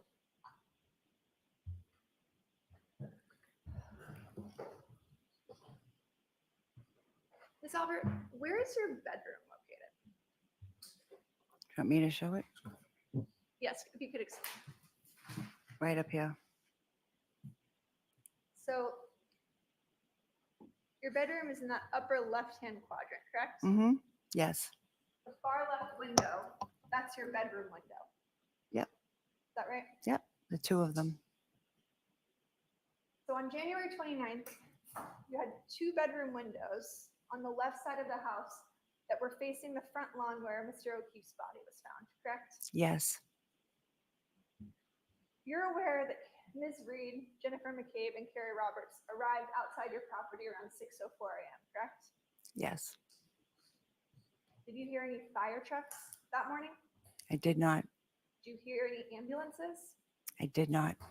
You didn't see the flashing lights of emergency vehicles outside your bedroom window? I did not. My blinds were shut. My curtains were closed. I did not see anything. You testified the very first thing you remember was Jennifer McCabe waking you up in your bedroom. Yes. So I'm sorry, just to keep track, are we going to take this down now, Ms. Little? Or we can keep the lights on? I just want to keep track of that. Yes, ma'am, Okay. thank you. Okay.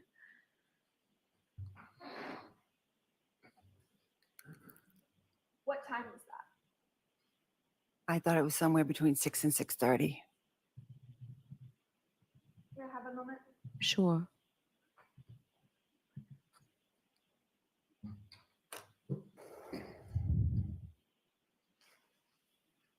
If I told you it was around 6:45 based on video surveillance footage, would you quarrel with that? If that's what you say. Okay. Does that sound about right to you? Yep. I initially from the beginning just said 6:30. I wasn't quite sure. Ms. Albert, what about the 2 calls that you received from your sister at 6:07 and 6:08 a.m., which were answered? I never answered any phone calls from my sister that morning. You're aware that the Cellbrite records indicated that you answered 2 calls from your sister. Objection, Your Honor. The, 7 and 6:08 a.m. the objection sustained. Your Honor, may I approach the witness? Okay.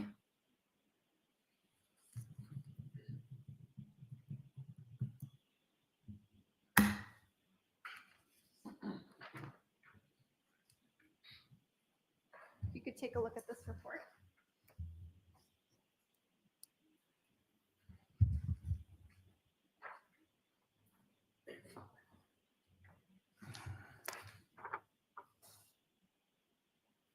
Ms. Albert, you received If I could just see what's being shown to the witness before.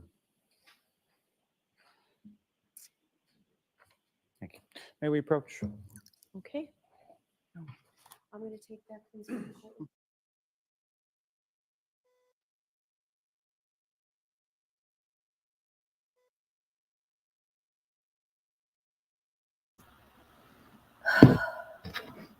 Why is it anytime the defense is stuff up there, there's always objections from the state?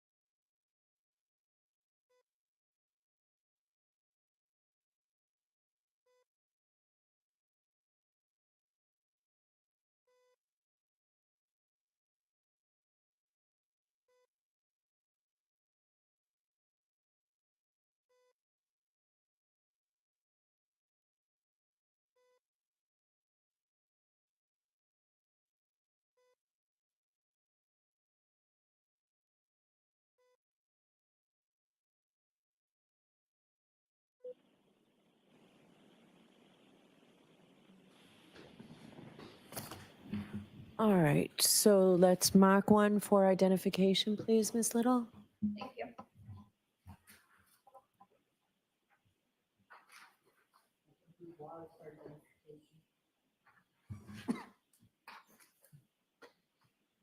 Okay, and you can give it back to Ms. Albert, Thank you. and you can go back and ask a question, and let's see where we go with this, okay?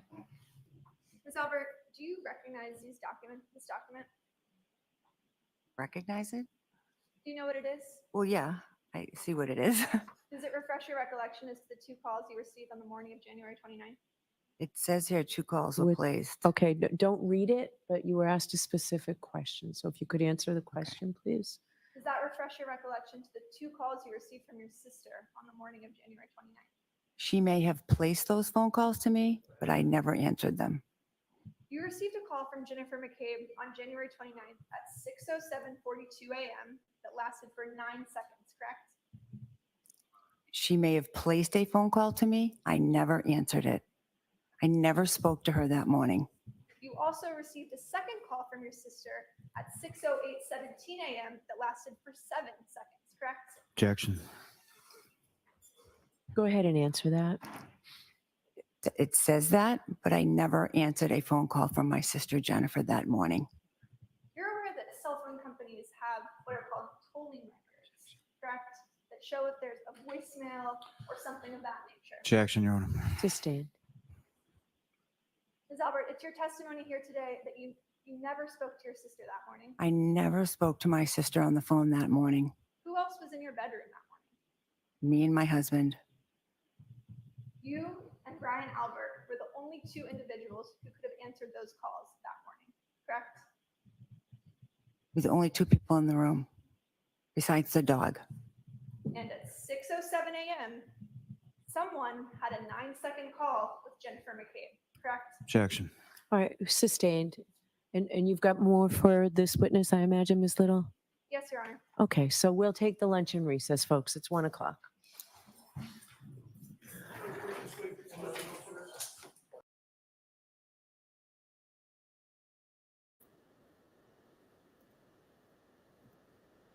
It just goodbye. I'm sorry. The way they do things there, that judge bothers me. I mean, every time the defense is questioning a witness, oh, we're taking a break. You stand up. We're going on break. We're not done questioning, but let's go on break. I don't know what to think. All I know, I think all these people I do, but I don't necessarily need it. have all communicated. They all tried to get the same story together, allegedly. Probably in there. I think that's not an evidence yet. I think that's something else. Madam Court Reporter, do you need me for anything? Okay. The judge leaves like I do, like when I leave live. I'm like, okay, gotta go now. That's what the judge does. Okay? Let's see what else is going on here.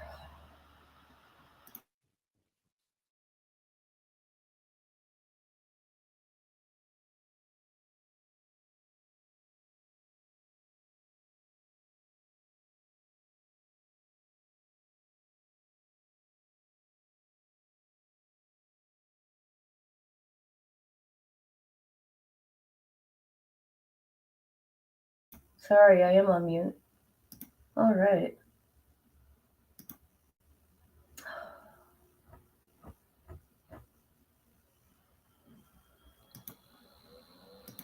There we go.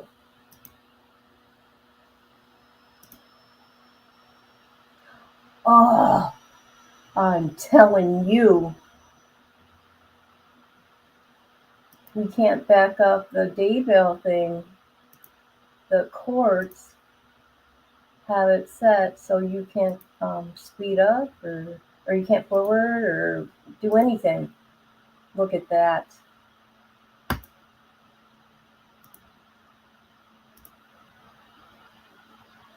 That's a bunch of bullshit. See? I can't even back up. But needless to say, nobody at that meeting identified themselves as a prosecutor of any agency at that point. Did you recall that? At that meeting, there were individuals that were speaking. At that point, they did not represent whether they were law enforcement, whether the only one that stood out that seemed different to me was an individual that claimed to be with FBI. And I thought that was different just because you don't normally deal with the FBI. Okay. Now, during the call that you recorded, I heard reference to a family attorney. Yes, sir. You heard that as well, correct? Yes, sir. Did you get the impression from the phone call that, or did you get the impression that the suggestion was that this was a family matter? I got the impression that there was a civil situation going on because of two missing kids, and they gave me an attorney's number to go ahead and contact them. And so for it being civil, criminal, at the time, I didn't know the difference, didn't care. I wanted to know about two kids. Okay, but you did hear the reference by one of those folks, Chad or Lori, about it being a family attorney, correct? I heard the reference to it being attorney, whether family or not, I heard attorney. Okay. Would it help you to refresh your recollection by listening to the tape? Not necessarily. If you're Okay. saying that's what you heard, then we can do that. We can go there. Okay. And did you hear a reference that about Garth giving them the number to contact Chad and Lori? It was either, I think it was Garth that was given the number a few weeks earlier. Okay. And a few weeks earlier from this recording would have been when? I would probably, and this is a guess because I can't say and can't testify to it, but I would anticipate that it would be around the time of an exhumation. Okay. And in regards to the exhumation, Big word. yeah, big, for me it is. Well, big word bonus for both of us. Okay. In regards to the exhumation, did you have any information as to the length of time or how long that process took? Not until it was mentioned by Chad in the phone call, Okay. what was involved, I had no idea. Were you aware that the exhumation was just a one-day situation? Objection, counsel is testifying, Your Honor. Sustain. Do you have any knowledge about the length of the exhumation Currently or previous or what time? right now?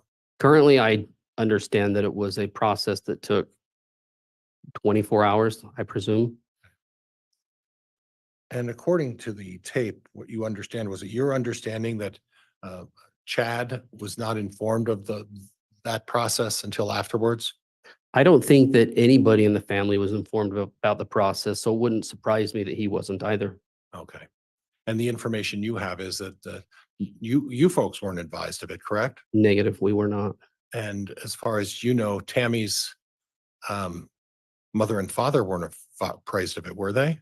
My understanding is that nobody within the realm of the Douglas family was advised of what was taking place. And as far as the Daybell family, can you speak to that? I can't speak for the Daybell Okay. family.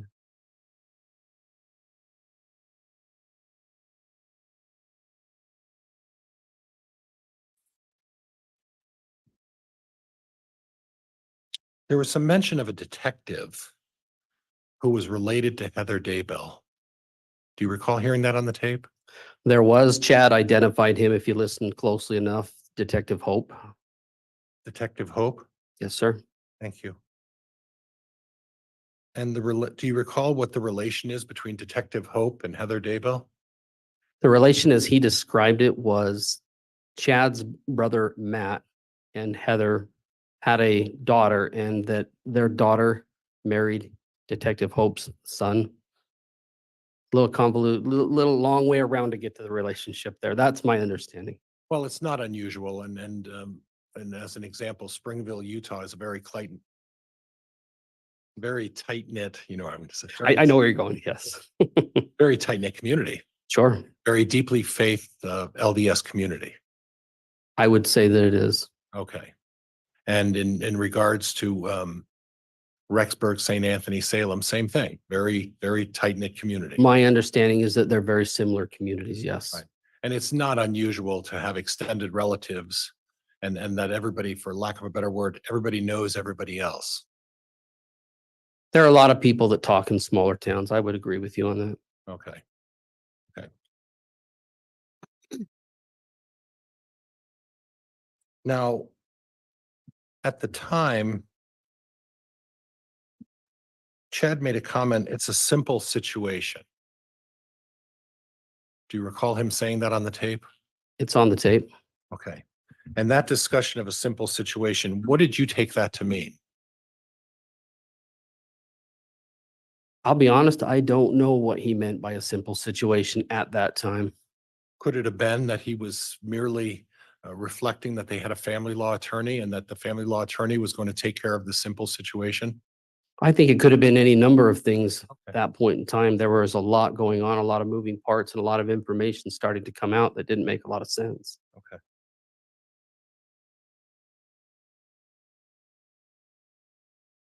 There was also some mention of an officer allegedly harassing Leah. Did you hear that? Yes, it sounds to me like there was an officer that may have been communicating with her or in his terms, harassing her. I don't know what that was about. And Leah is who? Leah would be Chad's third child, second daughter. And Leah lived where? At that time, my understanding is she would have lived up in Idaho.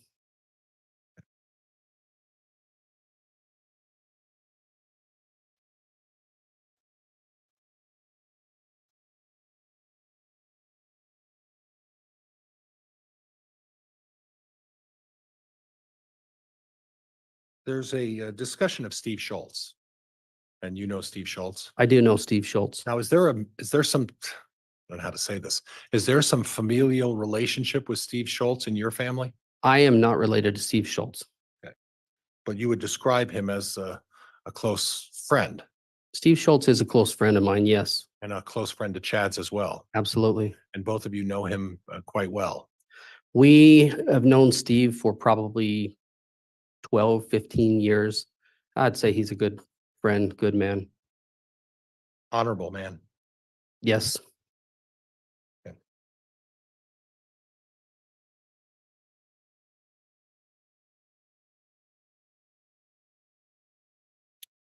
The time that you came up to Rexburg for the visit, you recall talking about that with the prosecuting attorney? Which visit are you referencing? The one where, I think it was shortly after 2015, where you came up and were looking around and Chad took you over to be. It would have been in 2016. I'm Yeah. sorry, 2016. Please make sure to not talk at the same time as each other. Thank Wait you. for his question to be finished. Thank you. And as soon as I said that, I realized I did exactly what the judge told me not to do. So I'm going to slow down. So you went to the BYU campus at that point. We did. Did you happen to go to the BYU library? I don't recall going to the BYU library. Specifically, he wanted to point out to me the conference center that was new on campus. But as far as the library goes, I don't recall if we went there or not. Did you have any knowledge as to whether Chad made it an occasion to go to the BYU library on a regular basis? I don't know what his habits were with that. Okay.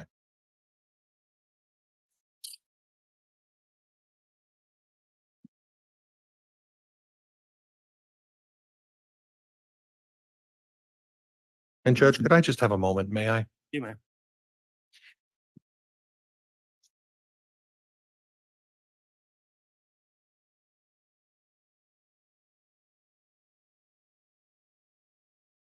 And at the time when you showed up to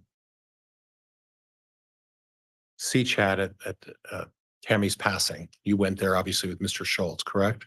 I did. And at that point, Chad had indicated to you that he was all cried out. Is that right? That was the expression or as close to the expression that he used with me that I can recall. Okay. And when he did the family prayer, was it your understanding that he wanted to cry, he just wasn't crying? I wasn't sure what he was doing at that moment. It Okay. didn't seem as conventional as I thought from my perspective. Have you read any of his books? I've had occasion to read a few of his books, yes. And do you understand those books to be fiction or nonfiction? When I first read them, my understanding is that they were stories that he had just made up. I later come to understand, and he told me that these were based on events that were to occur. With some literary license, correct? Likely. Embellishment in any event, correct? I would presume so under the circumstances. So if, when you read his books initially, you felt that they were just nonfiction, correct? It's a simple reading, yeah. And then you discovered that he has a pattern when he writes books. He draws from personal experiences, correct? He has a tendency to draw from personal experiences, bring personal characters into based on people that he knows and or has an interaction with. Right. He wrote a book about his, boy, she'll kill me if I say this, the oldest daughter, Emma. Yes, sir. There was a series about Emma. Is that right? That were based loosely around. I think that's correct. Yeah. And that was consistent with his pattern to write books and then either embellish or take some literary license, correct? I would think that at first he wanted that to be the case, but as he explained to me, these are things that are going to be occurring and that will happen. I would say the literary licenses would come with who the characters are. Right. And what the character development, maybe. Okay. I don't know for sure. And on this issue, you talked a little bit about visions and some of these events that took place. Is that something, having visions and expressing those beliefs, something that's inconsistent with the LDS faith? I would say with the general LDS faith of the general membership, that to have visions and to share them publicly is not something that's very common. But to have visions? I would think that people receive inspiration and guidance for themselves. I don't know that you would constitute them as visions, and I wouldn't say that everybody does, but I can't speak for a general populace of several million. So, and that's fair. Yeah. And quite frankly, it's not the having guidance or having some inspiration or divine vision. What you have issue with, if I understand, is the expressing and telling people about those respective visions. Is that fair? I would say that most people don't have expressive visions. I would think that that's not really the case. I would think that people have general inspiration with regards to their lives and what they might do, but probably not express them as much. Okay. And I can't speak for what everybody does. I don't know. And to recoup a little bit, when you talk about Chad's books, when he's talking about individual characters, that's where you see him embellishing or taking literary license. Would that be fair? I wouldn't say embellishing so much as literary license, in that you're going to change their name. You can't use somebody's specific name necessarily. Change their name, put them in a character position of whatever. Right. Yeah. And maybe for purposes of trying to sell the books, maybe flavor the stories a little bit so that they're a little more marketable, correct? I can't speak to what he does. I did talk with him about his books often, and in cases of where it was at, he would finally tell me, no, these are how things are going to go. This is what's going to happen. These are how the characters are going to be. It was, I don't know. I don't know what his end result was with it other than sell books. Sure. Okay. But in terms of the predictions and the visions, that was him where he had a faith and belief in that, correct? I think he did. I Okay, think he but in felt that term- was a direct, sorry, No, I interrupted you. you're good. But in terms of the actual individual characters, that's where you could expand on things and make it more marketable, correct? If you're going public with something like that, possibly. Okay, all right. Judge, that's all I have. Thank you. All right, thank you, Mr. Pryor.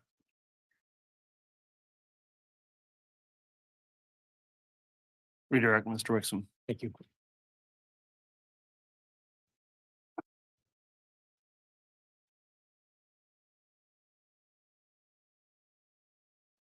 Mr. William, you were asked a number of questions about a number of topics. Yes, I was. Do you recall questions about whether or not you had been informed about Tammy's exhumation? I do recall. As you sit there today, are you concerned at all that you weren't informed about Tammy's exhumation?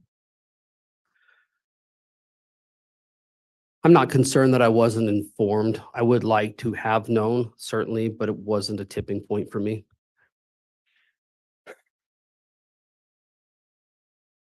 You were asked some questions about who was present at various law enforcement interviews that you've had. Yes.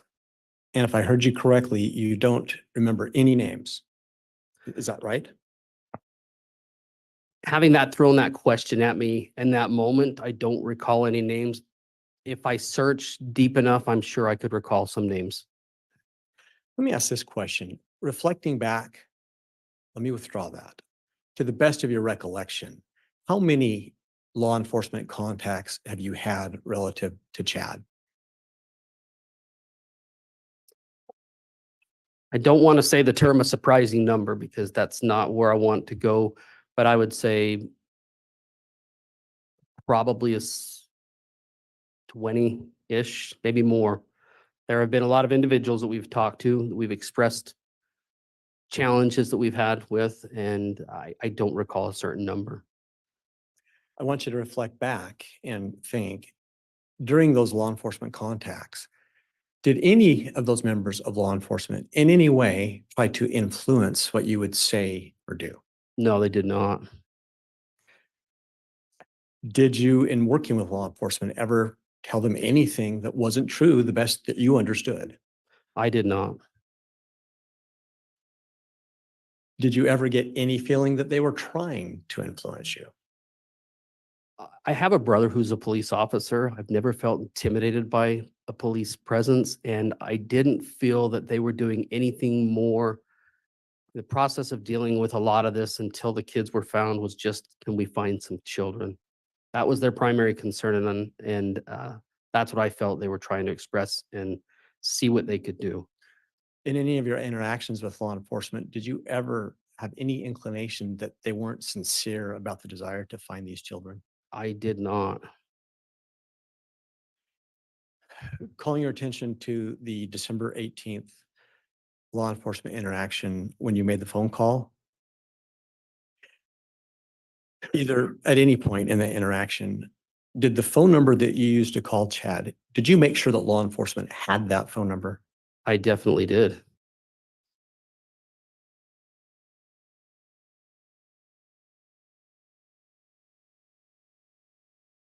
You were asked a lot of questions about Chad's book publishing. Correct. From 2015, 2014 forward, did you have any concerns about his book publishing and how they might be influencing Chad? On his book publishing or authors he published? Or any part of his book publishing that may have influenced Chad, or concerns if you had those? I was concerned with one particular author that he really seemed to push a little more, but that might be it. You were asked about potential embellishment. I do want to draw your attention back to the La Jolla, California and Flaming Gorge incidents we talked about earlier. Yes. I think you explained that originally they were experiences. At some point, Chad explained them to you as a near-death experience. Correct. Was there some point that Chad began talking about or teaching near-death experiences? I would say yes. About when was that? I would say probably around the time frame that he moved from Utah to Idaho. That became more of a focus in talking about and dealing with near-death experiences, and had a couple of authors that had similar views. Did that cause you any concern? Initially, no, because I was fascinated a bit with that. But over time, as I thought and reflected on it, it became a little bit more of a concern because of the consistency and frequency and the number of people within the group that were still having those particular experiences. Why were you concerned in that regard? I was concerned because it just seemed like it was almost to an unhealthy level. What do you mean by unhealthy? It became a focus of sorts, that, and it did primarily that. Mr. Pryor had asked you a question in relationship to Chad's statement in the phone call that was recorded about it being a simple situation. Do you remember that question? I do. At some point, did you learn that Kylie and JJ were buried in Chad's backyard? I did. Do you consider that a simple situation? I think it's far from a simple situation. Your Honor, I have no further questions. All right, Mr. Pryor, any requests for recross? Yes, Judge. Yes, I'll allow some limited recross.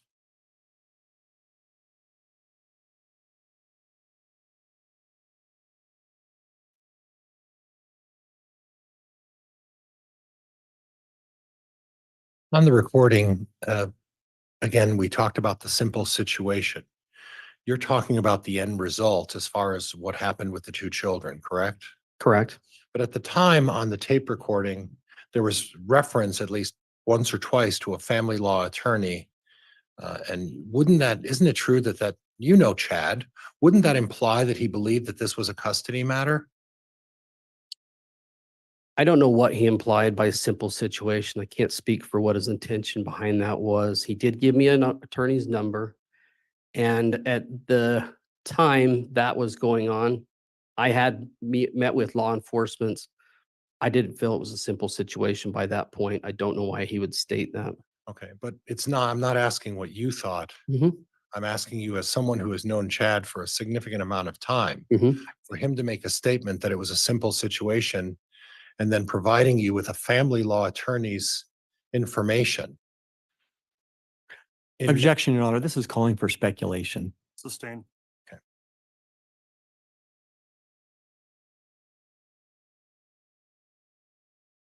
The prosecutor brought up on the number of people that were at that December 18th meeting. Do you physically recognize the prosecutor at the end of the table closest to me? Asked and answered. Objection, Your Honor. Sustained. Okay. Nothing else, Judge. Thank you. All right, thank you. That will conclude the testimony then of Mr. Gwilliam.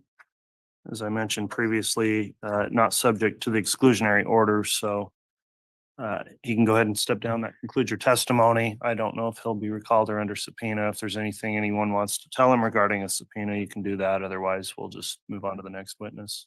Your Honor, at this time, the state doesn't have an intention, but he's excluded from the exclusion order, so we don't have any concerns with releasing him from the subpoena today. All right.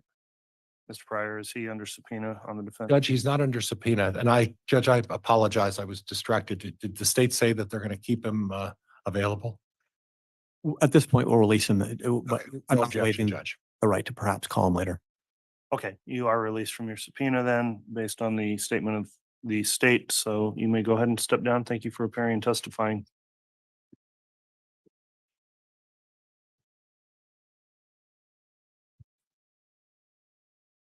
Who's going to be calling the next witness?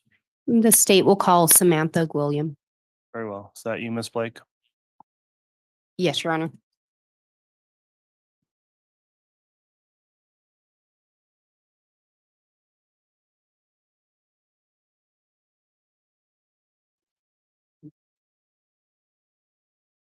solemnly swear or affirm the testimony you're about to give will be the truth and the whole truth and nothing but the truth. So, yes. Okay.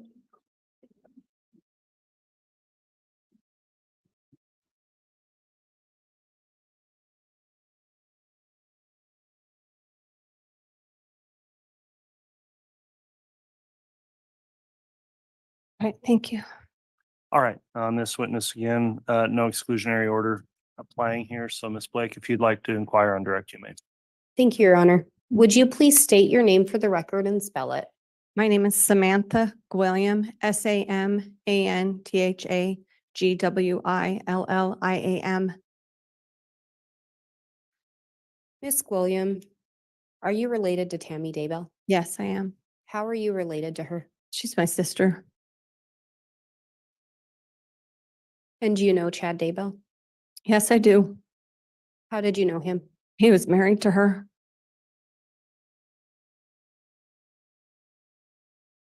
Miss Gwilliam, do you recall sometime around the end of 2019 being contacted by law enforcement in relation to a pet cemetery?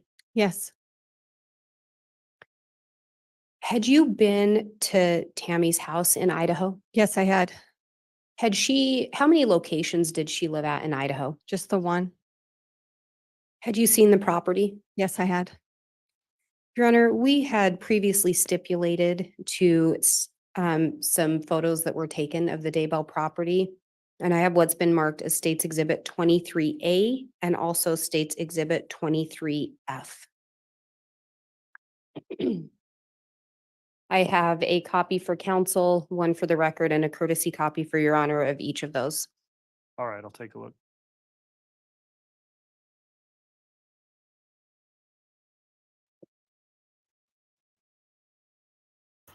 I will have to say though, Lindsay Blake is a very good attorney.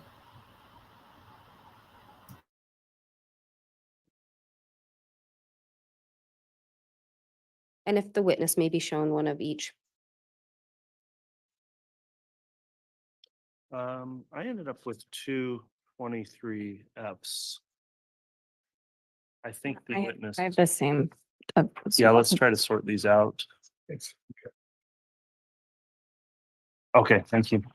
Thank you.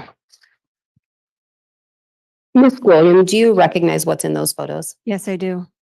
And your honor, based on the fact that these were stipulated, the state would move for the admission of 23A and 23F. Any objection? No, Judge, these were stipulated to, and there's no objection. Very well. So both 23A and 23F are now admitted. Your honor, may I publish State's Exhibit 23A first? You may.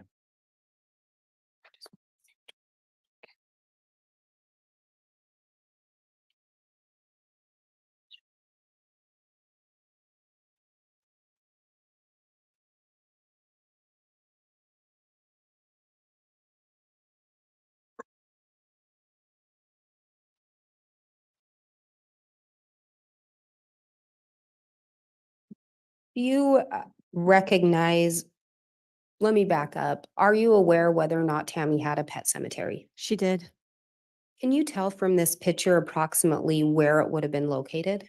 There's two posts in the center of the picture. You can kind of see a tiny little black head of a dog statue. To the right of it in the picture is the fire pit. And then to the left, further along the edge of the picture is the red barn. And your honor, may I publish State's Exhibit 23F? Yes.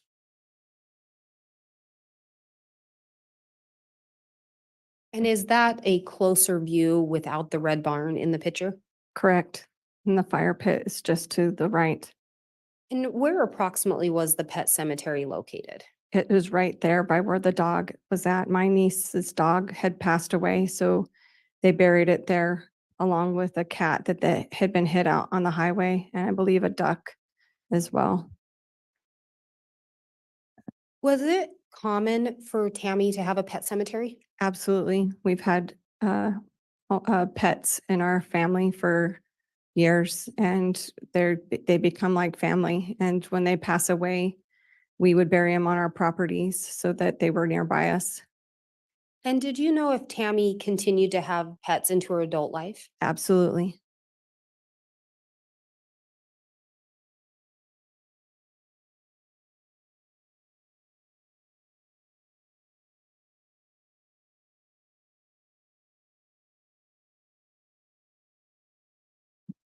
Your honor, I have what's been marked as State's Exhibit 298 now. Again, I have a copy for counsel, a courtesy copy for your honor, and a copy as the exhibit. Or proposed exhibit.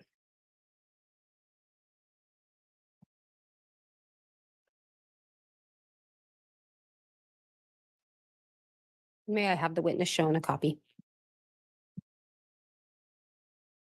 Yes, you may. Ms. William, do you recognize who's in this photo? Yes, I do. Do you know approximately when this photo was taken? In 2015-ish, it was a family picture.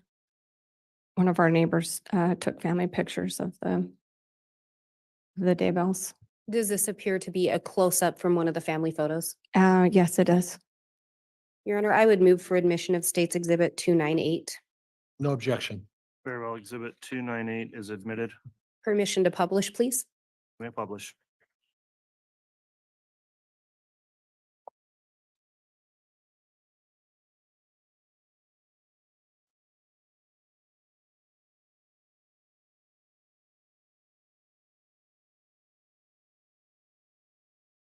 And again, Ms. William, who are we seeing here? This is my sister, Tammy Daybell.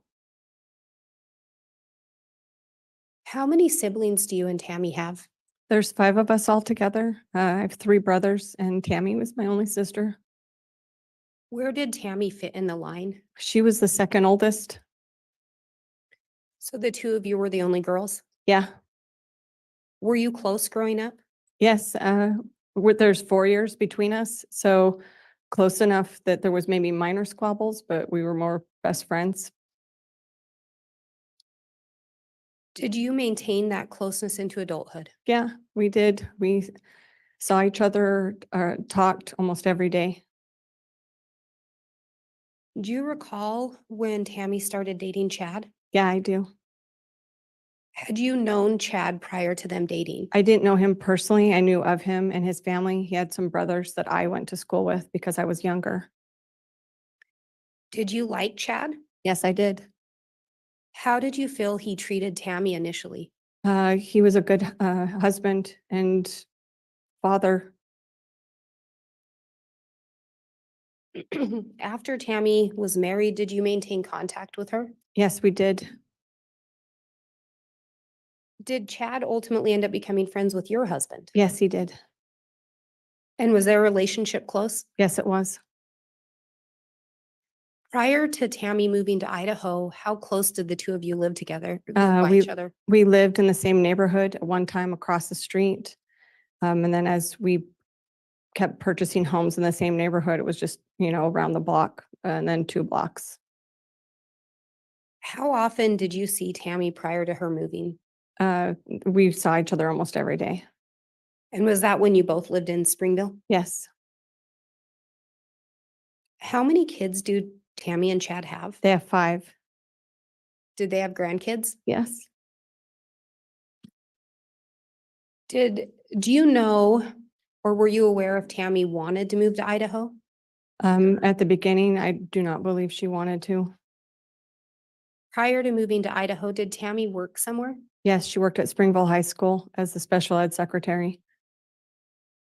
And before that, had she worked somewhere else? Yes, she worked at Art City Elementary. She was their computer technician and she taught computer classes to all the students.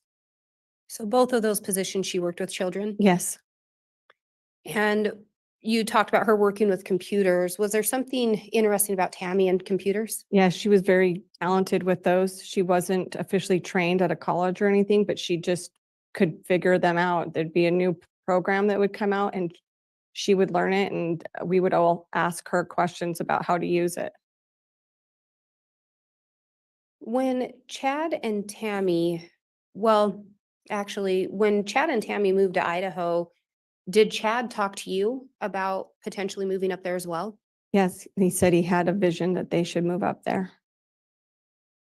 And did he also want you to move up there? Yes, he did. Were you willing to do that? We had thought about it because I didn't want to be separated from my sister. At some point, did you see an email in relation to Chad's views on why you wouldn't move up there? Yeah, I did. I read an email that he sent that said that I had evil spirits that were keeping me from coming to Idaho to see that I should be up there. And it made me very unhappy. When Tammy and Chad first got married, do you know what Chad did for a living? He was going to school when they first got married, and he was also working at the Springville Parks Department on their cemetery crew. Do you know, as part of his employment, if he was involved in digging graves? Yes, he was.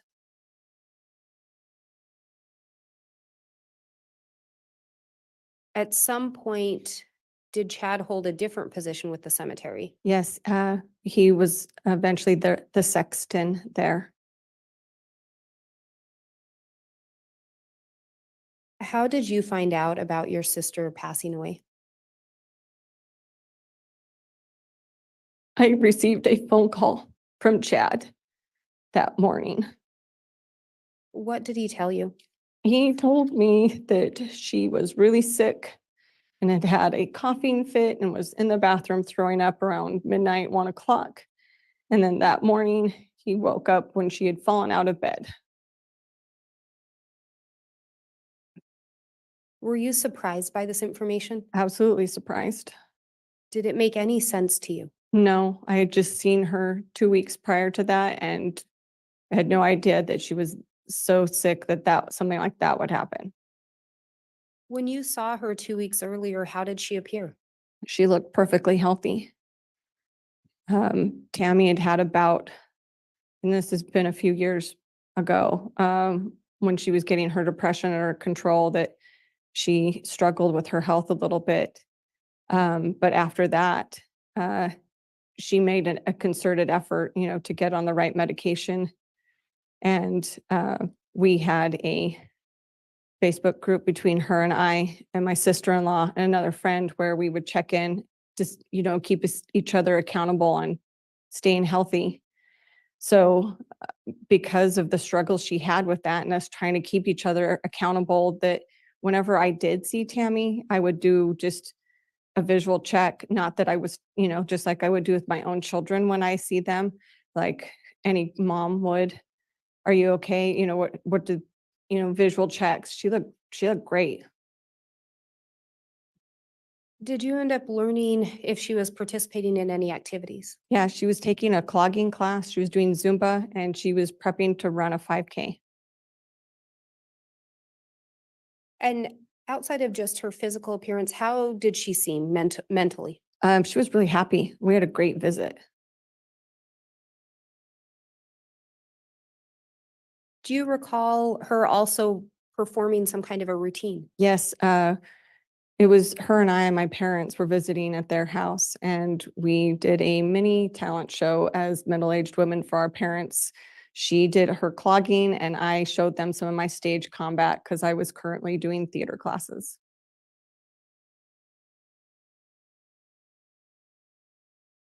And as you were watching her perform the routine, did she seem short of breath? No, Any indication she was having any medical issues? no. The only thing that she had complained about was her wrist. She had had some injury with it, and she was taking medication. The doctor had prescribed her for it. And then my mom commented that it had been something that she had been on previously too.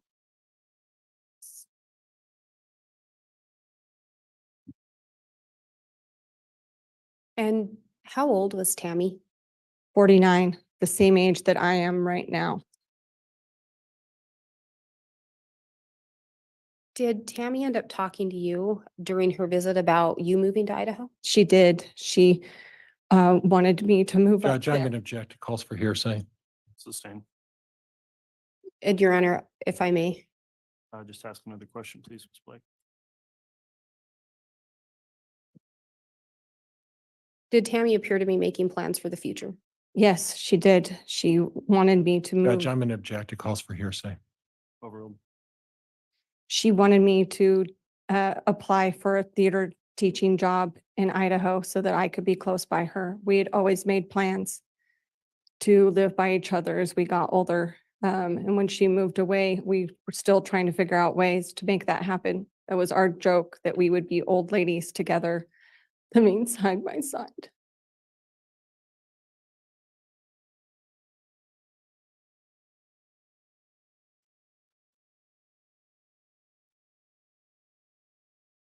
Having grown up with Tammy, would she go to the doctor? Yes, she would. Did she have any kind of an aversion to doctors? No, Are you aware if she would ever use any kind of homeopathic treatments? all of us do. In knowing her to use those, had she ever had any kind of an adverse reaction? No, Judge, I'm going to object. Speculation. There hasn't been any foundation to suggest she has knowledge of every time she's used homeopathic medicine. I'll sustain that. I think that would need to be narrowed down, Ms. Blake. Based on your observations of Tammy using homeopathic medications, were you ever aware of her having an adverse reaction? in my observations, I never saw her have an adverse reaction. Would Tammy share with you some of her health issues if she had them? Yes, she would. Based on your observations of Tammy, did she take care of her health? Yes, she did. It was something that she was very focused on. When Tammy came to visit in October, and that was October of 2019, is that correct? Correct. Was the visit planned? It was a last minute visit. She sent me a text asking if I was going to be around that weekend. Was there anything odd about that particular visit? Originally, she said that Chad was going to come with her, but that he had to work. I'm going to object. Motion to strike hearsay. Sustain. And I'll strike that answer. Did Tammy come down with anyone else? No, she traveled by herself. Was that normal for Tammy? No, it wasn't. And why not? She didn't like to drive by herself the long distance, so normally someone came with her. When Tammy would come visit, was Chad usually with her? Yes, Did Chad's family also still live in the Springville area? yes, they do. And on this visit, Chad did not come with her. No, he did not. Anything about her health that was the reason why she wouldn't drive long distances? No. It was mostly for not being by herself.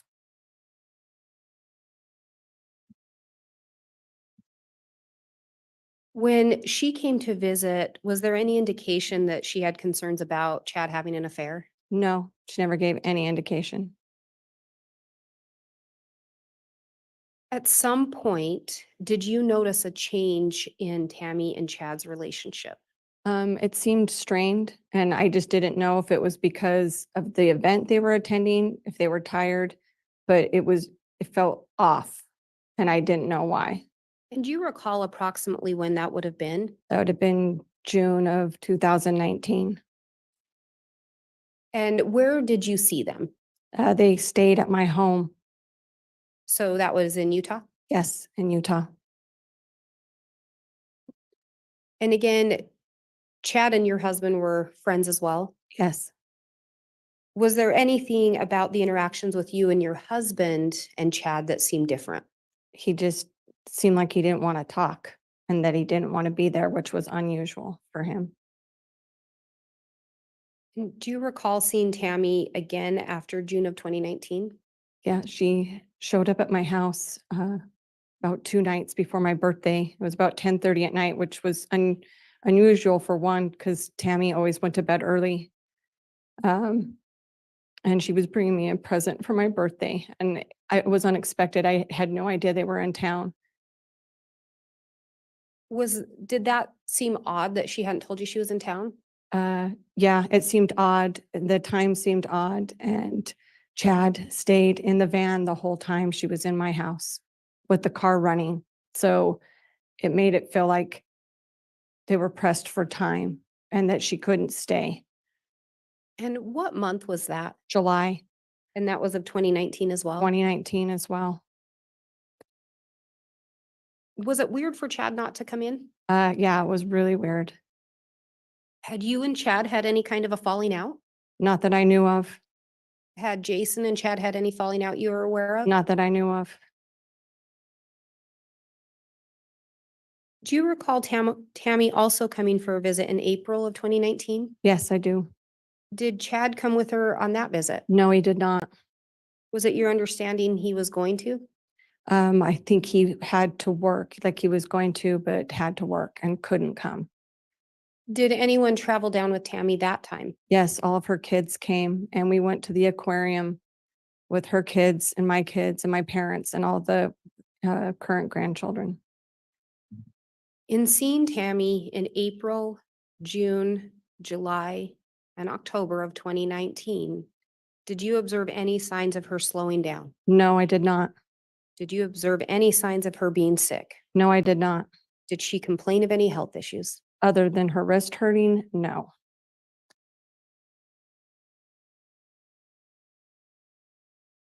I think you previously indicated you found out about Tammy's passing from Chad, is that correct? Correct. Did you ever talk to Chad about an autopsy? Yes, I did. What did he tell you? I asked him in a phone call that we had after she passed away and we were making funeral arrangements. I asked him, are you going to do an autopsy? And he said, no. And I said, why not? We don't know the reason why she died. And he said that the coroner had told him that she looked Judge, peaceful. I'm going to object at this point. It becomes hearsay at this point. Sustained. Your Honor, these are the defendant's statements. Okay, I will revisit that ruling and overrule the objection based on that. Thank you, Ms. Blake. You can continue. What did Chad say? Chad said that the coroner told him that she looked peaceful and that and it looked like natural causes. So they said they weren't going to. He also stipulated that it would be a cost of $1,500 for him to do so, and it would hold things up. And they wanted to get the funeral done quickly.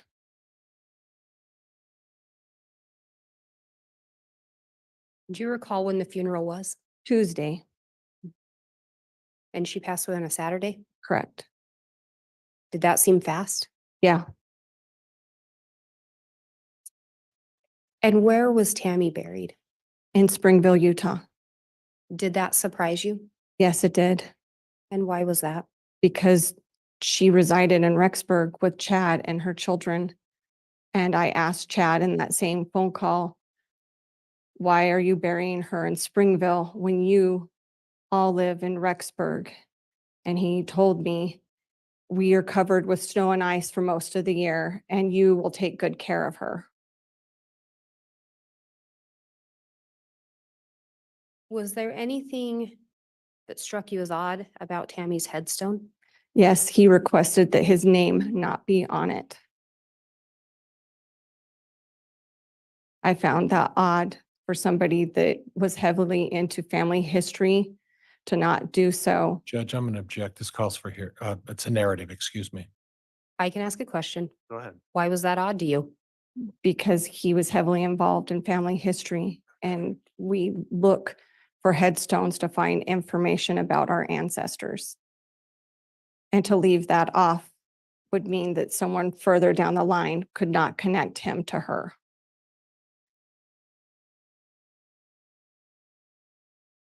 Do you recall hosting a luncheon or a dinner the day before her funeral? Yes, we were hosting a luncheon before the viewing so that we could feed them when they came down from Idaho. And when you say feed them, who are you referring to? Just referring to Chad and his kids. Did they show up? No, Did you attend Tammy's viewing? yes, I did. Do you recall speaking with Chad after the viewing or at the viewing? Briefly, Did he tell you anything in relation to Tammy's passing? yeah, he said that he had information that he wanted to tell me about Tammy's last week and how she'd felt like that her body was separated from herself, and he wanted to give me more information so that I would have comfort about her passing. Did he tell you anything about having a vision that Tammy's mission was going to be complete? Yes, he did.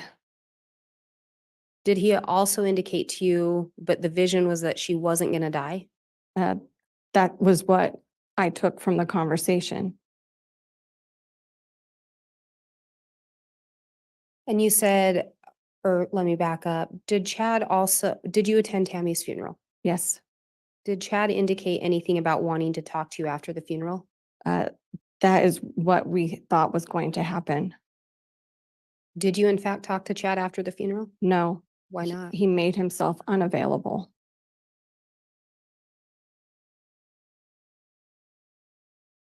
At some point, did you learn Chad was remarried? Yes, I did. Do you recall how you learned that? My husband, Jason, told me that he had talked to Judge, I'm going to on the object at this phone. point. Sustained. Move to strike. And I will strike that response.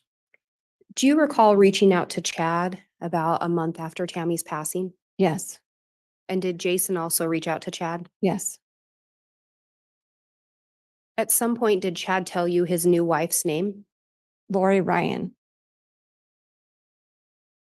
Did he indicate anything to you in relation to Lori Ryan having a previous spouse?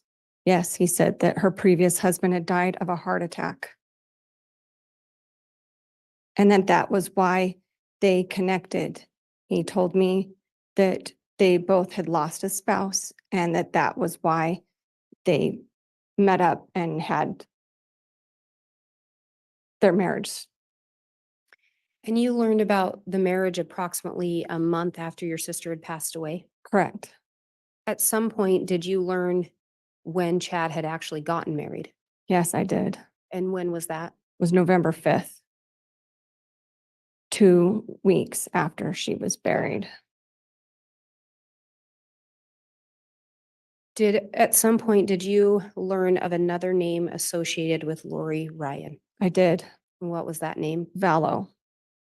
And did you learn of some other names associated with Lori Vallow?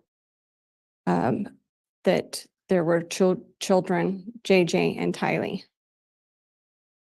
At some point, did you talk to Chad or have a conversation with him about that? Yes, I did. And what did he tell you? I asked him in a phone call, please tell me about this woman that you've replaced my sister with. And I asked him questions about her name because what we found out was different than what he told us. And he said, well, she had a complicated past and was trying to move on from it. And that's why they had told us the name that they had. Judge, could we have some foundation as to when this phone call supposedly took place? It took place December 13th. And was that of 2019? Correct. Did you know where Chad was at that time? I think he was in Hawaii. At that same time, do you recall Chad telling you something about Tammy visiting him? Yes, What did he tell you?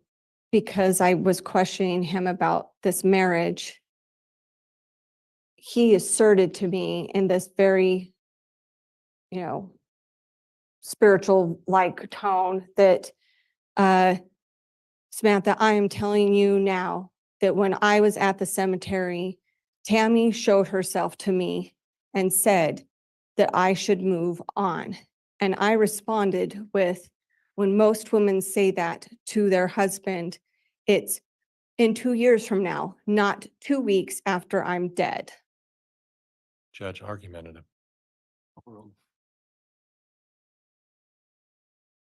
Did you ask Chad about whether or not Lori had any minor children? I did.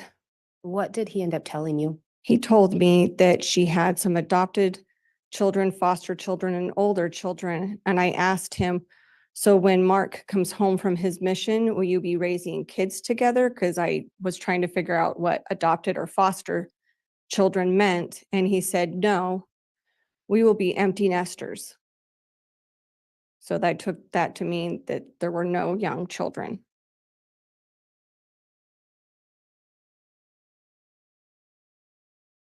I have no further questions. All right, thank you. Given the time, council, I think it's appropriate we take our lunch break before we begin with cross. So we'll go ahead and take the lunch recess at this time.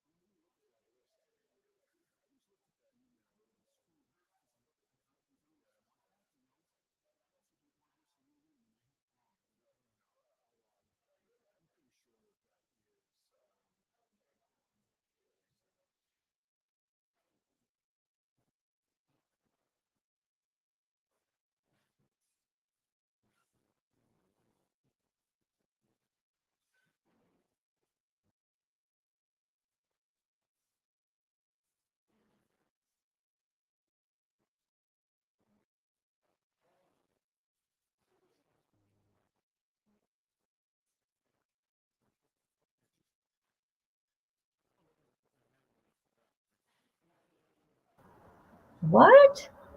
You don't? How come you don't have a connection, like your own connection on your Wi-Fi?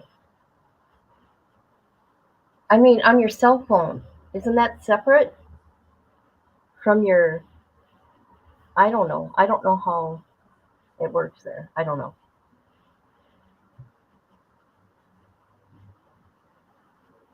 You can Grandma, you can't hear me?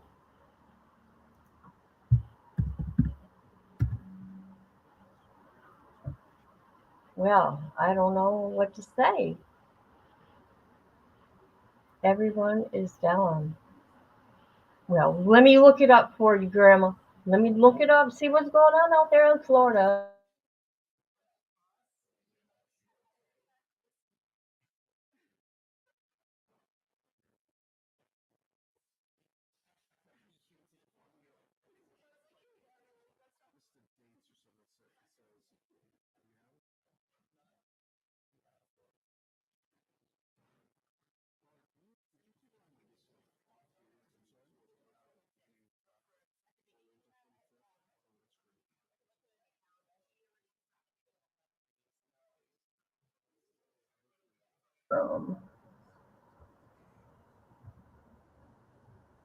Could be wrong.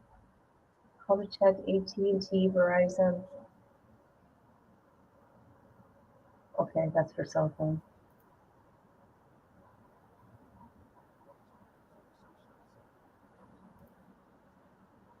We are going to look right here. Mark's here. Uh-oh. All right, let's see what's going on here. Check outages. But I don't have this, so I can't. That's California.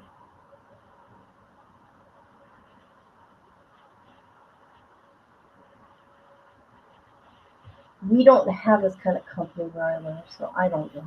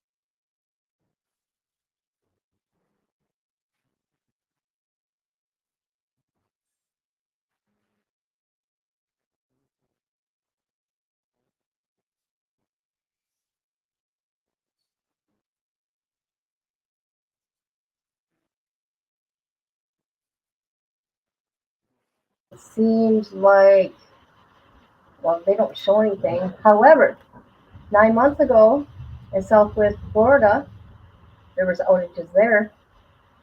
Just saying, 9 months ago. Not showing nothing.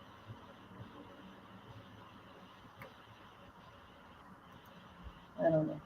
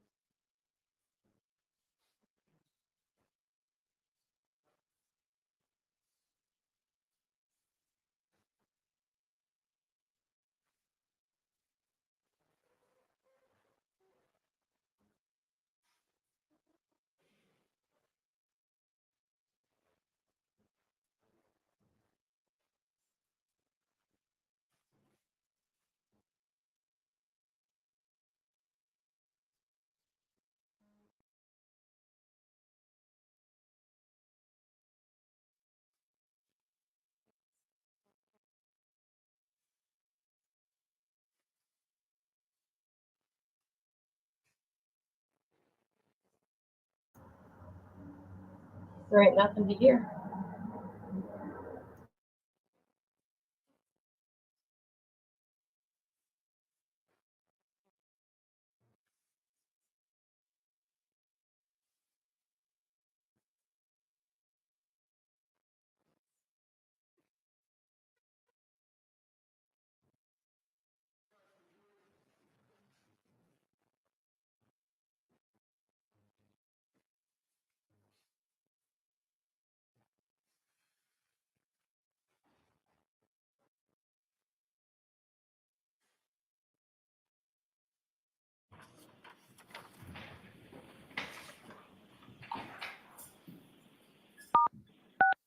You are unmuted.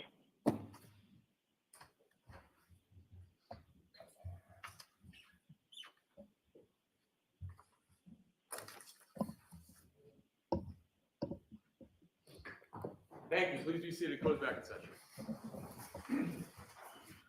All right, can we have Ms. Albert, please?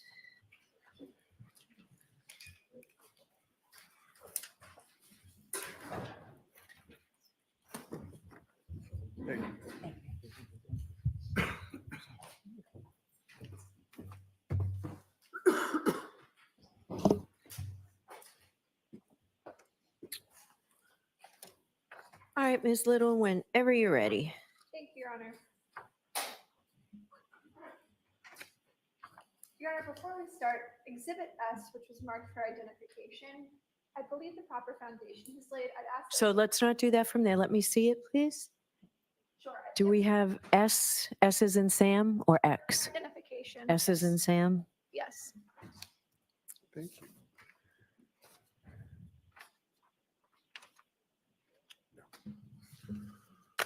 Yes. Oh, it wasn't today? Why don't you come to sidebar, folks?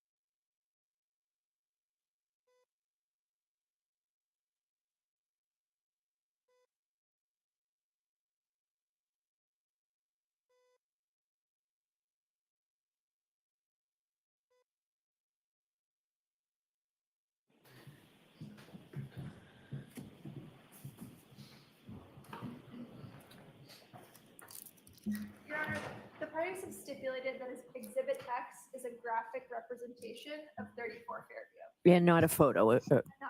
Okay, sure. Now you can approach the witness if you, oh, you just want to put it into evidence now? Your Honor. Okay. So that will be our next exhibit. Madam Court Reporter? Thank you. We actually need it. May I approach? Yes.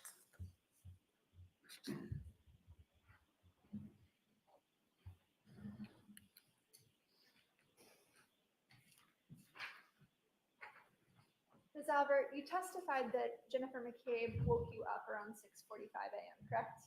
I believe I said between 6 and 6:30, but could have been That 6. was what woke you up, correct? Yes, She obviously had access to the house. yes. The door wasn't locked. Nope. That's sort of a typical practice for you.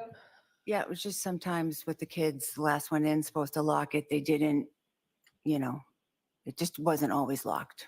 And inside your house, you had plenty of blankets and other items that could have been comfort to a man laying in the snow, correct? Yes.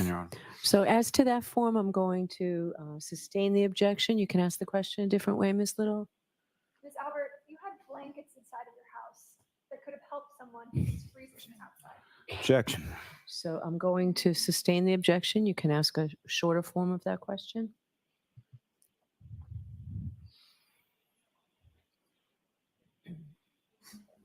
Ms. Albert, you had blankets in the house, correct? Yes. You were also lying next to a first responder Objection. that morning, correct? You can answer that. Yes. And neither you nor your husband came outside to help Johnny, correct? We did not go outside because we had no idea what was going on outside. We were sound asleep until my sister came into my bedroom. No further questions. Okay. Mr. Lally? Thank you, Your Honor.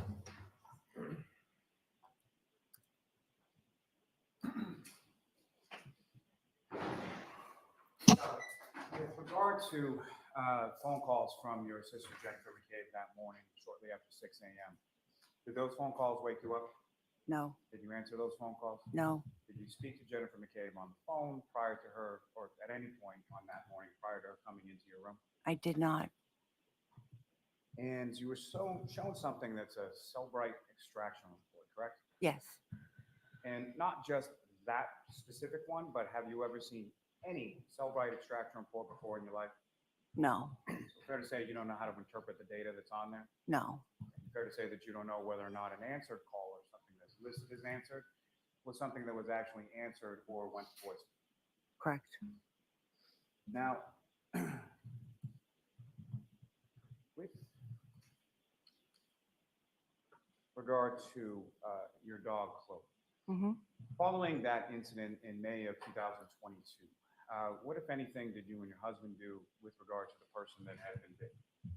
Well, we had gone over to their house to apologize for what had happened and, offered to pay any bills, that they may have had for any injury to the dog or anything. And then after that, we just decided that we thought the best thing to do would be to try to rehome it because I just didn't want something like that to happen again. And can you explain to the jury sort of what are the steps that you took in the process of rehoming your dog? Well, initially I had called a bunch of shelters and they were pretty much telling me that it would be hard to rehome her. She was dog aggressive and they would probably have to put her down. I didn't want to do that. The family, we love the dog. And so I did not want to do that. So I reached out to the woman in Texas who we got the dog from to see if she could help. And she said, she couldn't take it back, but she would try to help me out. So she ended up finding a woman who lived in Vermont. I think she lived alone. She had big property. It seemed like a good fit. She wanted to take Chloe and we made arrangements. And I went and met this woman halfway and I gave her Chloe. And what, if any, conversations or contact have you had with that woman in Vermont since rehoming your dog? For a few months after I, Objection, Your Honor. So not the substance of it, but Have you had contact with the woman in Vermont? yes, I did for a few months, back and forth. Now, with reference to Chloe, when your sister Jennifer McCabe comes into your bedroom hysterical that morning of January 29th, was Chloe in the room at the time? Yes, You were asked some questions about the evening or the early morning when people had come from the waterfall back to your home, correct? mm-hmm. And at some point, you were cleaning and Mr. Higgins and your husband were out of your line of sight, is that correct? Yes. How long a period of time were we talking? I don't, wasn't very long, a couple minutes. Wasn't watching where everybody was and what everybody was doing. Fair to say, relatively short period of time. Yes. Yes. I have nothing further. okay. Briefly, Your Honor. Okay. So you need to take this down, sir. Thank you. There was something that was just up there. Go ahead. Ms. Albert, you never received any voicemails from Jennifer McCabe on January 29th, did you? Not that I'm aware of. You also have never produced, pursuant to our request, any documentation about the whereabouts of Chloe. The objection sustained. I'm going to strike that question. Disregard the question. Well, questions aren't evidence, so we can leave it on the record, but the objection sustained. You you've never turned over any information about the location of Chloe since the pendency of this case, have you? Objection, Your Honor, may we approach? I'm just going to sustain the objection.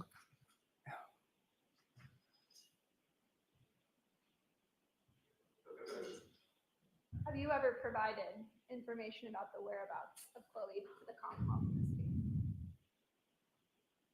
Yes, I believe I have. You have. I believe so. When did you do that? Your Honor, may we approach? Yes.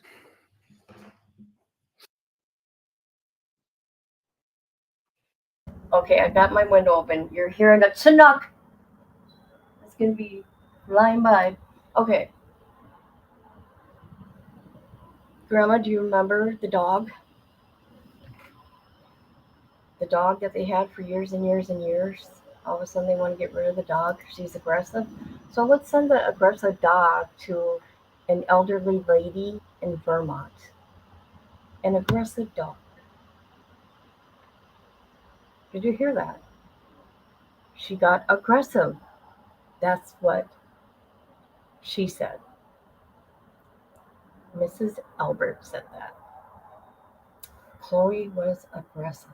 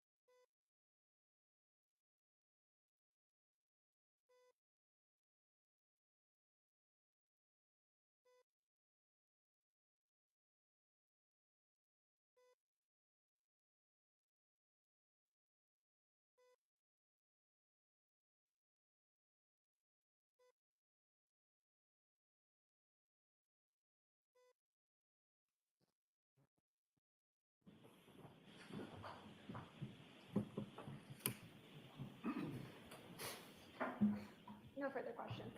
Okay, thank you very much. All right, Ms. Albert, you are all set. Thank you.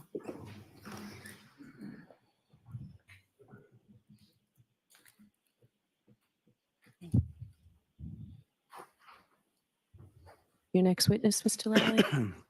Yes, Your Honor, the Commonwealth call, excuse me, Mr. Brian Albert to the stand. Okay, this is gonna get good, people. This is gonna get good. It's gonna get good. This is what I've been wearing. What, Grandma? Oh.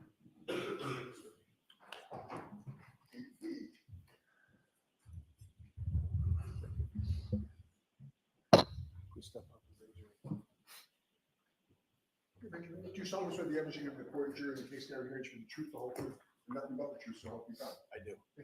Thank you.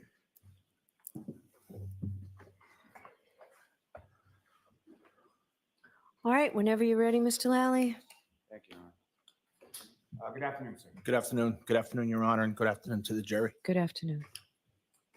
Sir, could you please state your name and spell your last name?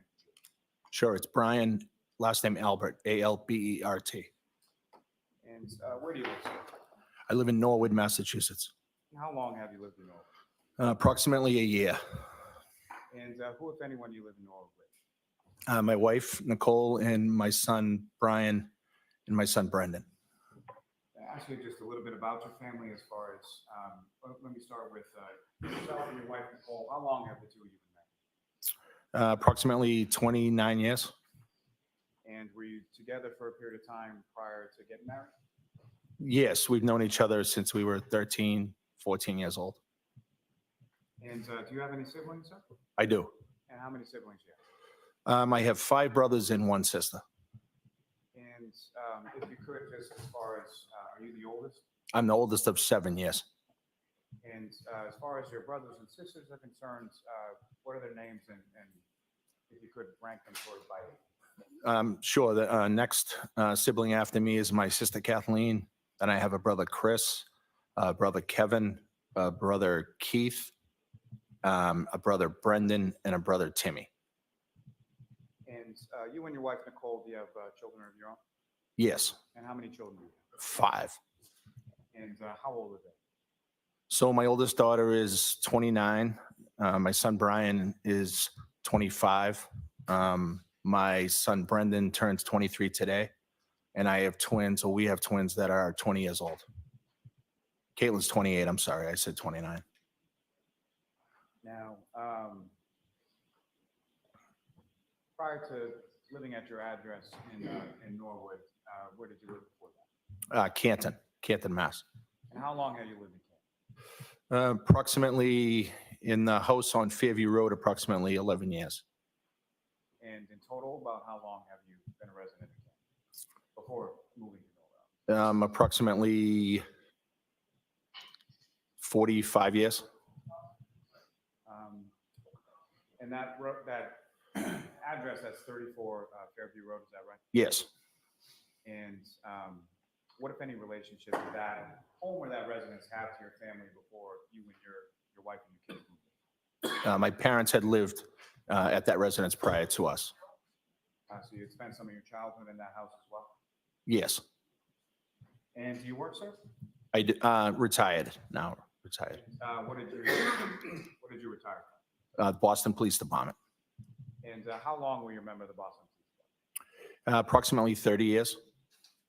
And within the Boston Police Department, were you assigned to any sort of specific unit or special duties? My last assignment, is that what you're referring to? Yes. Yes. My last assignment was the Boston Police Fugitive Unit. Now, sir, if I could turn your attention to January 28th, 2022. Do you recall that date? Yes. And do you recall what day of the week that was? The 28th, I believe, was a Friday. And when you first sort of got up on the 28th, where were you with that? On the 28th, I was in New York City. And why had you gone to New York? So I went to New York for a funeral of a New York City police officer who was killed in the line of duty. And about what time or what day did you go down to New York for that? We went down the day before, so I believe that was Thursday. Do you recall how it was that you got down there? Yes, I flew to New York. And when you say we, who, if anyone, went with you on that trip to New York for the funeral? I flew with a friend and a coworker named Eddie Hernandez.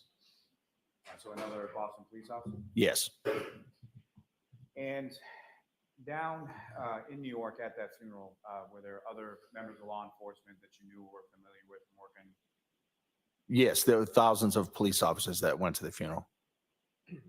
And included within those people, you mentioned you have a brother Kevin, is that correct? Yes, Is he a police officer as well? he is. And where is he? He's a detective in Canton, Massachusetts. And was he down at this funeral as well? He was. And do you know a gentleman by the name of Brian Higgins? Yes, And was Brian Higgins at this funeral service as well? yes, he was. And how is it that you know Brian Higgins? So I know Brian Higgins initially from work, a professional relationship. I've known him known of him for 10 or 15 years. And then the past few years, more recently, we worked together on a closer basis, and I became better friends with him. And fair to say that when you became better friends with him, you also sort of socialized with him outside of work? Yes. Now, as far as your return trip from New York, what, if anything, happened? On the return trip from New York, we drove back.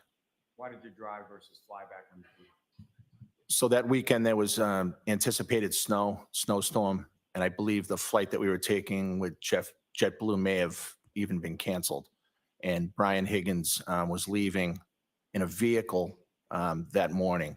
So we ended up driving, or after the funeral, we ended up driving with him. And so it's yourself, Mr. Higgins, and then who, if anyone else, went with you on the drive back to Massachusetts? Eddie Hernandez and my brother Kevin. And when you arrived back in Massachusetts, where was it sort of specifically that you went first? I initially went to the Charlestown to pick up my vehicle. Where was your vehicle parked in Charleston? It was at a police station, Charlestown Station. It's a satellite station located in Charlestown. And that was in reference to proximity to the airport, is that correct? Yes. So that would have been Logan that you flew out of and intended to fly back into? Logan Airport, yes. And after you were dropped off with your vehicle, what kind of vehicle was that? That was a Ford Edge, Was that a personal vehicle or work vehicle? work vehicle. And so you get dropped back off at your work vehicle. Where did you go?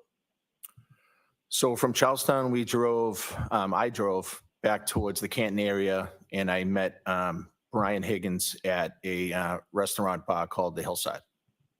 Is that in Canton as well? I believe so. It's on the Canton-Milton line. I believe it sits in Canton. And what was the purpose of you and Mr. Higgins going? After the drive home, he asked if I wanted to get some food and stop off, and I said yes. And if you know about what time was it that you got to Hillside with Mr. Higgins? I want to say around 9:30, perhaps. Not entirely sure. When you arrived there, what did you do? So we went into the establishment and had a drink and hung out for a while. And did you order any food there? I did not. I believe Brian did, though. And while you were at the Hillside with Mr. Higgins, what, if any, communication did you receive from your wife, Nicole? So around that time, I talked to my wife, I think more than once, and she had let me know that her and a few people were at another location in Canton, and she had asked if I wanted to come by and see them. What was that other location? That other location was the Waterfall. Is that an establishment you were familiar with? Yes, You've been there before several times? I had been there before, yes. And so you drove then from the Hillside to the Waterfall? Yes. About how long a drive is that? Maybe 7 minutes, between less than 10 minutes. And so as you're going on that drive, the snow that was anticipated coming in, had that, anything related to that started yet? No, I at that time, I don't recall any snow. And in relation to the waterfall, where did you park? In the parking lot for the Waterfall, which is adjacent to the door to go inside. So it's to the left if you're looking at the building from Washington Street. And when you come into, now, when you left the Hillside, Mr. Higgins stayed there? Yes, he stayed. And when you came into the waterfall, who, if anyone, was there? So when I walked in and I saw my wife, my oldest daughter, Caitlin, I saw my brother, Chris, his wife, Julie, my brother-in-law, Matt, and my sister-in-law, Jen. And your brother-in-law, Matt, and your sister-in-law, Jen, their last name is McCabe, is that right? Yes. And if you could just explain to the jury sort of how you were related as far as what year it is in name. So my brother Chris's wife is Julie, and then Nicole's sister is Jen, and then Jen's husband is Matt McCabe. And is it fair to say that you've probably known Jennifer McCabe about as long as you've known your wife, Nicole? Yes, since she was a little kid, maybe 6, 7 years old. And you see these people and where are they sort of situated in the water? So there was a high top table kind of in the front area as you walk in, kind of in the middle of the room. And everybody was just kind of around the high top table. And what, if anything, was there as far as live entertainment at the waterfall that night? There was a band playing there. And with reference to the people that you've just spoken, as far as your wife and your daughter specifically, were they at the high top table closer to the band or further away? So they were on the side of the table that's, I guess, closer to the door as you come in. And then there were other people on the opposite side of the table that was closer to the bar area. And after you came into the waterfall, went up to the group of your family, what did you order anything? What did you do? Yeah, I kind of just said hi to everybody. I don't recall exactly, but I'm sure I ordered a drink. And then just kind of hung out with family and friends. And following your arrival, who, if anyone else, showed up and eventually sort of joined your group? There was another couple at the table. I don't know if they were there initially when I walked in, but there was another couple at the table whom I believed were there before I got there, but I just don't know what their names were. And do you know how they were related to your group? I don't. I think they're friends with Jen and Matt, but I'm not 100% sure. And where were they situated in reference to where your wife and your daughter were? So they were, I believe, to the right of this pretty large high top table. So towards the other end of the table? Yes. And if you recall, what were you drinking that night? I don't recall. I usually drink beer, Mick Ultra, but I can't remember that night what I was drinking. Now,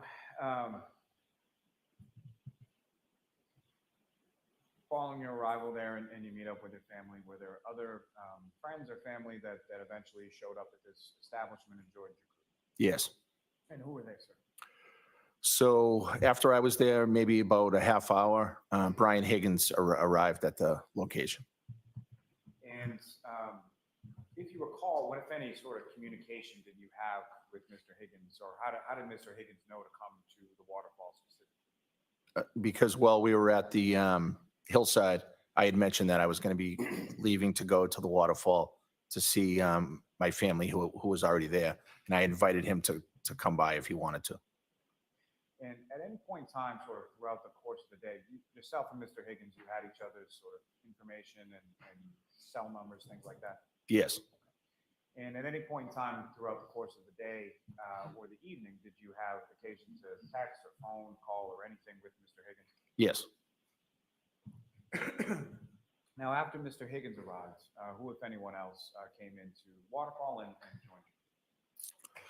Probably after about a half hour later from Brian Higgins arriving, John O'Keefe came into the waterfall with the defendant. And that would have been probably about 11 o'clock, is that correct? Yes. And John O'Keefe, if you could tell the jury, well, first, did you know John O'Keefe? So I knew John O'Keefe, but not well. I had only met him 2 times prior to that night. But I knew him to be a Boston cop, and I knew of him, and I knew some things about him.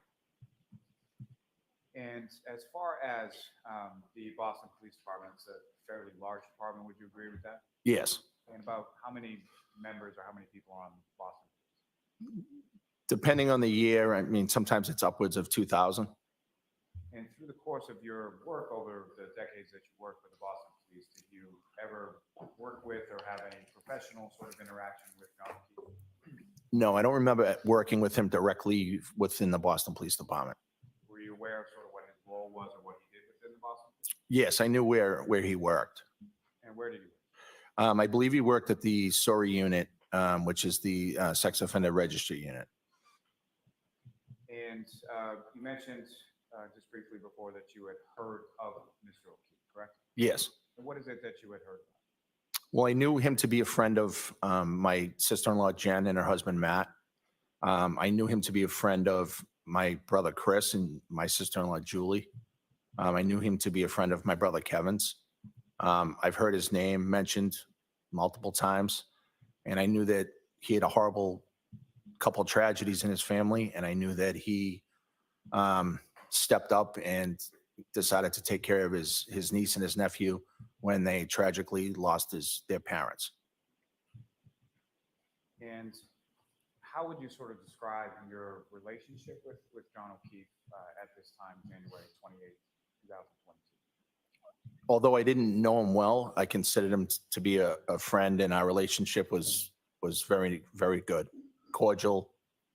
And, I considered him to be somebody that I could hang out with and have a good time with.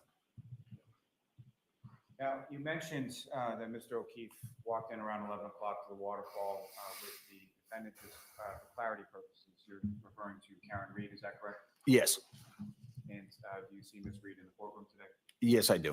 Could you just identify as to where she's seated or an article of clothing she's wearing? Sure. She's a female at the table in front of me with a black top on, long sleeve. Just as the record reflect identification. Yes. Now, with regard to Ms. Reed, had you met Ms. Reed prior to that date of January 28th? I believe I had met her one time a week prior. And do you recall any specifics about that meeting or how it is that you came to meet her about a week prior? I do. And if you could explain to the jury what those circumstances were. Sure. I met her at the Hillside. I believe she was there with John a week prior.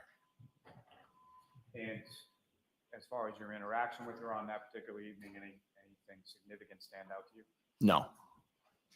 Now, when they came in, and by they, I'm sorry, I mean Mr. O'Keefe and Ms. Reed came into the waterfall, where did they go in relation to where you were sort of situated at the high top? So I don't remember them actually walking in the front door. I remember them being in my general area at some point. And they went towards the other side of the table where my sister-in-law, Jen, and my brother-in-law, Matt, were standing. And at some point, did either or both of them make their way down towards your side of the table, your side of the table, excuse me, and what, if any, interaction did you have? Yes, I remember having an interaction, or more than one interaction, with John. Came over to say hello, and we had some conversation, not for too long, but yes. Do you remember anything specific about that conversation or anything stand out to you? No, I think we were talking mostly about work. I think he let me know that the sergeant, I guess, that worked in his unit was leaving or left or transferred. And, he was jokingly saying that I should try to get a job over it where he works. And as far as the defendant, Ms. Reed, what, if any, conversation or interaction did you have? I don't remember having any interaction with her whatsoever. Now, as far as when Mr. O'Keefe came over, what, if anything, did you observe as far as what he was wearing, clothing, anything like that? I don't really remember what he was wearing for clothing. I believe he had a baseball hat on. Other than that, I can't remember his clothing. And specifically, do you recall anything as far as like a winter jacket or a big coat or anything like that?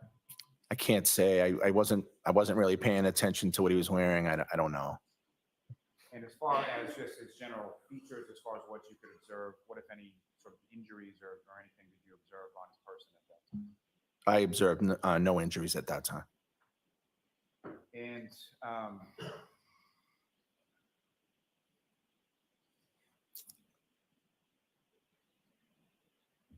over the course of the evening, you had a couple of interactions with Mr. O'Keefe, is that correct? Yeah, I believe we talked a few times, kind of hung out, stood next to each other for a while, like you normally would do at a bar restaurant. And is the band playing while this is going on, is that correct? Yes, the band was there. I believe they took a break here and there, but they were there for the night. Now, Mr. Albert, how would you describe sort of the general mood or demeanor of the group while you were at the waterfall that evening? In one word, it would be fun. Everybody was in a great mood. People were getting along. It was friends and family, and it just seemed like a great night. And And do you recall about what time things started to wind down or things started to sort of end for the evening? I believe the band stopped playing probably, close to 12, and things started winding down, a little before 12. And if you know, from the group that you just described at the high top table that you were a part of, what was sort of the order in which people left the establishment, starting with the first? So I believe the first to leave was myself, my wife Nicole, my daughter Caitlin, and Brian Higgins left at that time as well. And had anybody left from your group prior to when, I'm sorry. So the bar starts to wind down around 12, correct? Yes. Prior to the bar winding down, had anybody from your group left before that? I didn't remember or notice that. I'm not sure. And so the first to sort of leave from your group when the bar is winding down is yourself, Mr. Higgins, your wife, and your daughter. Yes. And when you exit the establishment, where do you go? Into the parking lot to my vehicle. Let me take it back just for a moment back into the waterfall. During the course of the evening, what, if any, conversation was had by you or amongst the group that you observed as far as where to go next or what were you doing following the waterfall? Okay, so there was some conversation relative to people going to my brother's sub shop, which is across the street. And he was maybe going to make some pizzas for people if they were hungry. So that was discussed. And did that end up happening? No, some people didn't want to go over there, and for whatever reason, it just didn't happen. And beyond that, was there anything else that was discussed as far as where to go after the waterfall? Yes. And what was that? So it ended up being my son Brian's 23rd birthday. So at 12 o'clock, he would be 23. So there was some discussion about if anybody wanted to go by the house to kind of say happy birthday to him. And I know my wife Nicole mentioned it to Jen and Matt, and it was said, I believe, in the group where we were standing. And so was that sort of an open invitation that was extended to pretty much anybody that was around the high top table? Yeah, sure. Anybody that was there was welcome to come by if they wanted to. And as far as you knew, as far as awareness of who was coming over to your house at 34 Fairview, who from the group were you aware of coming over?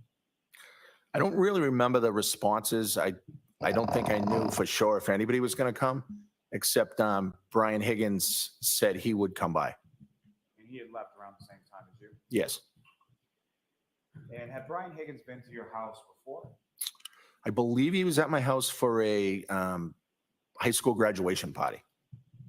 And high school graduation probably in the spring, is that correct? It would have been the summer prior to that time. So my twins were graduating high school, and we had something at the house, and it was spring, summer of the year prior. And around that time, so that would have been 2021, is that correct? Yes. So around that time, there was still sort of vestiges or whatever of the COVID pandemic, is that correct? Yes, actually, that was just getting over, I think. And so where was this graduation party at your house? Was that inside your house or outside your house or something? It was actually out back. It was more of a cookout type thing.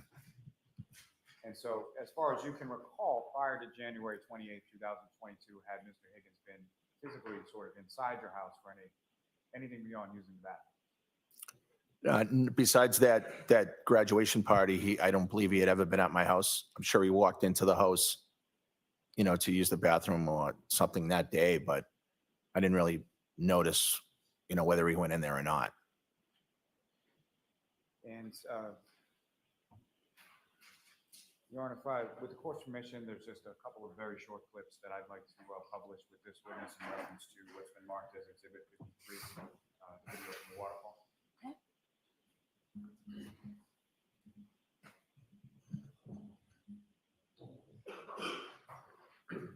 In this Gilman, with reference to channel 3, if I can have the fourth video now. And Ms. Gilman, if I could ask you to fast forward to 18 minutes and 50 seconds.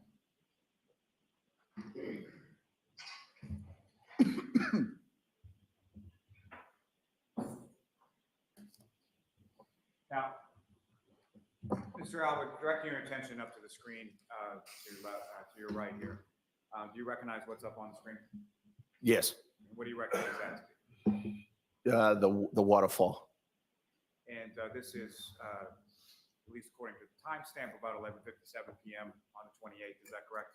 Yes, And what's up there, is that, to the best of your recollection, a fair and accurate portrayal of what the inside of the waterfall looked like, absent sort of the quality of the video? yes.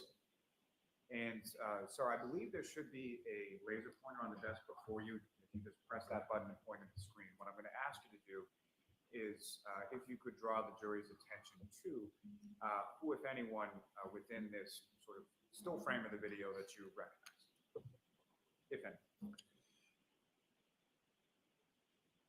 With the time band across the top there, I can't really, I can see some people around the table that we were standing, which would be this table area here. Tough for me to say from here who everybody is. I believe that's Brian Higgins there, but I'm not 100%. Ms. Gilman, if you could play this, and what I'm going to ask you to ultimately play is up to the 19 minute and 58 seconds.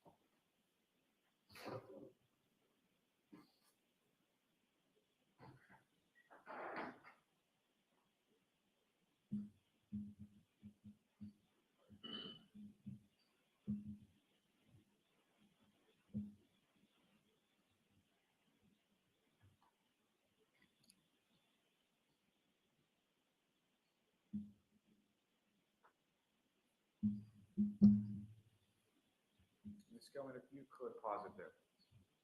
Now, Mr. Albert, from what you observe up there, as far as the door that you came in and came out of on that evening, do you see generally where that door is? Yes, And if you could direct the jury's attention to where on the video screen it is. doors this way. And from just prior to in this video, we're now stopped at the 11:57 and 50-second mark. You see a group sort of making their way towards that front door. Is that correct? Yes, And from this vantage point, are you able to recognize any of the people in that group that made their way towards it? yes. I believe I saw my wife, my daughter here maybe, and then I think I'm over here. But again, it's a little grainy and I can't really see great from here. And I saw Brian Higgins, but I don't know if he's in here somewhere. Thank you, Ms. Gilman. If you could just press play again for about 30 some odd seconds.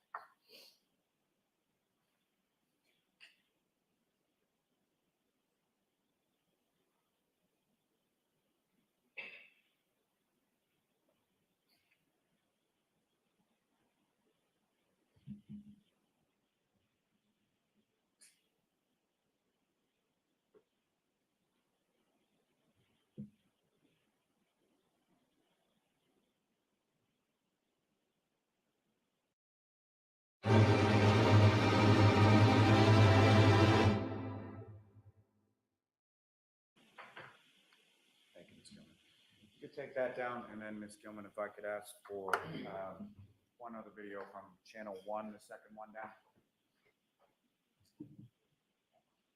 If I could ask you to fast forward that to about 5 minutes and 10 seconds.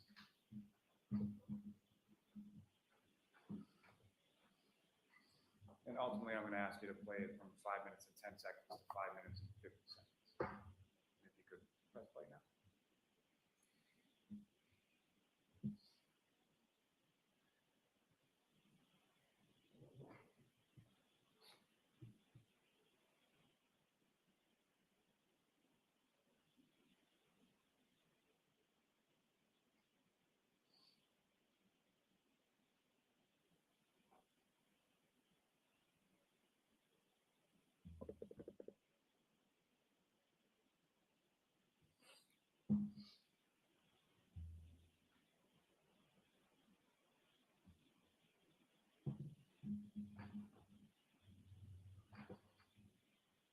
Thank you, Mr. Higgins. Now, generally speaking, what was just played up on the screen, Mr. Albert, do you recognize what that is? Yeah, it looks like the exit of the waterfall, and we're kind of walking out.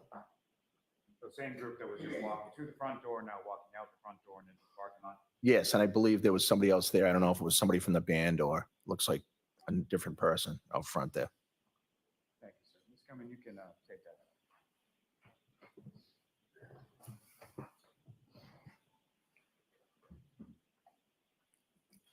Now, Mr. Albert, when you get to the parking lot, you get in the vehicle and you drive to your house, is that right? Yes, Okay, and specifically, you're the one driving, is that correct? yes. And who is in your car with you on the drive back? My wife Nicole and my daughter Caitlin. And about how far a drive is it from the waterfall to your house? I would say 5 minutes. And the weather, as far as when you walk out, get in the car, and then start driving, what, if anything, had changed about the weather from the time you came into the waterfall to the time you came out? Yeah, so it had started snowing a little bit more heavily. You can kind of see that on that second video. So the ground was beginning to be, coated, it looked like. So coating on the ground, but could you, as you were driving, could you still sort of see the blacktop of the roadway? I believe so, yes. Now, you get to your house, and what, if anything, happens sort of as you're coming into your driveway?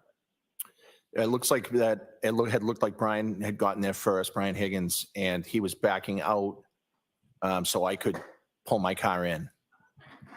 And as far as the vehicle that Mr. Higgins was driving on that evening from the waterfall, was that the same vehicle that he had driven with you back from New York? No. And what kind of vehicle was the one that he was driving back from New York, and what kind of vehicle was the one he was driving that night? So the one back from New York, he was driving a full-size pickup truck. I'm not sure what make or model, but it had a cab on the back, and I believe it's gray. And then that night later in the night at the waterfall, he had a Jeep Wrangler vehicle that I believe is white, but I'm not 100%. So he had arrived at your house before you, is that correct? Yes. And you said it looked like he had done something to the driveway? He may have skimmed, he had a plow on his truck, and I think he may have skimmed plowed the driveway and then pulled out, and then we pulled in. And as far as vehicles at your house, how many, around this time in January 22, between yourself, your wife, kids, how many vehicles did you have? I believe 3. And what type of vehicles, and who was sort of the primary driver with regard to those? So I had we had a Ford Explorer, a Cadillac SUV. It's a smaller SUV that my wife Nicole drives, and the Ford Edge that I already spoke of, and I believe we had one more vehicle that one of my kids drove at that time. And I'm just trying to remember. It might have been an Escape, maybe a Ford Escape. Someone could have had that at college. Someone could have had that at school. So I don't remember if it was there that night or not. So all the vehicles were essentially like SUV type vehicles. Yes, we didn't own any sedans or any cars. Now, as far as when you pull into the driveway, the house at 34 Fairview has a 2-car garage? Yes. And is the garage something that you or other members of your family would utilize as far as parking vehicles? No. So unfortunately, we didn't use the garage a lot because we kind of used it for storage, and we had a lot of stuff out there. So we very seldom used it. And if you recall, as you're pulling into the driveway, did you pull into the left side, the right side, or? I believe I pulled in on the left side of the driveway. And you mentioned that Mr. Higgins had sort of scooped with the plow like in the driveway and then parked on the street. Do you recall where in relation to your house or your driveway he parked? So no, I don't remember where Brian Higgins parked. I remember him pulling out so I could pull in, and then I didn't really see where he parked. And you then go into your house, is that correct? Yes, And are all of you, and by all of you, I mean yourself, your wife, your daughter, and Mr. Higgins all sort of coming in around the same time? basically, yes.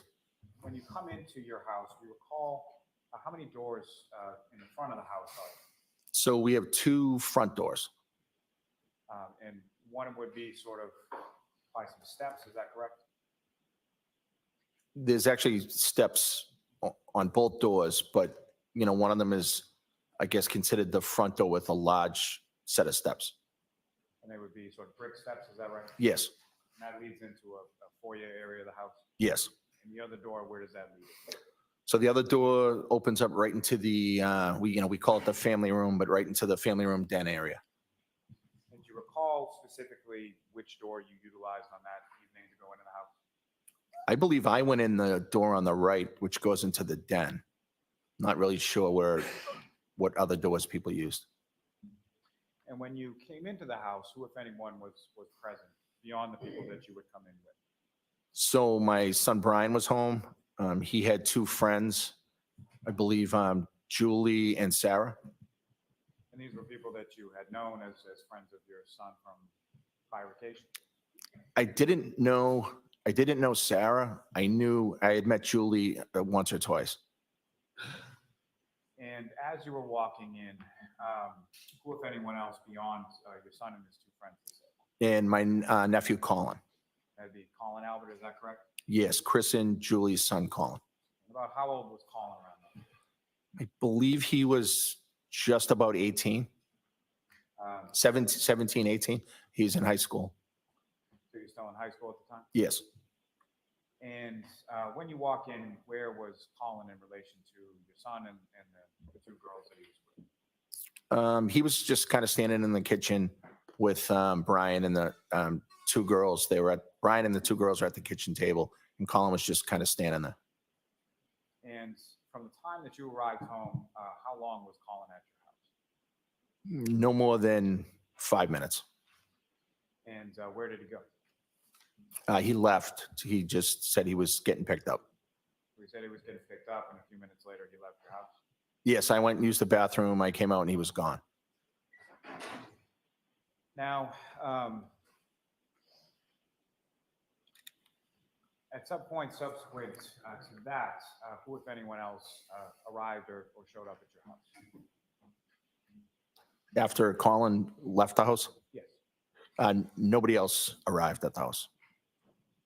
Your sister-in-law, Jennifer McCabe, Matthew McCabe, at some point, did they come by? Yes, I thought you were referring to after they showed up. So when, my question is, do you know whether or not when Jennifer McCabe and Matthew McCabe arrived at your house, was Colin still there? I don't know if he was still there or not. I believe he left before they came, but I'm not 100%. So you come home and you go to use the restroom, is that correct? Yes, And when you go to use the restroom, Colin's there, correct? yes, And the McCabe's are not? they are not. When you come back from the restroom, Colin's not there, Yes, Colin was gone. and the McCabe's are there? No, I don't believe they had arrived yet. So they arrived sometime after Colin had left. Yes. And over the course of that evening of the 28th into the early morning of the 29th, did anybody else come into your house, or did anybody else come into your house at any point? No. Now, in addition to yourself, your wife, and your son, did you have any pets at that time? Yeah, yes, we did. And what kind of pet did you We had a dog. have? And what kind of dog was that? So it was a German Shepherd mix, And what was the name of the dog? Chloe. And how long had you and your family had the dog? We had Chloe for approximately, at that time, maybe 6 or 7 years. Do you recall how you got the dog or where you got the dog from? The dog was from a shelter in Dallas, Texas, actually. So essentially a rescue dog, is that correct? Yes, rescue dog. And when you got home after you went to the bathroom, what, if anything, did you do with reference to the dog? At some point, I went upstairs to grab the dog and let her out back to use the bathroom. And so when you would take the dog out, or when anybody would take the dog out to use the bathroom, how would that be accomplished? So what I'm asking is, would the dog be on a leash, or would it be let out in the yard, or?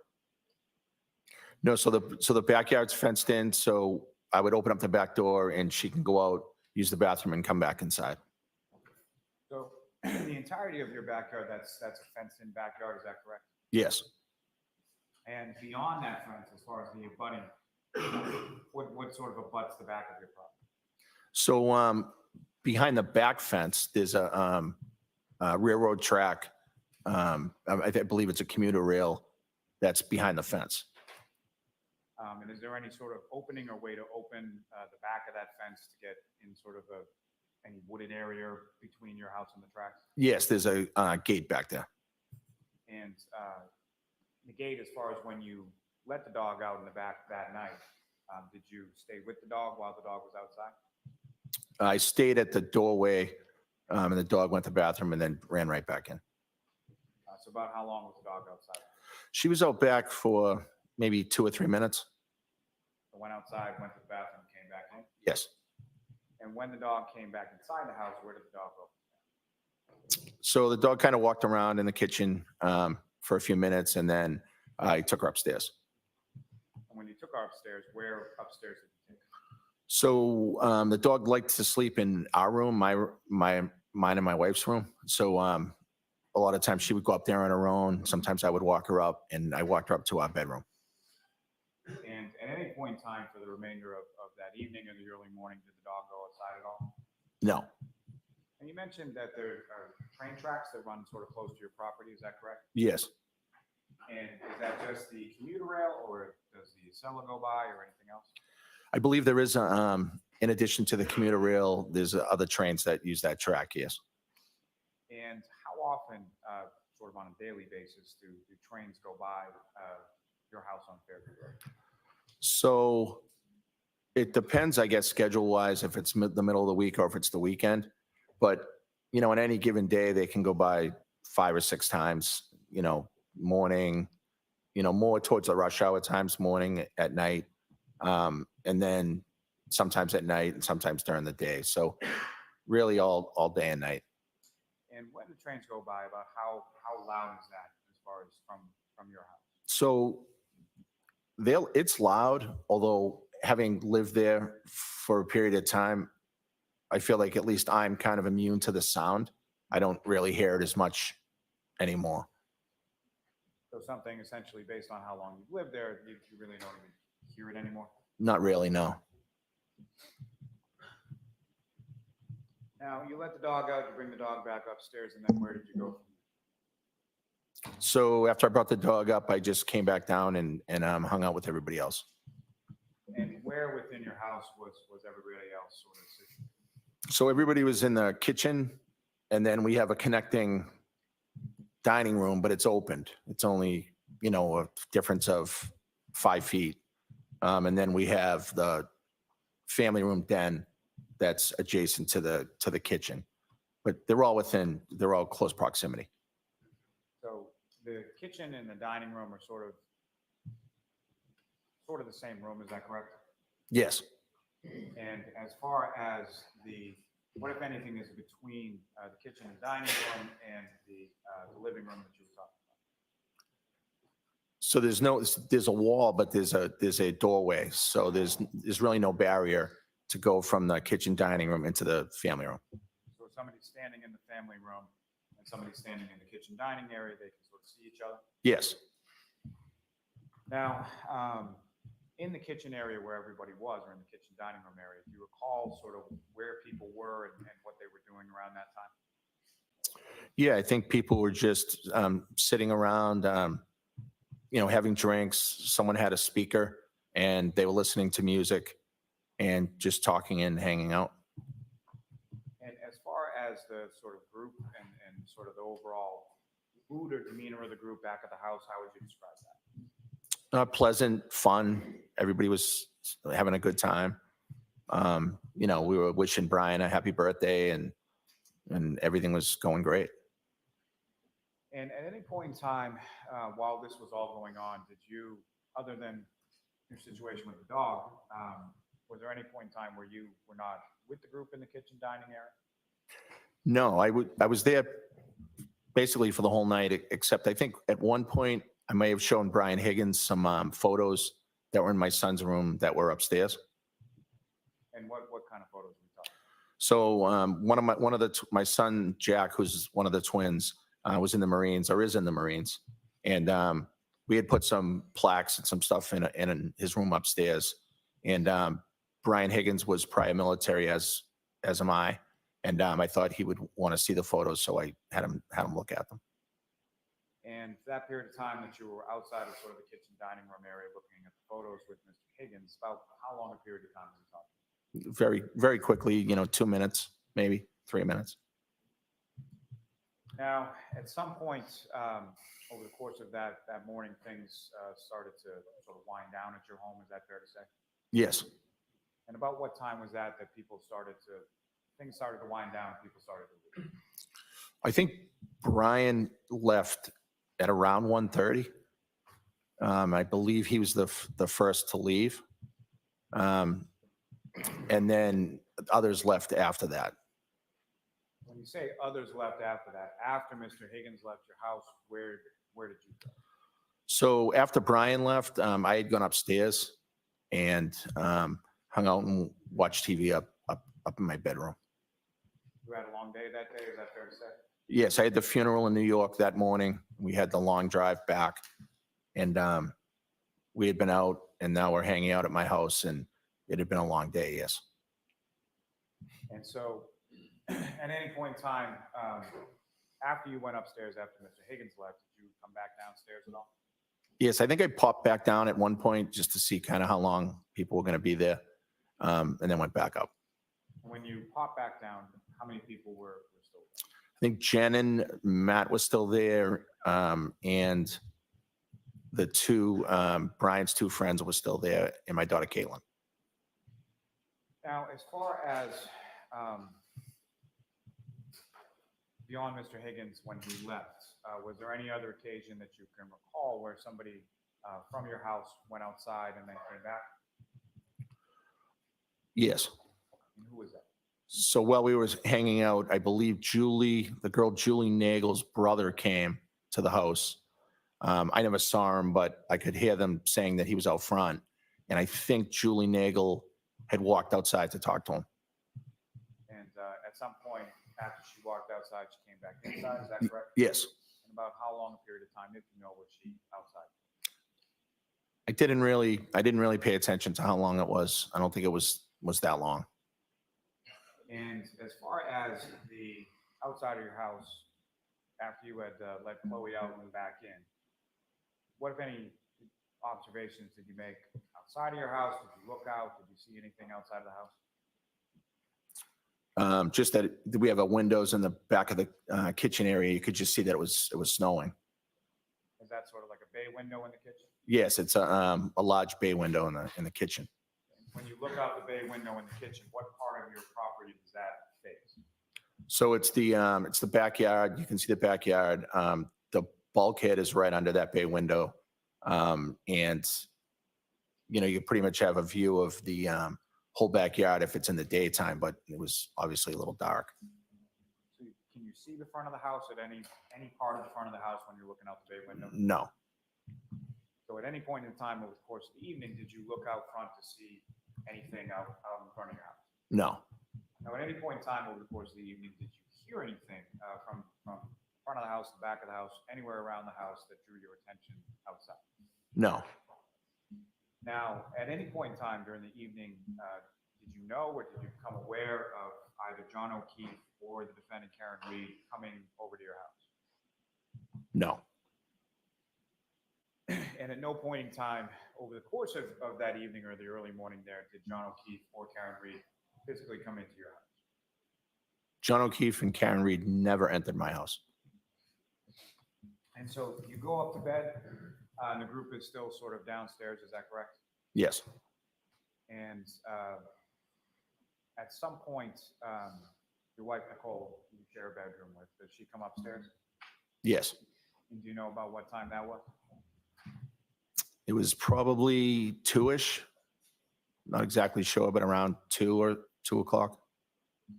And the doors to your house is, as far as the front doors and the back doors, is that, what is sort of the situation with regard to locking the doors before everybody goes to bed?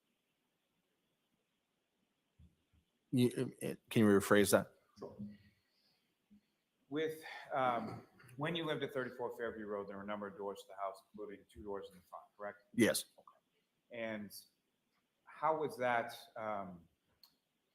let me ask you this. Would it be unusual for the front doors of your house to remain unlocked overnight? No.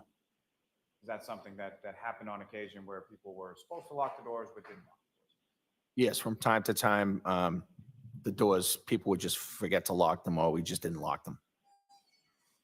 And so your wife comes up to your bedroom about 2 a.m. or so.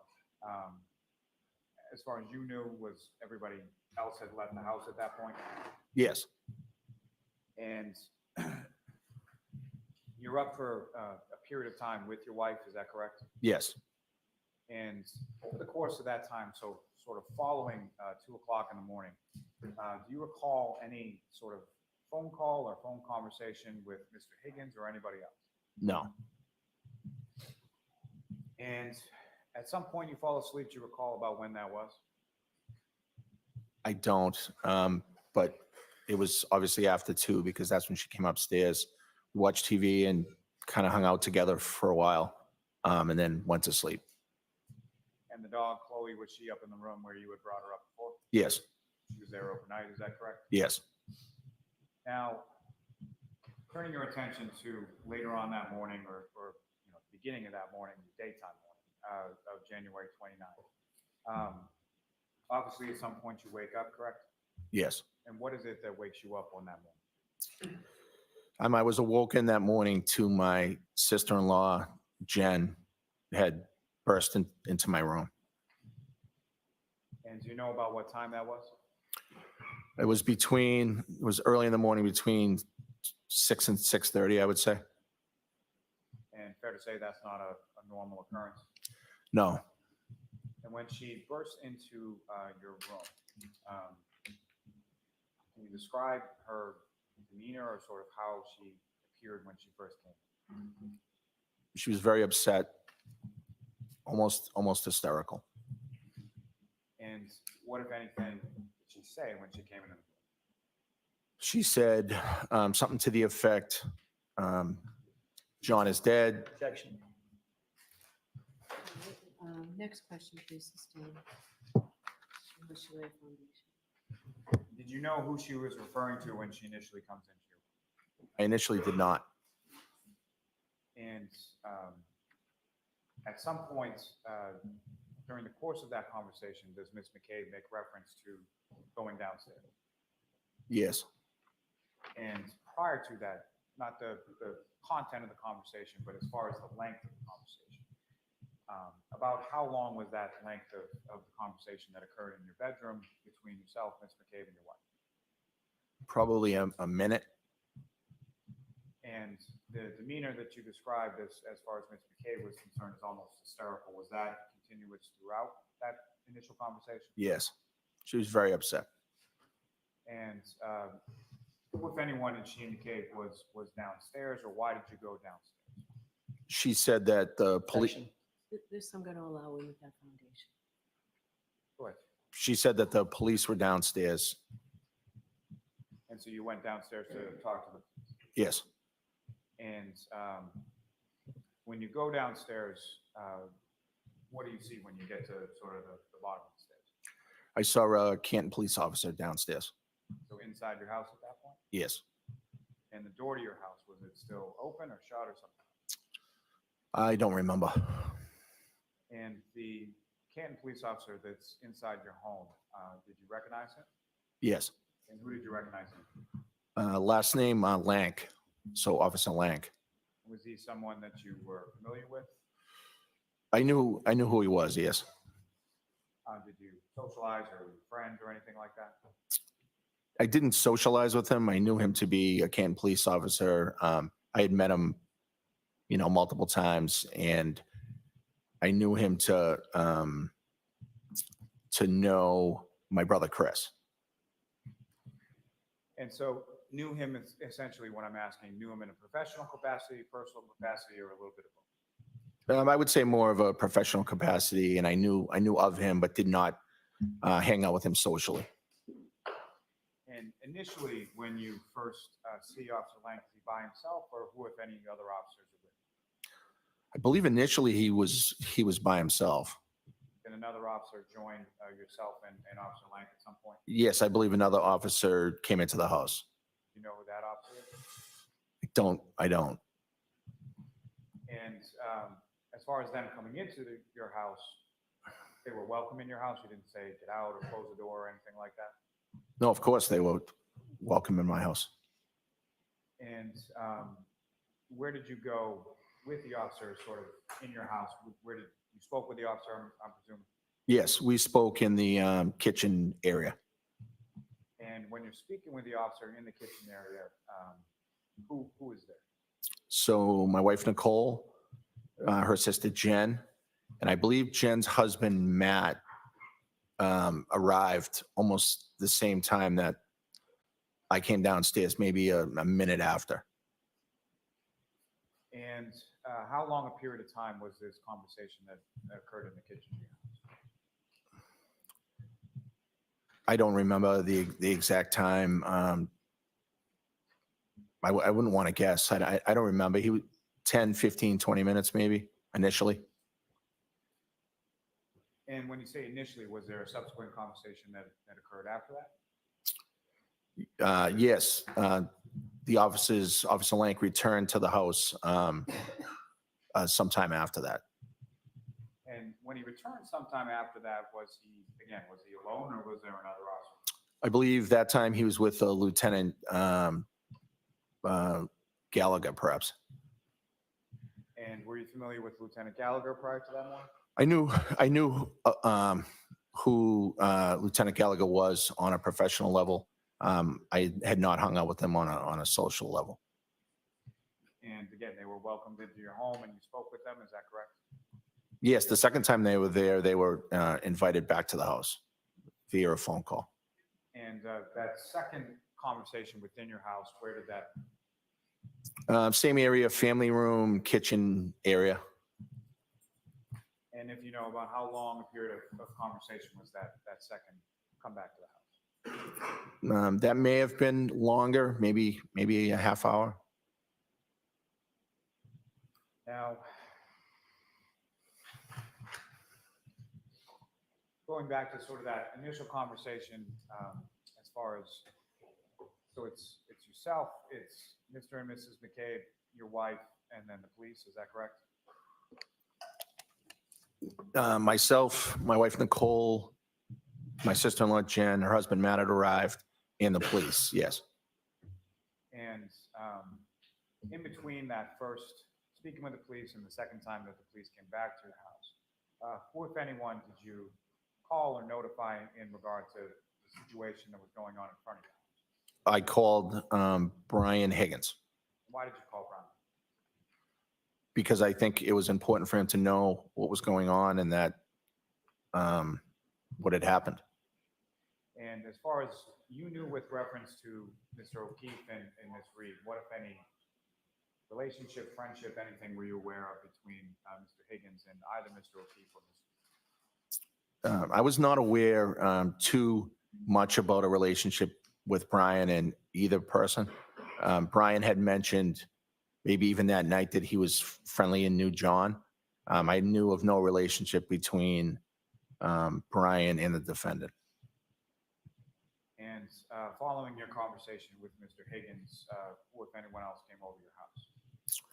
So Brian Higgins eventually came over to my house.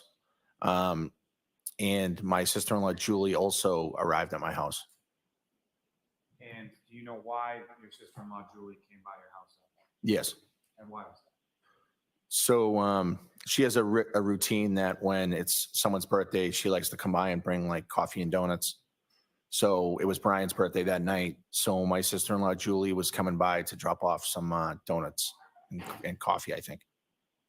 And where was Julie when you first saw her that She was out front in the driveway. And what, if anything, did you ask Julie to do when you saw her out in the driveway? I asked her to come inside. And when she came inside, is that when you informed her of what had happened? Yes, I don't know if it was necessarily me that informed her, but people that were there were explaining to her what happened. It was a very, very chaotic, unbelievably chaotic morning.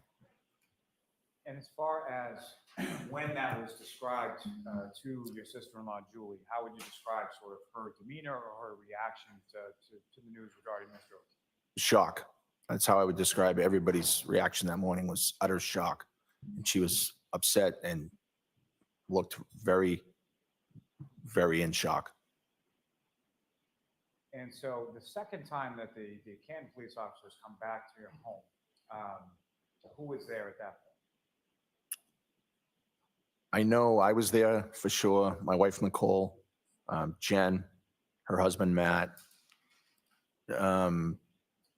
Brian Higgins may have been there at that time.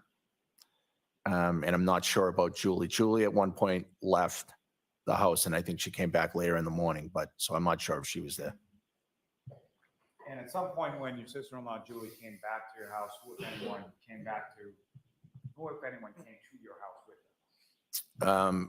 Her husband, my brother Chris, who's her husband. Was this before or after the second time that the police had been at your house? I believe they came back after the second time, but I'm not 100% sure. The first time that Julie came with the coffee, the police were not there.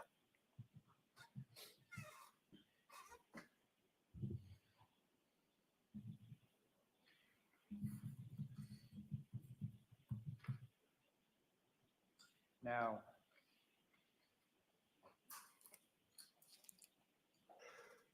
when you first sort of get up and come downstairs and the police they're basically in your doorway, is that correct? Yes.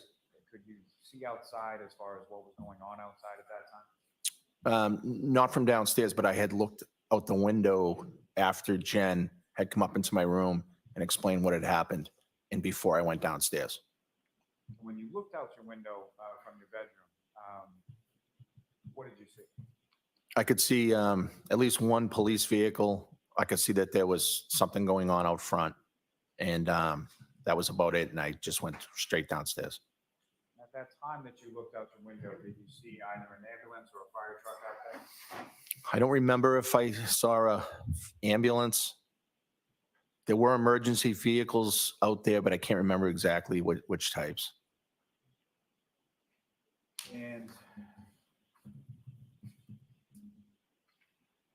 at any point in time, at that time or subsequent throughout the course of the day, did you go out to that area of your yard where you saw the cruisers and the sort of lights? No. And why? I didn't see that there was a reason to go out to that area. The police had already been in my house. They had already talked to us about what was going on. It was a snowstorm at that point. They were trying to conduct an investigation, and I didn't want to interfere with it or have anything to do with it. Now, as far as what you're learning, sort of when Jennifer McCabe first comes sort of verging in into your bedroom at 6 to 6:30 in the morning, at any point around there were you made aware of where John O'Keefe was at that point? Yes. And what were you made aware? I was made aware that he was taken to the hospital. So by the time that you're awoken by Mrs. McCabe, John O'Keefe is, to your knowledge, not outside. To my knowledge, I believed he was on the way to the hospital. Now, later on in the course of that day, at some point, did you have occasion to speak with some troopers from the state police? Yes. And if you recall, who is it that you spoke with? So I spoke with Trooper, last name Proctor, and then another trooper, and I don't know the last name, first name Yuri. Would it be Sergeant Buchanan? It could be. And had you met either of those troopers prior to that date? I had never met Trooper Proctor. I had met Trooper I forget, what is the last name? You met Trooper Yuri. Yuri? I had met him once or twice before. Was that in a professional capacity? Yes. And where did you speak with him on that? At my sister-in-law Jen's house. And if you recall, about what time of day was it that you spoke with him? It was late morning, early afternoon, the day of the incident. So I don't know the exact time. Before noon, I think. And why was it that later on that day that you were over your sister-in-law Jennifer McCabe?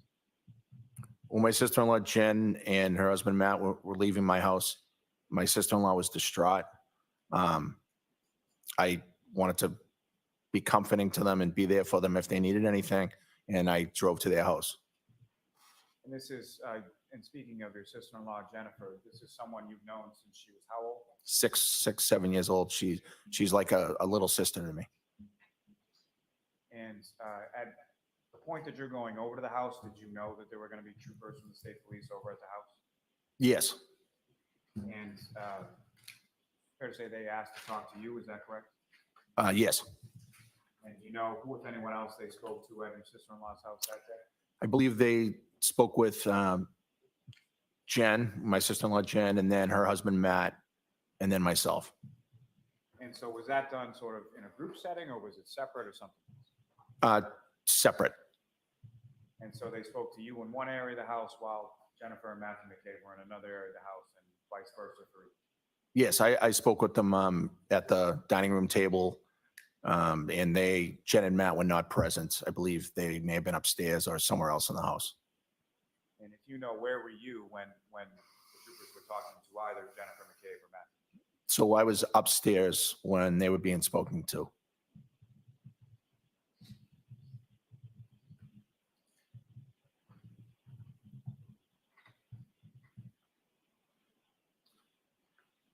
So I may have one moment, Your Honor. Yes.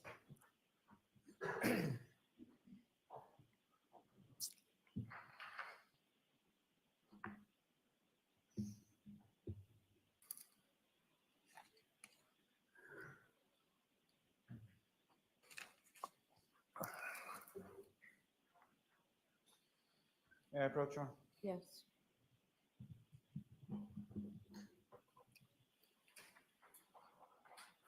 I'm going to show you a series of 8 photographs. You've asked to review them and look up. Sure.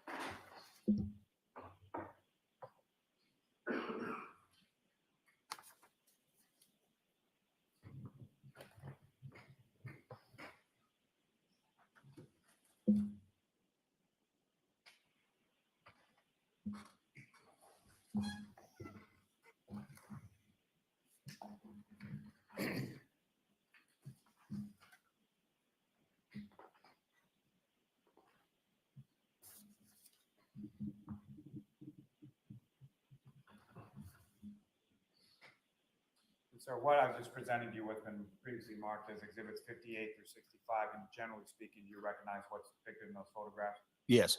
And what do you recognize it to be? So the photos appear to be the front yard in front of my old house at 34 Fairview Road. And from those photographs, they appear to be a fair and accurate portrayal of what your house and your yard looked like around that time. Is that correct? Yes. Your Honor, with court's permission, I would ask to publish those for the jury to discuss with the witness briefly. Hey, you can put them up, Ms. Gilman. Ms. Gilman, if you could start with exhibit 58.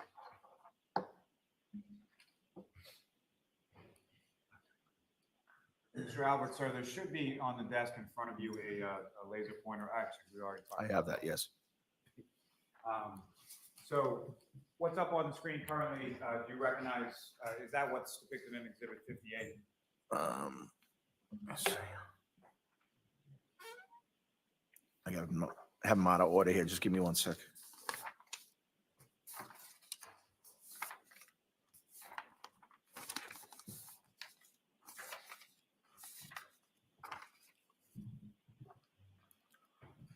So yes, this looks like the photo exhibit 58 that you handed me. And this is a photograph of your house, or if I'm standing on the street to the left side of the property, correct? Yes. And on this sort of left side of your property, let me ask you this first. As far as between the roadway of Fairview Road and your front lawn, is there anything there as far as a sidewalk or anything like that? No, there's no sidewalk. So the grass area goes right to the curb, and then there's the street. And the curb that's in between the grass and the roadway, is that like a straight curb, a straight edge curb, granite curbing, or like rounded curbing? How would you describe that? I would just describe it as a regular curbing. It's not granite. It's the color is black, so it seems like a tar curbing. And in this area of the left side of your property, what if anything of note is sort of in that area of the property? So in that area of the property, first of all, that's basically the property line from the neighbor's house. If you're staring at my house from the front, the neighbor to the left, that's the property line area. But there's a fire hydrant there. There is a flagpole with the American flag and the Marine Corps flag. And there is we call it like an electrical box, but I'm not sure what the purpose of it is. And so for all the years that you've lived there, either as a child or as an adult, you really don't know what that electrical box does or what it is? Yes, I don't know if it's operable. Sometimes the door is open. If it's windy, the door of the box blows open, and sometimes it's closed, and we don't really have much to do with it. And the general area where, when you looked out the window in your bedroom on the morning of the 29th, as far as where you saw the police vehicles or the cruisers, do you see that in this photograph? Yes, that's the same general area. The same general area as you were describing with the fire hydrant, flagpole, things like that. Yes. Ms. Gilman, if I could have the next exhibit 59.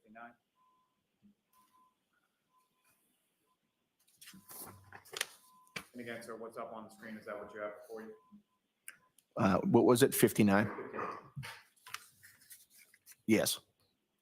And from this photograph, sir, this is again a picture of your residence around the time of January 29th, correct? Yes. Fair to say this is taken after some of the snow has sort of melted from the storm before? If you can tell. Yes, it appears that there's less snow in the front there. So less snow than what you saw when you looked out your window or at some later point on the 29th? Yes. And from this photograph, if you could just direct the jury's attention to the driveway and the garages and sort of where is that located on?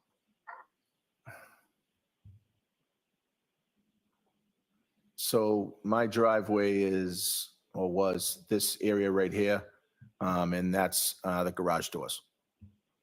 And from within this photograph as well, you mentioned that there were sort of two doors to the front of your house, one that leads into a foyer area and the other leads into a living room of some kind.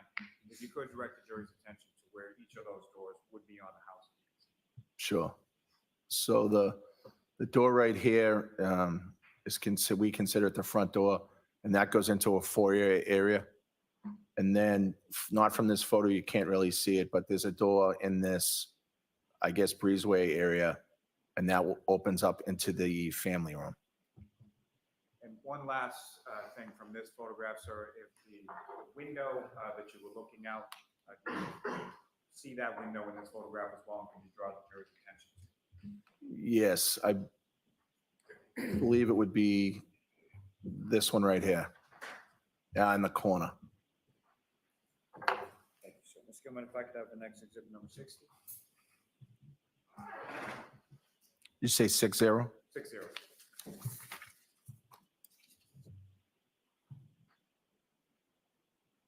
And sir, what's up on the screen? Do you recognize that as what you have before you as exhibit 60? Yes. And from this photograph, as far as the roadway and the sort of width of the road from the curb to the double yellow line there, is that generally what it was on January 29th? That's what the roadway looked like? The morning of the 29th? Well, the morning of the 29th, it was snow, correct? Right, so the roadway, I believe would have had some snow on it. So what I'm asking is, when you came home that evening or the early morning of the 29th, is that essentially what the roadway looked like, absent whatever the snow was covered? Yes. The next photograph, Ms. Gillen.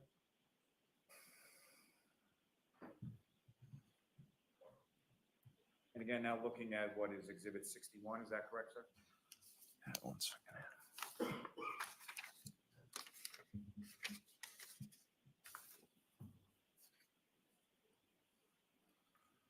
Yes. This is essentially a closer up image of the area of the fire hydrant and electrical box and the flagpole that you were talking about before. Yes. And Ms. Gilman, if I could have the next photograph. And again, what's up on the screen, this would be, and I'm sorry, I've lost my train of thought. Is this 62? 62. It appears to be, yes, 62. So you were mentioning earlier in your testimony that the area where you saw the police cruisers when you looked out your window in the morning of the 29th was near sort of where your property abuts the neighboring property, correct? Yes. And do you happen to know what number that next door neighbor's house is? Up or down from 34? I honestly don't. I don't know what number that is. And do you see sort of the property line in between your house and the next door neighbor's house? Yes, I believe that row of trees is the property line. So the row of evergreen trees there is sort of where it delineates between your property and the next door neighbor. Yes, they appear to be in line from almost the street to the white fence. And that white fence sort of in the back right of that photograph, is that the fence that you were talking about before that encloses your backyard? Yes. And the next photograph, Ms. Gilman, number 63.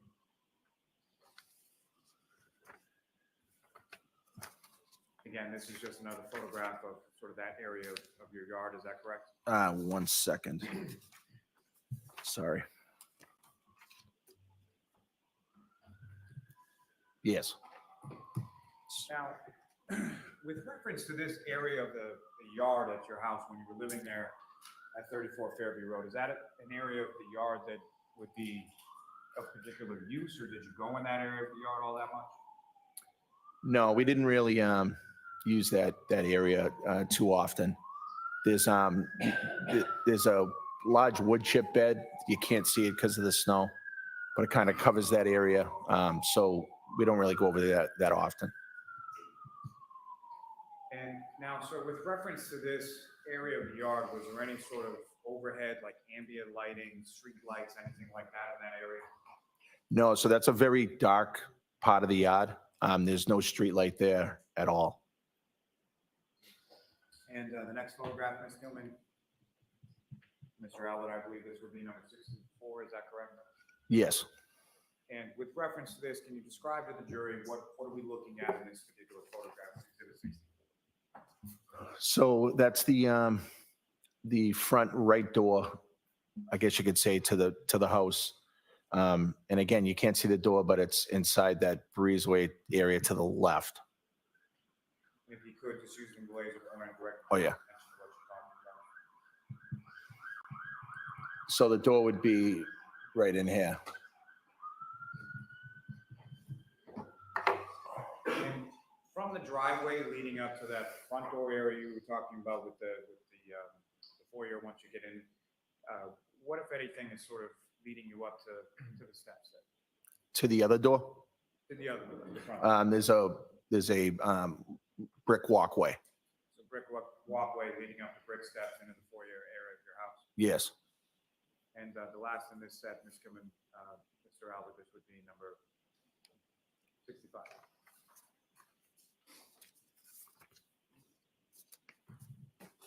Do you recognize what's depicted in this photograph, sir? Yes. And what do you recognize? So that's the picture of the ground in front of the fire hydrant, which is to the left front of my yard. You can take that down. Thank you very much. Now, Mr. Albert, with the days that sort of followed from January 29th, as far as your home was concerned, what, if any, sort of police presence did you observe or notice sort of in that area in the front yard of your home? So over the course of the next couple of days, there were emergency vehicles and police personnel that day and days following in front of the house. So later on in the afternoon of the 29th and continuing on for days after, is that correct? Yes. And what, if anything, did you observe as far as the weather was concerned between the date of the 29th and the days that the police presence was outside of your house? I believe it rained a few times during that time. And as far as the snow that had been piled up on your front lawn, what, if anything, was occurring with the snow as the days went on following the 29th? I believe, so some of the snow was shoveled out, I believe, during the crime scene. And then some of the snow was just dissipating due to the fact that it was melting and it had rained a bunch of days. Now, sir, if I could turn your attention to your house, and obviously at some point you moved from the house on Fairview in Canton to Norwood, correct? Yes. And when was that sort of first discussed between you and your wife as far as selling the house? That was discussed in October, November of, it would have been 2021. And what was it that sort of precipitated that discussion as far as selling the house? Around that time, and it was post-COVID, the housing market seemed really good. And my brother, Chris, had sold his house, was in the process, and ultimately sold his house around that time. He got a great deal on it. I had known some other people that had sold around that time. And it was a little early for us because our children weren't all necessarily gone yet, but it was close and we thought we could get a good deal for the house. So that's when we started exploring it. And who, if anyone, did your brother Christopher put you in touch with? So he put me in touch with a realtor that ultimately sold his house. And at some point you sold the house? I did. And when was that? So we didn't end up selling until April of 2023. And as far as prior to selling the house, what, if any,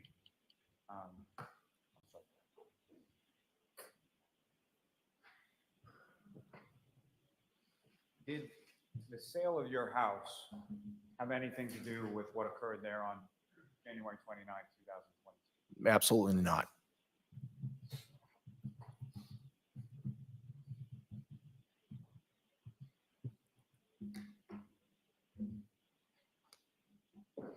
May I have just one moment, Your Honor? Yes.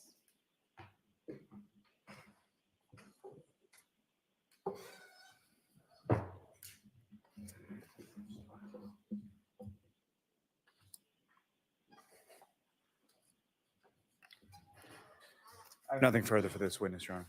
All right. Can I see counsel in sidebar for just a second, please?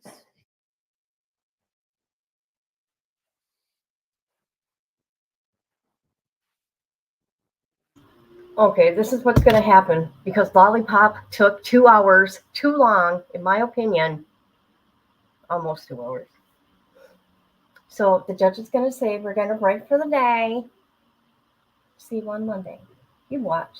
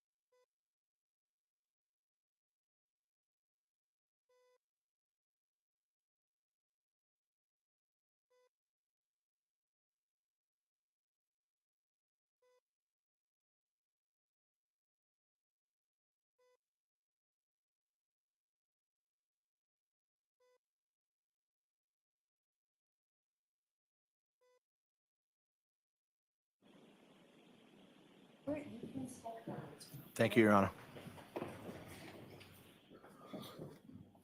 All right, so Jules, rather than start cross-examination of Mr. Albert, we're going to let you break for the day. And I did want to give you some scheduling updates because there have been questions from you folks and requests.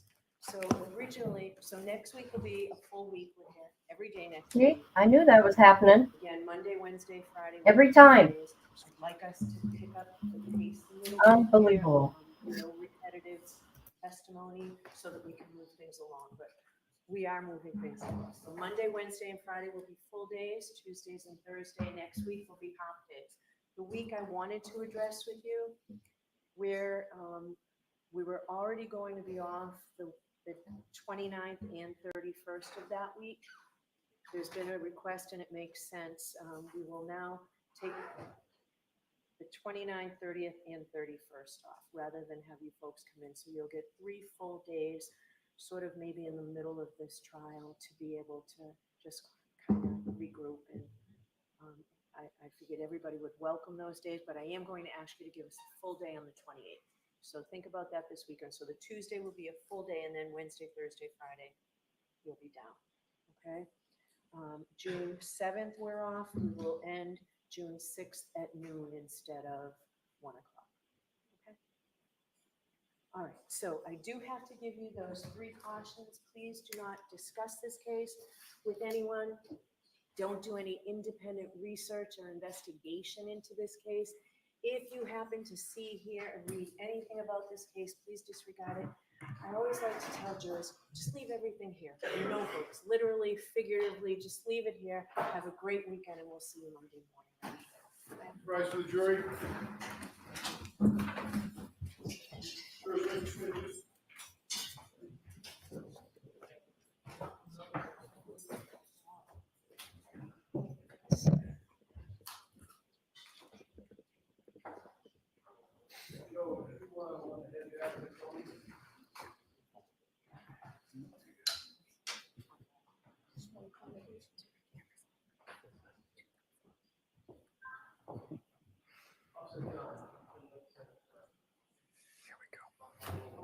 Thank you.